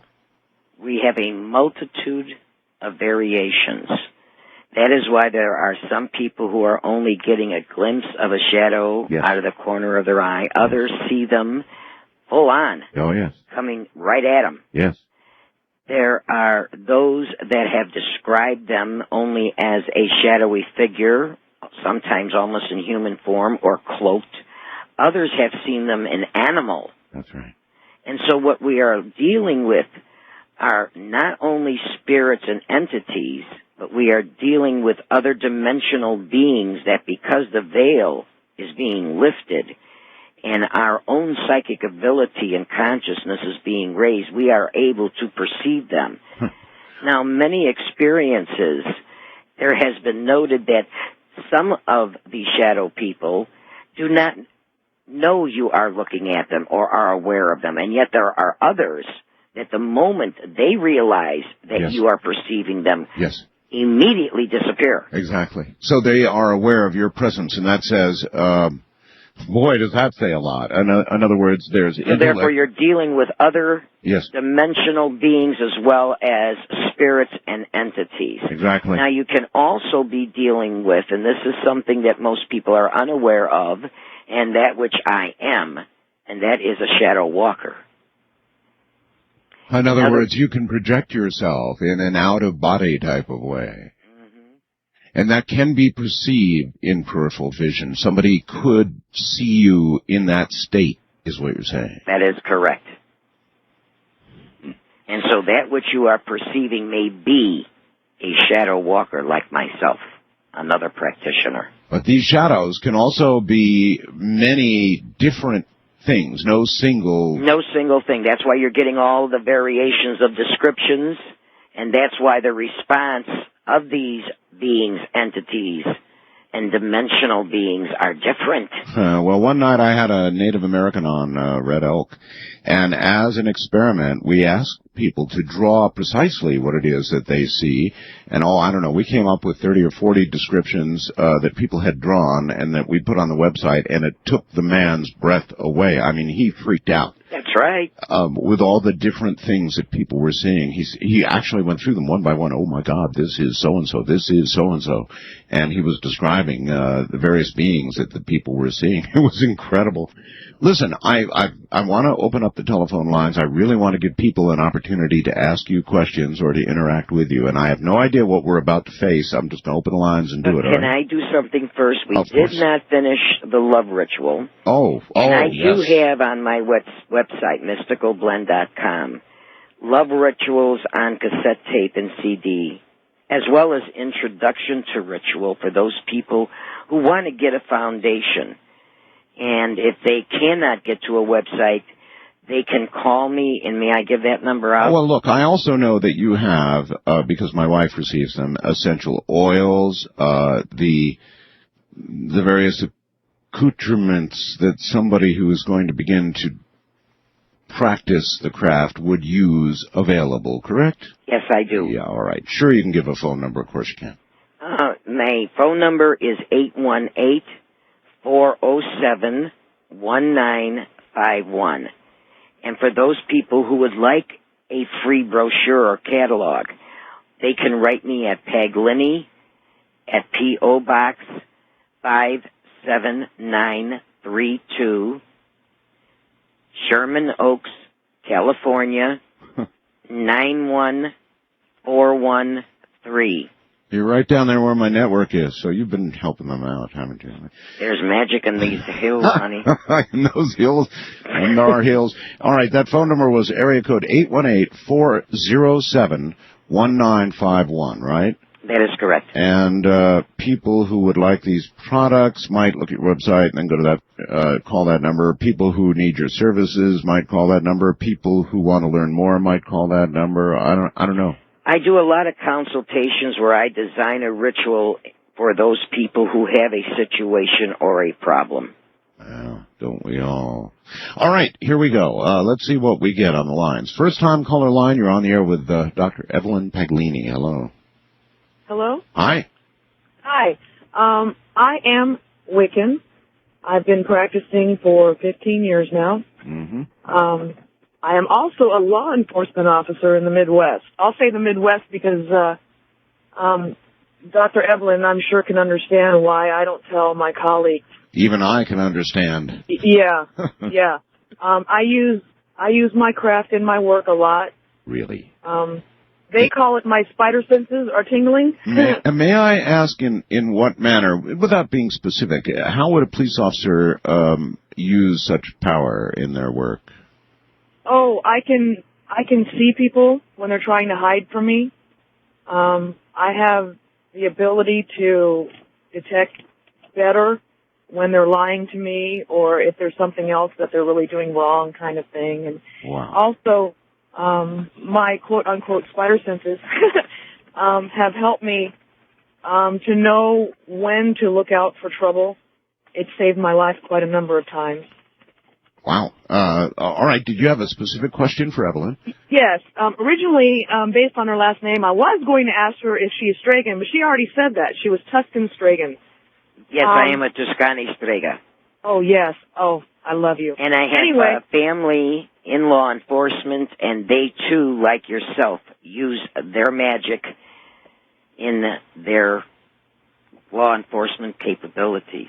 Well, I honestly believe that's why I'm able to even speak to you and I'm alive now. Anyway, my question is this. I am Italian as well. My family is from Sicily, and I've been studying quite a lot of Strega. My question is, since I was raised Roman Catholic... So was I. Oh. How were you able to research your lineage as far as the craft was concerned? Because I can't even mention this to anybody. I didn't have to research it, unfortunately. For people like yourself, you don't have the family that is the tradition and has been using it for generations. And I was initiated at 4 years old. So you are so lucky. That's why I share my knowledge, and thanks to Art Bell and Coast to Coast for the last 6 years, that's what I've been doing. I've been putting out enough information that people are at least getting the edge on their future and learning how to tap into nature and the elements to help themselves, as well as their family and their friends. I was drawn to it. I mean, I had no clue. It's just something that I knew I had to do, and I started with a book and then read the next book, and next thing you know, I just knew it. Young lady, did all of this develop before you became a police person or after? After. And now I feel like I'm a much better officer as a result. However, I have to hide it, and that part I really don't like that much, but, you know, I have to do it. I have some good books. Ma'am, I have some good books on my website as recommendations for the solitary practitioner. Okay. And I would suggest you go up there and look at it because it will not only reinforce that which you already have, but it will give you even a better foundation to use the tools in other aspects of your life. If it became known that you were practicing the craft within the police department, what do you think would happen to you? Oh no, I live in the Midwest. We're Bible Belt here. That would be it. I mean, people here are, well, I don't want to say everybody, but a lot of people here are behind the times. And I hope you don't get a deluge of people calling because, you know, I don't mean to insult anybody whatsoever, but, you know, they're not as progressive here as other places. Or as you might have them be. All right, well, thank you so much for the call. Thank you. And take care. And Evelyn, why is it that so many practitioners, this may be an out-of-line question totally, were raised as Catholics? It depends on their background, but because just like any other culture, you can be absorbed by that which is in the power. Well, I mean, the Catholic Church is full of ritual, isn't it? Yes, it is. A very great deal of ritual. And so therefore, because they also believe in the one God, there is no discrepancy. There is no fight. I don't have any problem with Catholicism and my own Genesian religion. Can you imagine how much assistance the knowledge that young lady that just called is getting in her profession? How much assistance? Yeah. How much help the craft is to her in her profession? If she became very proficient at it, it would increase by 80%. Wildcard line, you're on the air with Dr. Evelyn Paglini. Hello. Oh, wait a minute. Push the button, dummy. There you go. Hello? Yes, sir. Hi. You're on the air. Hello, Ms. Paglini? Yes. I have a question in reference to the terminology hex. What is your first name? What is your first name, sir? Michael. Michael, yes. Yeah. My question is related to, in the word usage of hex, I understood from a person who's both a physicist and into the mystical areas, and he tells me that the word hex has been misused, that it was actually a protective device, and that's been used only about 14 times since it's his knowledge that the word hex is a term which has been misused, and people thought it was something evil. Is that true? Remember when I had mentioned that knowledge is a double-edged sword? I can place a hex that is a repellent, and therefore it would be a protectant agent. But I can also place a hex, which is like the evil eye, on a person, and therefore I am casting a negative or a negative spell. So the terminology can be used either or. Both are correct, sir. Okay. It is a tool. How you use the tool determines what it will do for you. Okay. All right. Yes. Thank you very much. Evelyn, what is the meaning of a pentagram? What is a pentagram, and when you see them, and you do see them from time to time? Well, it is the 4 cardinal points. It represents earth, air, fire, and water, really? And then spirit. Oh. It also represents the 5 physical senses tapped by the 6th sense, or the opening of the crown chakra. When it is pointed up, it is the symbol of the pentacle, and in Wiccan terms, it is their symbol. When it is reversed, and it is 2 points up, that is considered, unfortunately, today's modern technology would call it the horn god, or the symbol for Satanism. And so when you are calling upon the dark forces, then you would use it in reverse. Is Satan real? Negative forces and evil entities most certainly are real and do exist.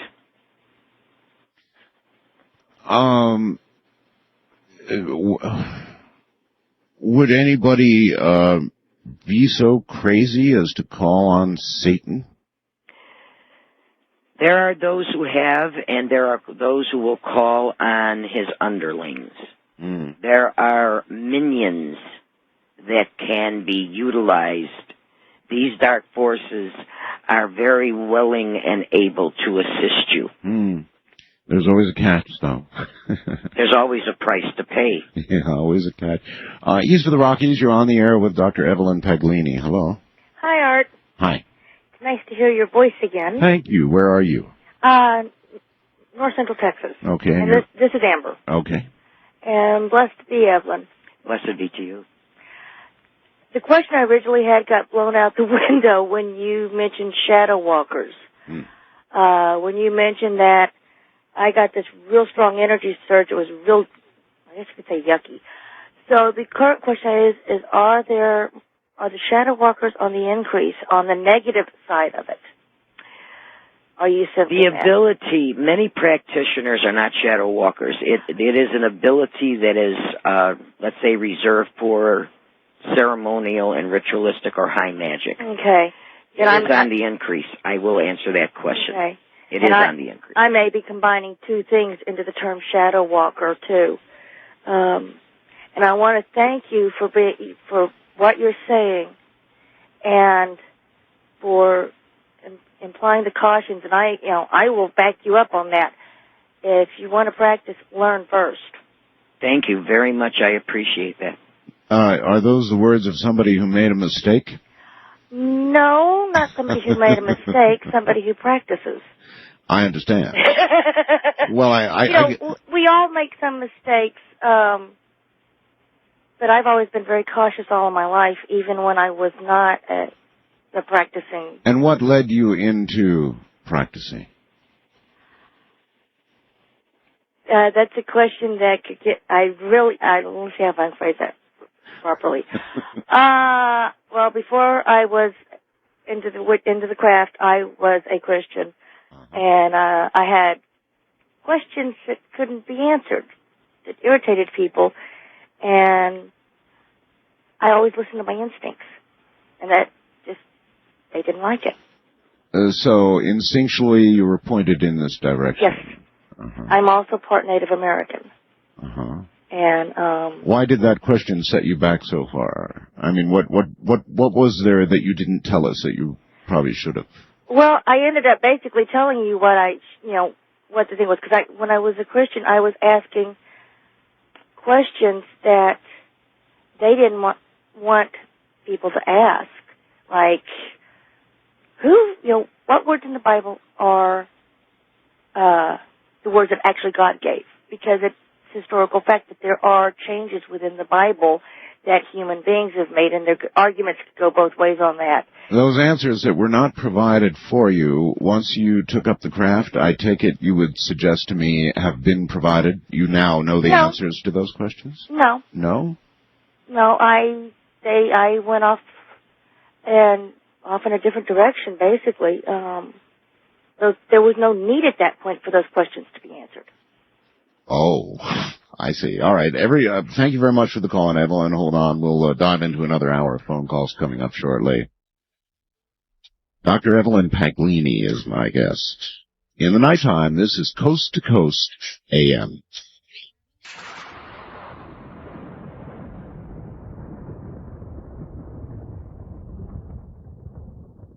Let's be sure of a couple things. Let's be really sure of a couple of things. Number one, since I don't know the ritual, did we get all the way through the attraction ritual?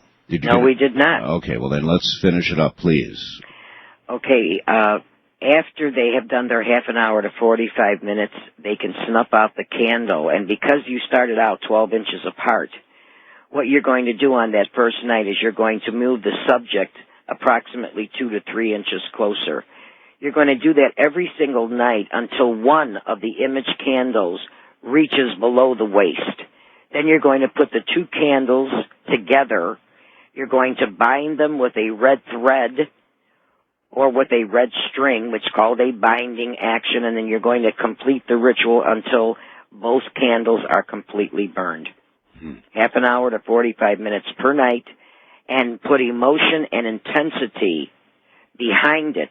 But remember, It is not what you are feeling. It is what you want the subject to feel and act toward you. Mm-hmm. And when you're all done with this, as I presume we are now, how long before you can begin to see the fulfillment of your expectations? If you have good concentration and visualization, you will notice within 48 to 72 hours the beginnings of it. That's bad. And the more you do it, the stronger it will become. Mm-hmm. One ritual does not make a person move that quickly. Okay. You're going to know that the candles will talk to you if you listen. If you see that one of the flames is burning very, very low and hardly barely burning, then you are meeting with resistance and you must put more energy and more power there. If it is burning hot and heavy, that means you're getting through. Also, the time you do the ritual, make sure that the subject is in repose. You do not want to try to invite yourself into their psyche during the day when they are up and running and there's an awful lot of confusion going on. You want to open up your altar when they are in repose so that you can immediately get into the psyche. All right. A quick change here. Frank in Tampa, one of the few males, and that's something I want to address in a minute, says, good evening, Art and Evelyn. Is it possible to address the subject further of the Illuminati, please? Evelyn mentioned them before the break, mentioned what a danger certain infiltrations had become, and she no longer infiltrated them more, please. So I'll ask you for more, and I'll understand if you can't give it. I would like to do a show sometimes on cults and groups and secret societies and the Illuminati. But that's obviously something that, is it fair to say scared you, or? Let's just say that once you cannot infiltrate and do your job, then you must remove yourself and pass it on to those who are eager and disciplined and proficient at the game. Mm-hmm. All right, this may seem a silly... No, it isn't a silly question. I monitor, the fast blast computer messages I get. I get hundreds of those, and the telephones, of course, I monitor. And by a large margin, Evelyn, it's more females interested in all of this than males. Why? Well, now, I found that to be both. I mean, yes, the natural tendency would be for the female because of the emotion and because of being able to tap into the goddess. But quite frankly, recently, the last 10, 15 years, I would have to say equal. Really? Oh, yeah. A lot of my clients, a lot of my students are male and very good at it. I might add. All right. East of the Rockies, you're on the air with Evelyn Paglini. Hello. Hi. Hi. This is Tammy from Niagara Falls. Niagara Falls. Yeah. The honeymoon place. Well, not really anymore, I don't think. Well, I don't know. I think probably a lot of candles have been burned to get there. Anyway. Well, I'm a nurse out here, and the past few years I've been learning and believing everything happens for a reason. And I had gone to Lilydale. I was wondering if Evelyn has gone there. No, I have not. Did you ever hear of it? Yes, I have. Okay. Well, I've been going there a few times a year. Well, I haven't. What is it? It's a spiritualist community, and they have a lot of mediums, but I went this year for healing and meditation teaching, and I picked up a book, and I bought a couple of them and brought them home and was reading and interested, and then everything started happening for a reason. Like, I was compelled to go in this store on my way home from work, and it had everything in it that I was reading about, and I was just wondering if you believe that everything does happen for a reason. There is no coincidence. And right now, what's happening to you is you are being led. Wonderful. It's like the 1,000-petal lotus. You are about to blossom. Oh, I'm so glad. Yeah, you're on the quest. You're on the journey. It's going to be very wonderful and very exciting. Oh, thank you so much. I was also brought up Catholic, so I'm battling with that also. Don't battle. There is no division there. What you're going after is nature and the elements, and that has all been created by one. Thank you so much. Thank you for calling. And Evelyn, she said everything happens for a reason. or does everything, I guess it was a question, does everything happen for a reason? Yes, you said. If your life is headed in a certain direction and events are sending you, you can clearly see events are sending you in a certain direction, can you change that? Can you change the direction if you really want to? Yes, you can. So then it's not like we're little puppets being yanked on by strings from above or wherever, and things are just going to unfold the way they're going to unfold. They can be affected, and that's what magic is all about? That is correct. And if you remain absent, then you are going to be like a feather blown in the wind. Huh. But yes, you can take control. If you can choose also those opportunities and those options that are presented to you. That's really interesting. I've always had a feeling that my life was being absolutely directed. I mean, really directed, more than I expressed to you here. West of the Rockies, you're on the air with Dr. Evelyn Paglini. Hello. Hello. Hi. Hi. My name's Tammy, and I'm calling from California. Tammy, okay. And I have a question, but it kind of has a little bit of a story behind it. Would you like me to tell you? Go ahead. I'm 26 years old, and just basically cleaned my life and soul of all the negativity and abuse, and I've been healing myself. When I started healing myself, I started seeing things and, coming into contact with people and, being led on how my inner guidance on how to become a stronger person emotionally. And recently I've been studying yoga and in my chakras, and I came into contact with my root chakra, and which was very disgusting. But through meditation, I'm trying to heal it and cleanse it. So my window's opening a lot. And my question is, I'm fish sitting for my neighbor, and I had a key to her apartment. And I put the key there, my boyfriend saw it, and the key was missing for about a week. Last night, I was walking through my bedroom door, and I saw the key fall halfway down, just halfway from the air. It just appeared in the air and dropped down. After that, I noticed on my arm, on my upper bicep, I have bruises that look almost like fingertips. I have 3 deep ones and 2 little ones. And I can see the auras, and this is something different, and I wasn't too sure what this is. You may have invited in a mischievous spirit. How did I do that? As far as the keys were concerned, where they were missing and then an apport or the appearance of them, but the bruises, almost like fingerprints. Yeah. That is a spirit or an entity, and normally that has to be watched very carefully, because if uninvited, then you must do a banishing. How do I do? Yeah, because I didn't ask for anything to come in. I was just trying to heal myself. Suppose you wanted to banish something. How would you do that? Well, depending on, is she getting manifestation within the home? Well, or is it also on the outside of the home? Well, see, my home's very active. I see the fairies.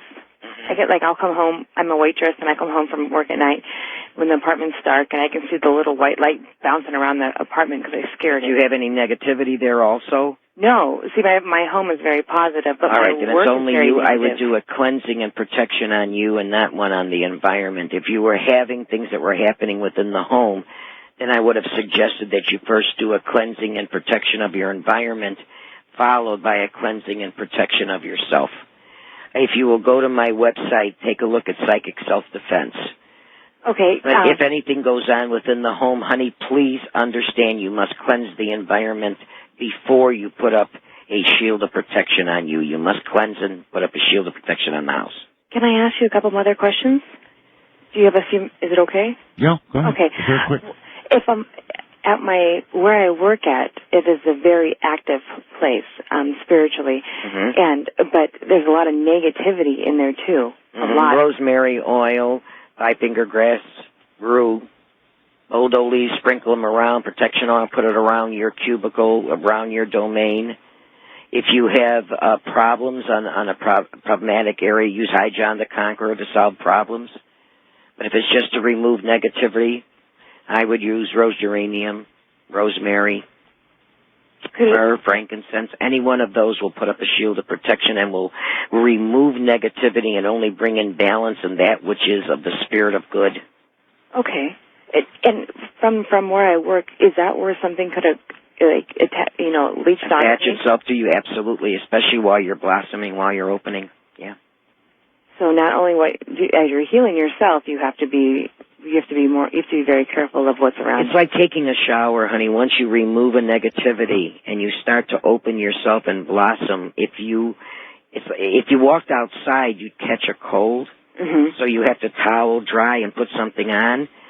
The removal of the negativity is one thing. You forgot to do the second. You forgot to put the shield up. Well, they don't tell you that, Neil. Well, put up a shield of protection immediately. Okay. Thank you so much, and I will. You're welcome. What was your website again? It's mysticalblend.com. Mysticalblend.com. Okay, thank you very much. Mysticalblend.com, right? Yes. Mysticalblend.com. That shouldn't be too hard for you all. First-time caller line, you're on the air with Dr. Evelyn Paglini. Good morning. Hello. Hello, Miss Evelyn. Yes. Hello. Hi. I'm so happy that I was able to talk to you, but I wanted to mention to you that... What's your name, hon? My name is Mary.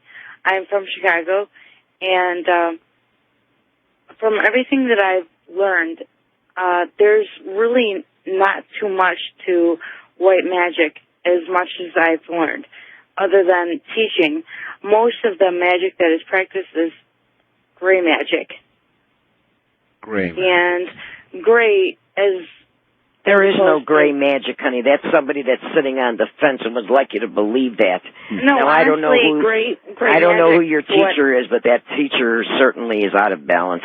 Well, what I found is that anything that is able to control somebody else's will is usually gray magic. No, not gray. It is dark magic. I'm sorry. There is no Well, even love magic. Well, I don't know. I think I buy that, too. Anything that is controlling somebody else's will, as she said, that's dark. When you're controlling somebody else's will, that's dark. Like I said, the gray, they're using the color gray because they're sitting on the fence and don't want to take responsibility out.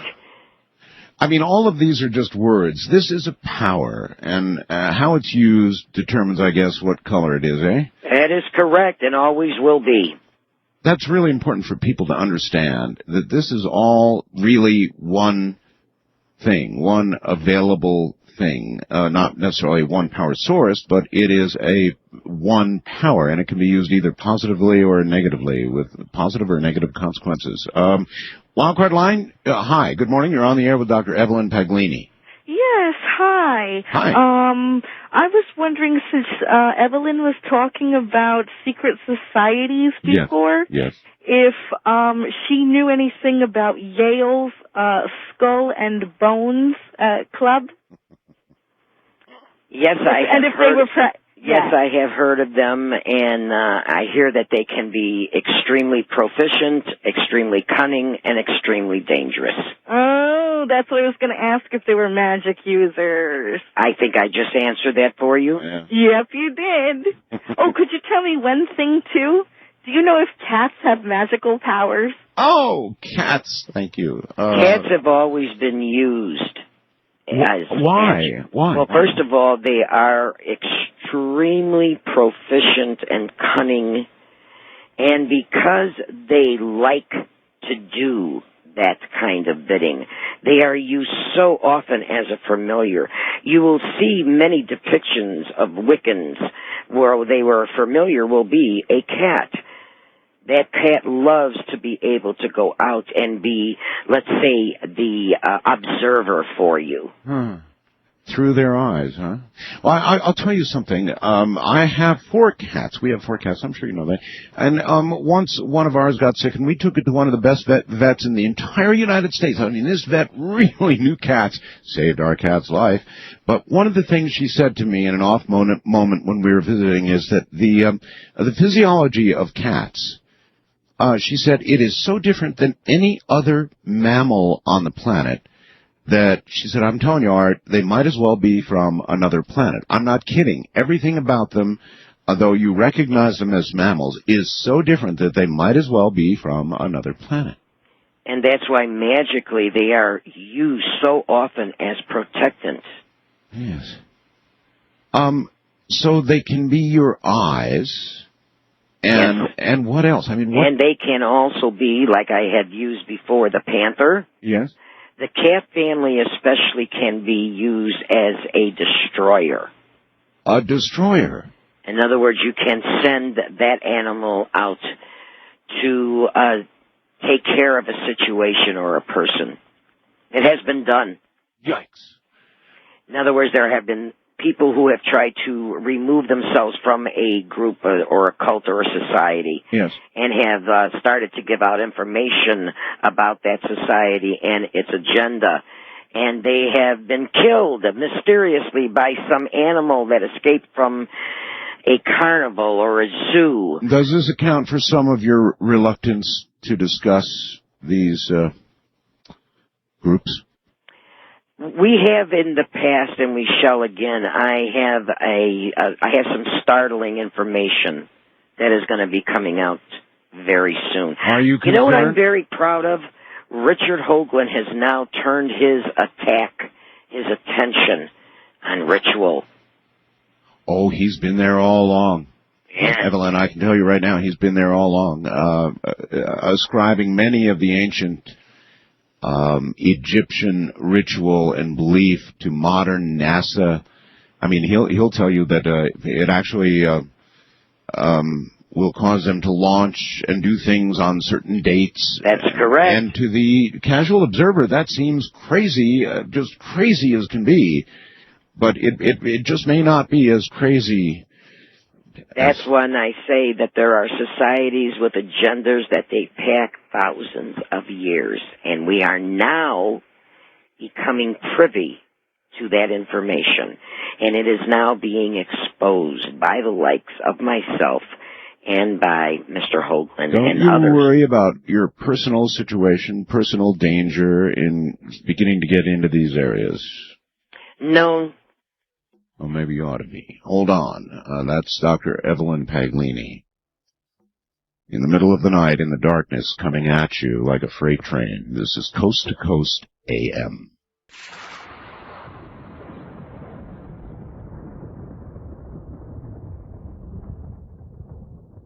Somebody anointing himself as Bad Boy from the Fantastic Forum. San Diego, California asks Evelyn, indeed, a question that will earn him that name. Please ask Evelyn about Harlot the Witch. I may have touched on this with you previously, Evelyn, but God, what a question. I did a show with somebody who called herself a witch loosely. She was a Satanist. That's right. She was a Satanist. And during the course of that show, she said that she had done things that would ensure, brace yourself, folks, that she would take her son to hell with her. And that shocked and dismayed many, many people, including myself. And there was things attendant with that broadcast that I don't even want to go into right now. However, I had the opportunity to have the late Father Malachi Martin on after that program, and I asked him, my God, it cannot be, can it? There is nobody with the power, is there, Father, to take their own son to hell with them? And he said, oh, I'm sorry, but it could be done. Do you agree with that? I would have to agree with it, yes, sir. How can you have the power to take an innocent soul to hell? This person, if I remember correctly, had a heritage, and she had dedicated herself as well as her child, even though unborn and then again born, yes, dedicated to Satan. Yes. And in exchange for whatever powers or boon that she required. And in so doing, she offered up the soul of her unborn child and then rededicated that child when it was born. And so therefore it is. Okay. It is of her issue, and so therefore it is. All right. West of the Rockies, you're on the air with Dr. Evelyn Paglini. Hello. Did you say west of the Rockies? That's you, yes. Oh, yeah, hi. Hi. This is Michael. I'm in Arizona. Hey, Michael. I say this tongue-in-cheek all the time. I'm a recovering Catholic and a born-again pagan. And I don't know, I missed about an hour of the show, so this is a specific case. I'd like to ask a question about, there's been this talk about, our coast has been talking about the effects, the detrimental effects of the Ouija board, how it's often let unwanted or harmful influences into people's lives. Opening doors, yes. And there was a specific case, and I hope the gal that asked, I believe it was a gal that asked this question, when she was young, they dabbled with the Ouija board. I hope that, Yvonne, that you can give her the answer she needs, an idea what she can do. Anyway, dabbled with the Ouija board, led an influence into the house, or into their home, or into their lives. Everything started going wrong. She's been having to deal with this for years. When the mother found, when they realized that there was a problem and that it came from the Ouija board, the mother simply tore up the board and threw it away. Wrong. It's understood, I believe, that one should burn the board. Absolutely. Okay, well, they didn't do that. The board is long gone. All right. The question is, how do you, right. Evidently the door is still open. No, how do you close the door? What would be a good thing for her to do? All right. Very good. The Ouija board, yes, indeed, that opens doors. And, Evelyn, could something come through in an experience like that would then be with you, unless you did something about it for the rest of your life? Yes, because you have opened up a portal. And so, therefore, not only will the premises always have that portal open unless closed, but there will be spirits or entities that will go with you wherever you move to the end of your days if you are not careful and do a cleansing, not only of yourself, but of your environment. And for that person that tore up the Ouija board, if the person was a practitioner, what they could do is buy another board, not using it, okay, and burn it in sacrifice so that that spirit and that portal would be closed. But only a practitioner could do that. The other way would be to do a cleansing and a protection of the environment and of themselves. Otherwise, it would be with them, because it's affecting them not only in their home but in their lives. Mm-hmm. So, yeah. Yeah. I had one really bad experience. First-time caller line, you're on the air with Dr. Paglini. Hello. Hi, I'm Patrick from Baltimore, Maryland. Hello, Patrick. Dr. Paglini, I have a question about an experience that I had when I was about 7. I had a babysitter named Eric who taught me a magic trick, but it was not an illusion, and I wanted to ask your feedback on it. I'm listening. Excuse me? I said I'm listening. Okay, it involved 2 metallic Band-Aid boxes. One was small and one big. Both were empty, except we put one Band-Aid in one of the boxes and then closed both lids. And I'd take one in each hand and place them on a table or a desk about 12 to 15 inches apart. And then in cycles, start moving them closer together and further apart, back and forth about 6 or 7 times, but without allowing them to touch each other. And the final time of moving them closer together, I would allow them to hit each other. And at that point, we'd open the lid of the Band-Aid box where we'd put the Band-Aid, and the box was empty.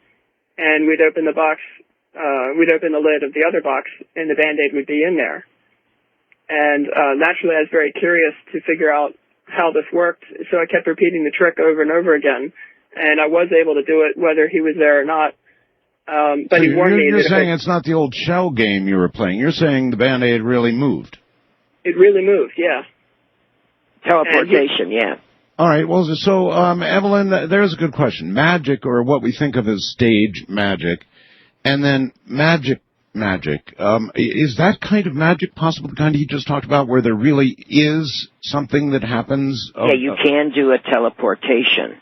That's not magic, it's teleport. I mean, they consider it magic, but it's teleportation. And what you can do is mentally transfer an object from one place to another if you have that kind of ability and power. Huh. And apparently this young man has the talent to do so, unless he is doing a parlor trick. Yeah, okay. Wildcard line, you're on the air with Dr. Evelyn Paglini. Hello? Hello? No, that's stupid button. Now you're on the air. Hi. Hello? Going once. Yes, hello, sir. Yeah, I have a question for Evelyn. All right. I'm a conscious light worker. I have been for about 3 years, and I recently moved away from the area where I had my spiritual awakening, and it seems that I've lost that connection. I was just wondering how to get it back. Well, first, the synchronicities are gone. Well, are you into meditation and visualization? Oh, yes. Right, then drop down to your levels and put yourself back there, sir. And tap into that energy and that essence, and once again you will have the awakening. The talent resides within you, not within the space. Right. I'm a Reiki master, and I've gotten away from that. Are you familiar with Reiki? Yes, I am. So in other words, it's a play. It's not the place at all, and so that if he lost it when he left that other place, then he lost it because of something that he believed that wasn't necessarily true, and he just lost faith, or what? He shut down. Huh.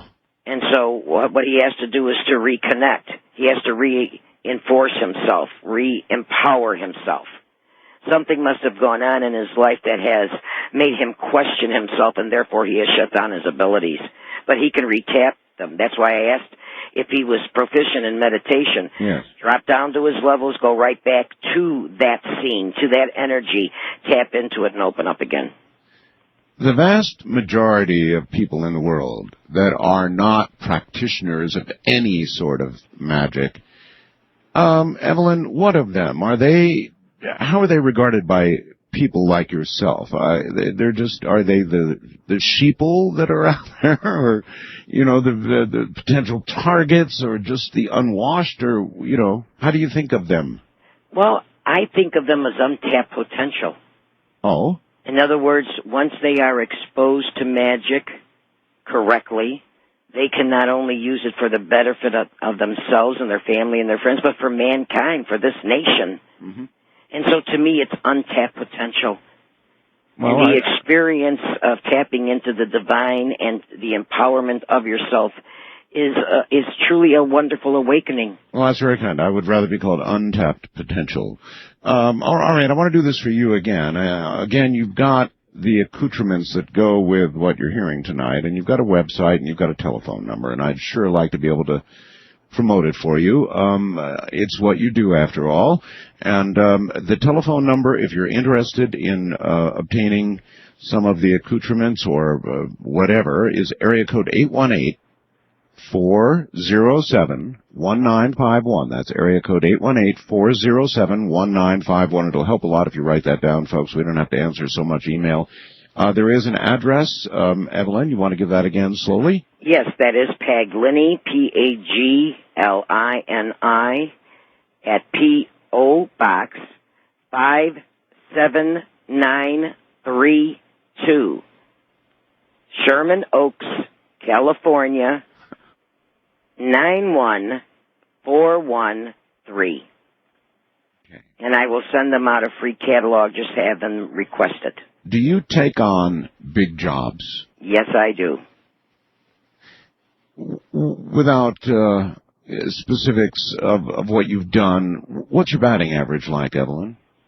85 to 90%. That's not bad at all.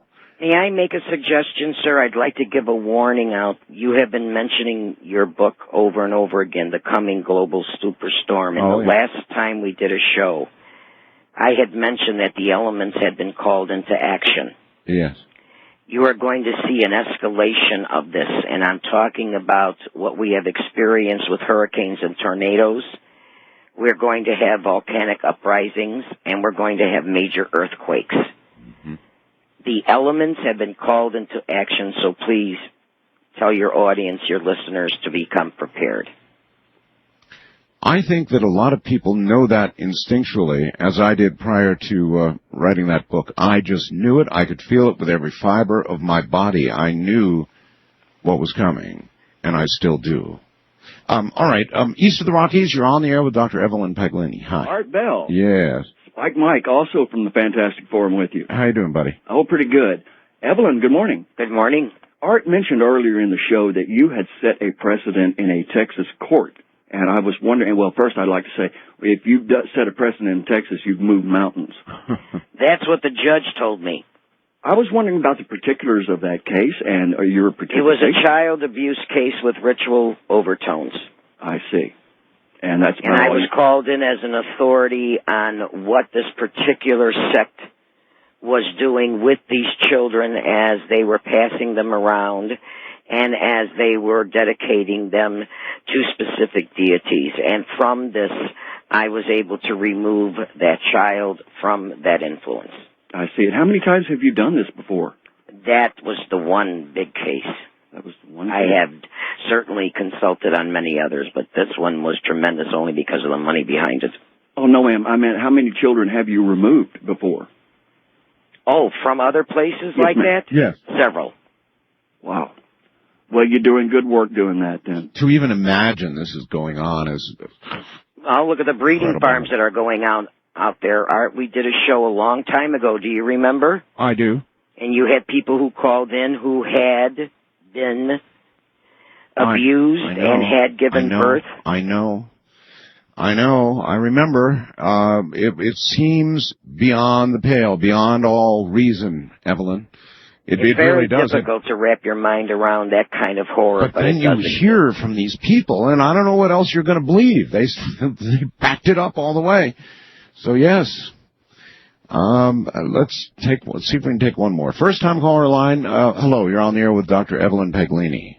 Yeah, I was just wondering if you could do a love spell on someone you've never met before. Do a love spell? Yeah. On somebody you've never met? Yeah. No, that's called an attraction ritual.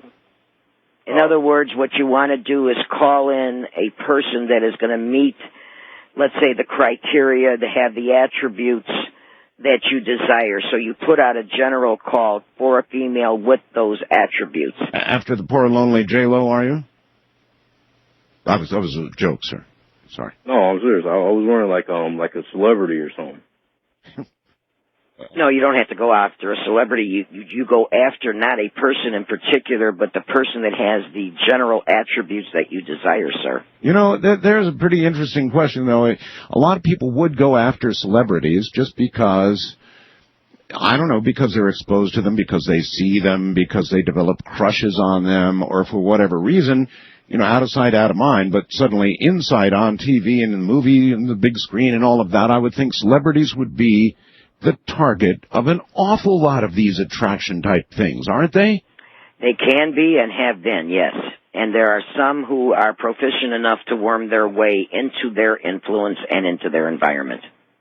Really? Yes, very much so. But the poor celebrities, because unaware. Completely unaware. Yeah. So doesn't that virtually tear them from limb to limb psychically? Depends on the person's agenda that's going after them. What is their reason for being there? In other words, aren't they so much more exposed than the average person that they would need additional protection? Absolutely. Magic. Well, any final words for the potentials out there, Evelyn? That for the average person, don't fear it. Get acquainted with it, use it, stay in balance. It will improve your life. It will open up so many doors, and it will raise your spiritual awakening. And make you a better person, and it really can do material things for you as well. It can enrich you or send you down the road to fame or whatever it is you, I guess, desire, huh? You can bring into the physical plane of existence that which you desire, but remember, all power has a price to be paid. She says that right at the end of the program. All power has a price to be paid. And is that your price to pay, or is it sometimes the price of others? It goes both ways, but ultimately it will reside with you. Ultimately. So in other words, you better be careful what you wish for, or meditate on, or try to bring to yourself, because it will have a price of one sort or another, huh? That is correct, always. Okay, well, on the first weekend back, I want to thank you for being here, Evelyn. Always an absolute pleasure, a little scary sometimes, but a total pleasure having you here. Well, thank you for asking me. Take care. Take care. Good night, sir. Good night. All right, well, there you have it, folks. That's a real witch. And I know that some of you will go, oh, come on, give me a break.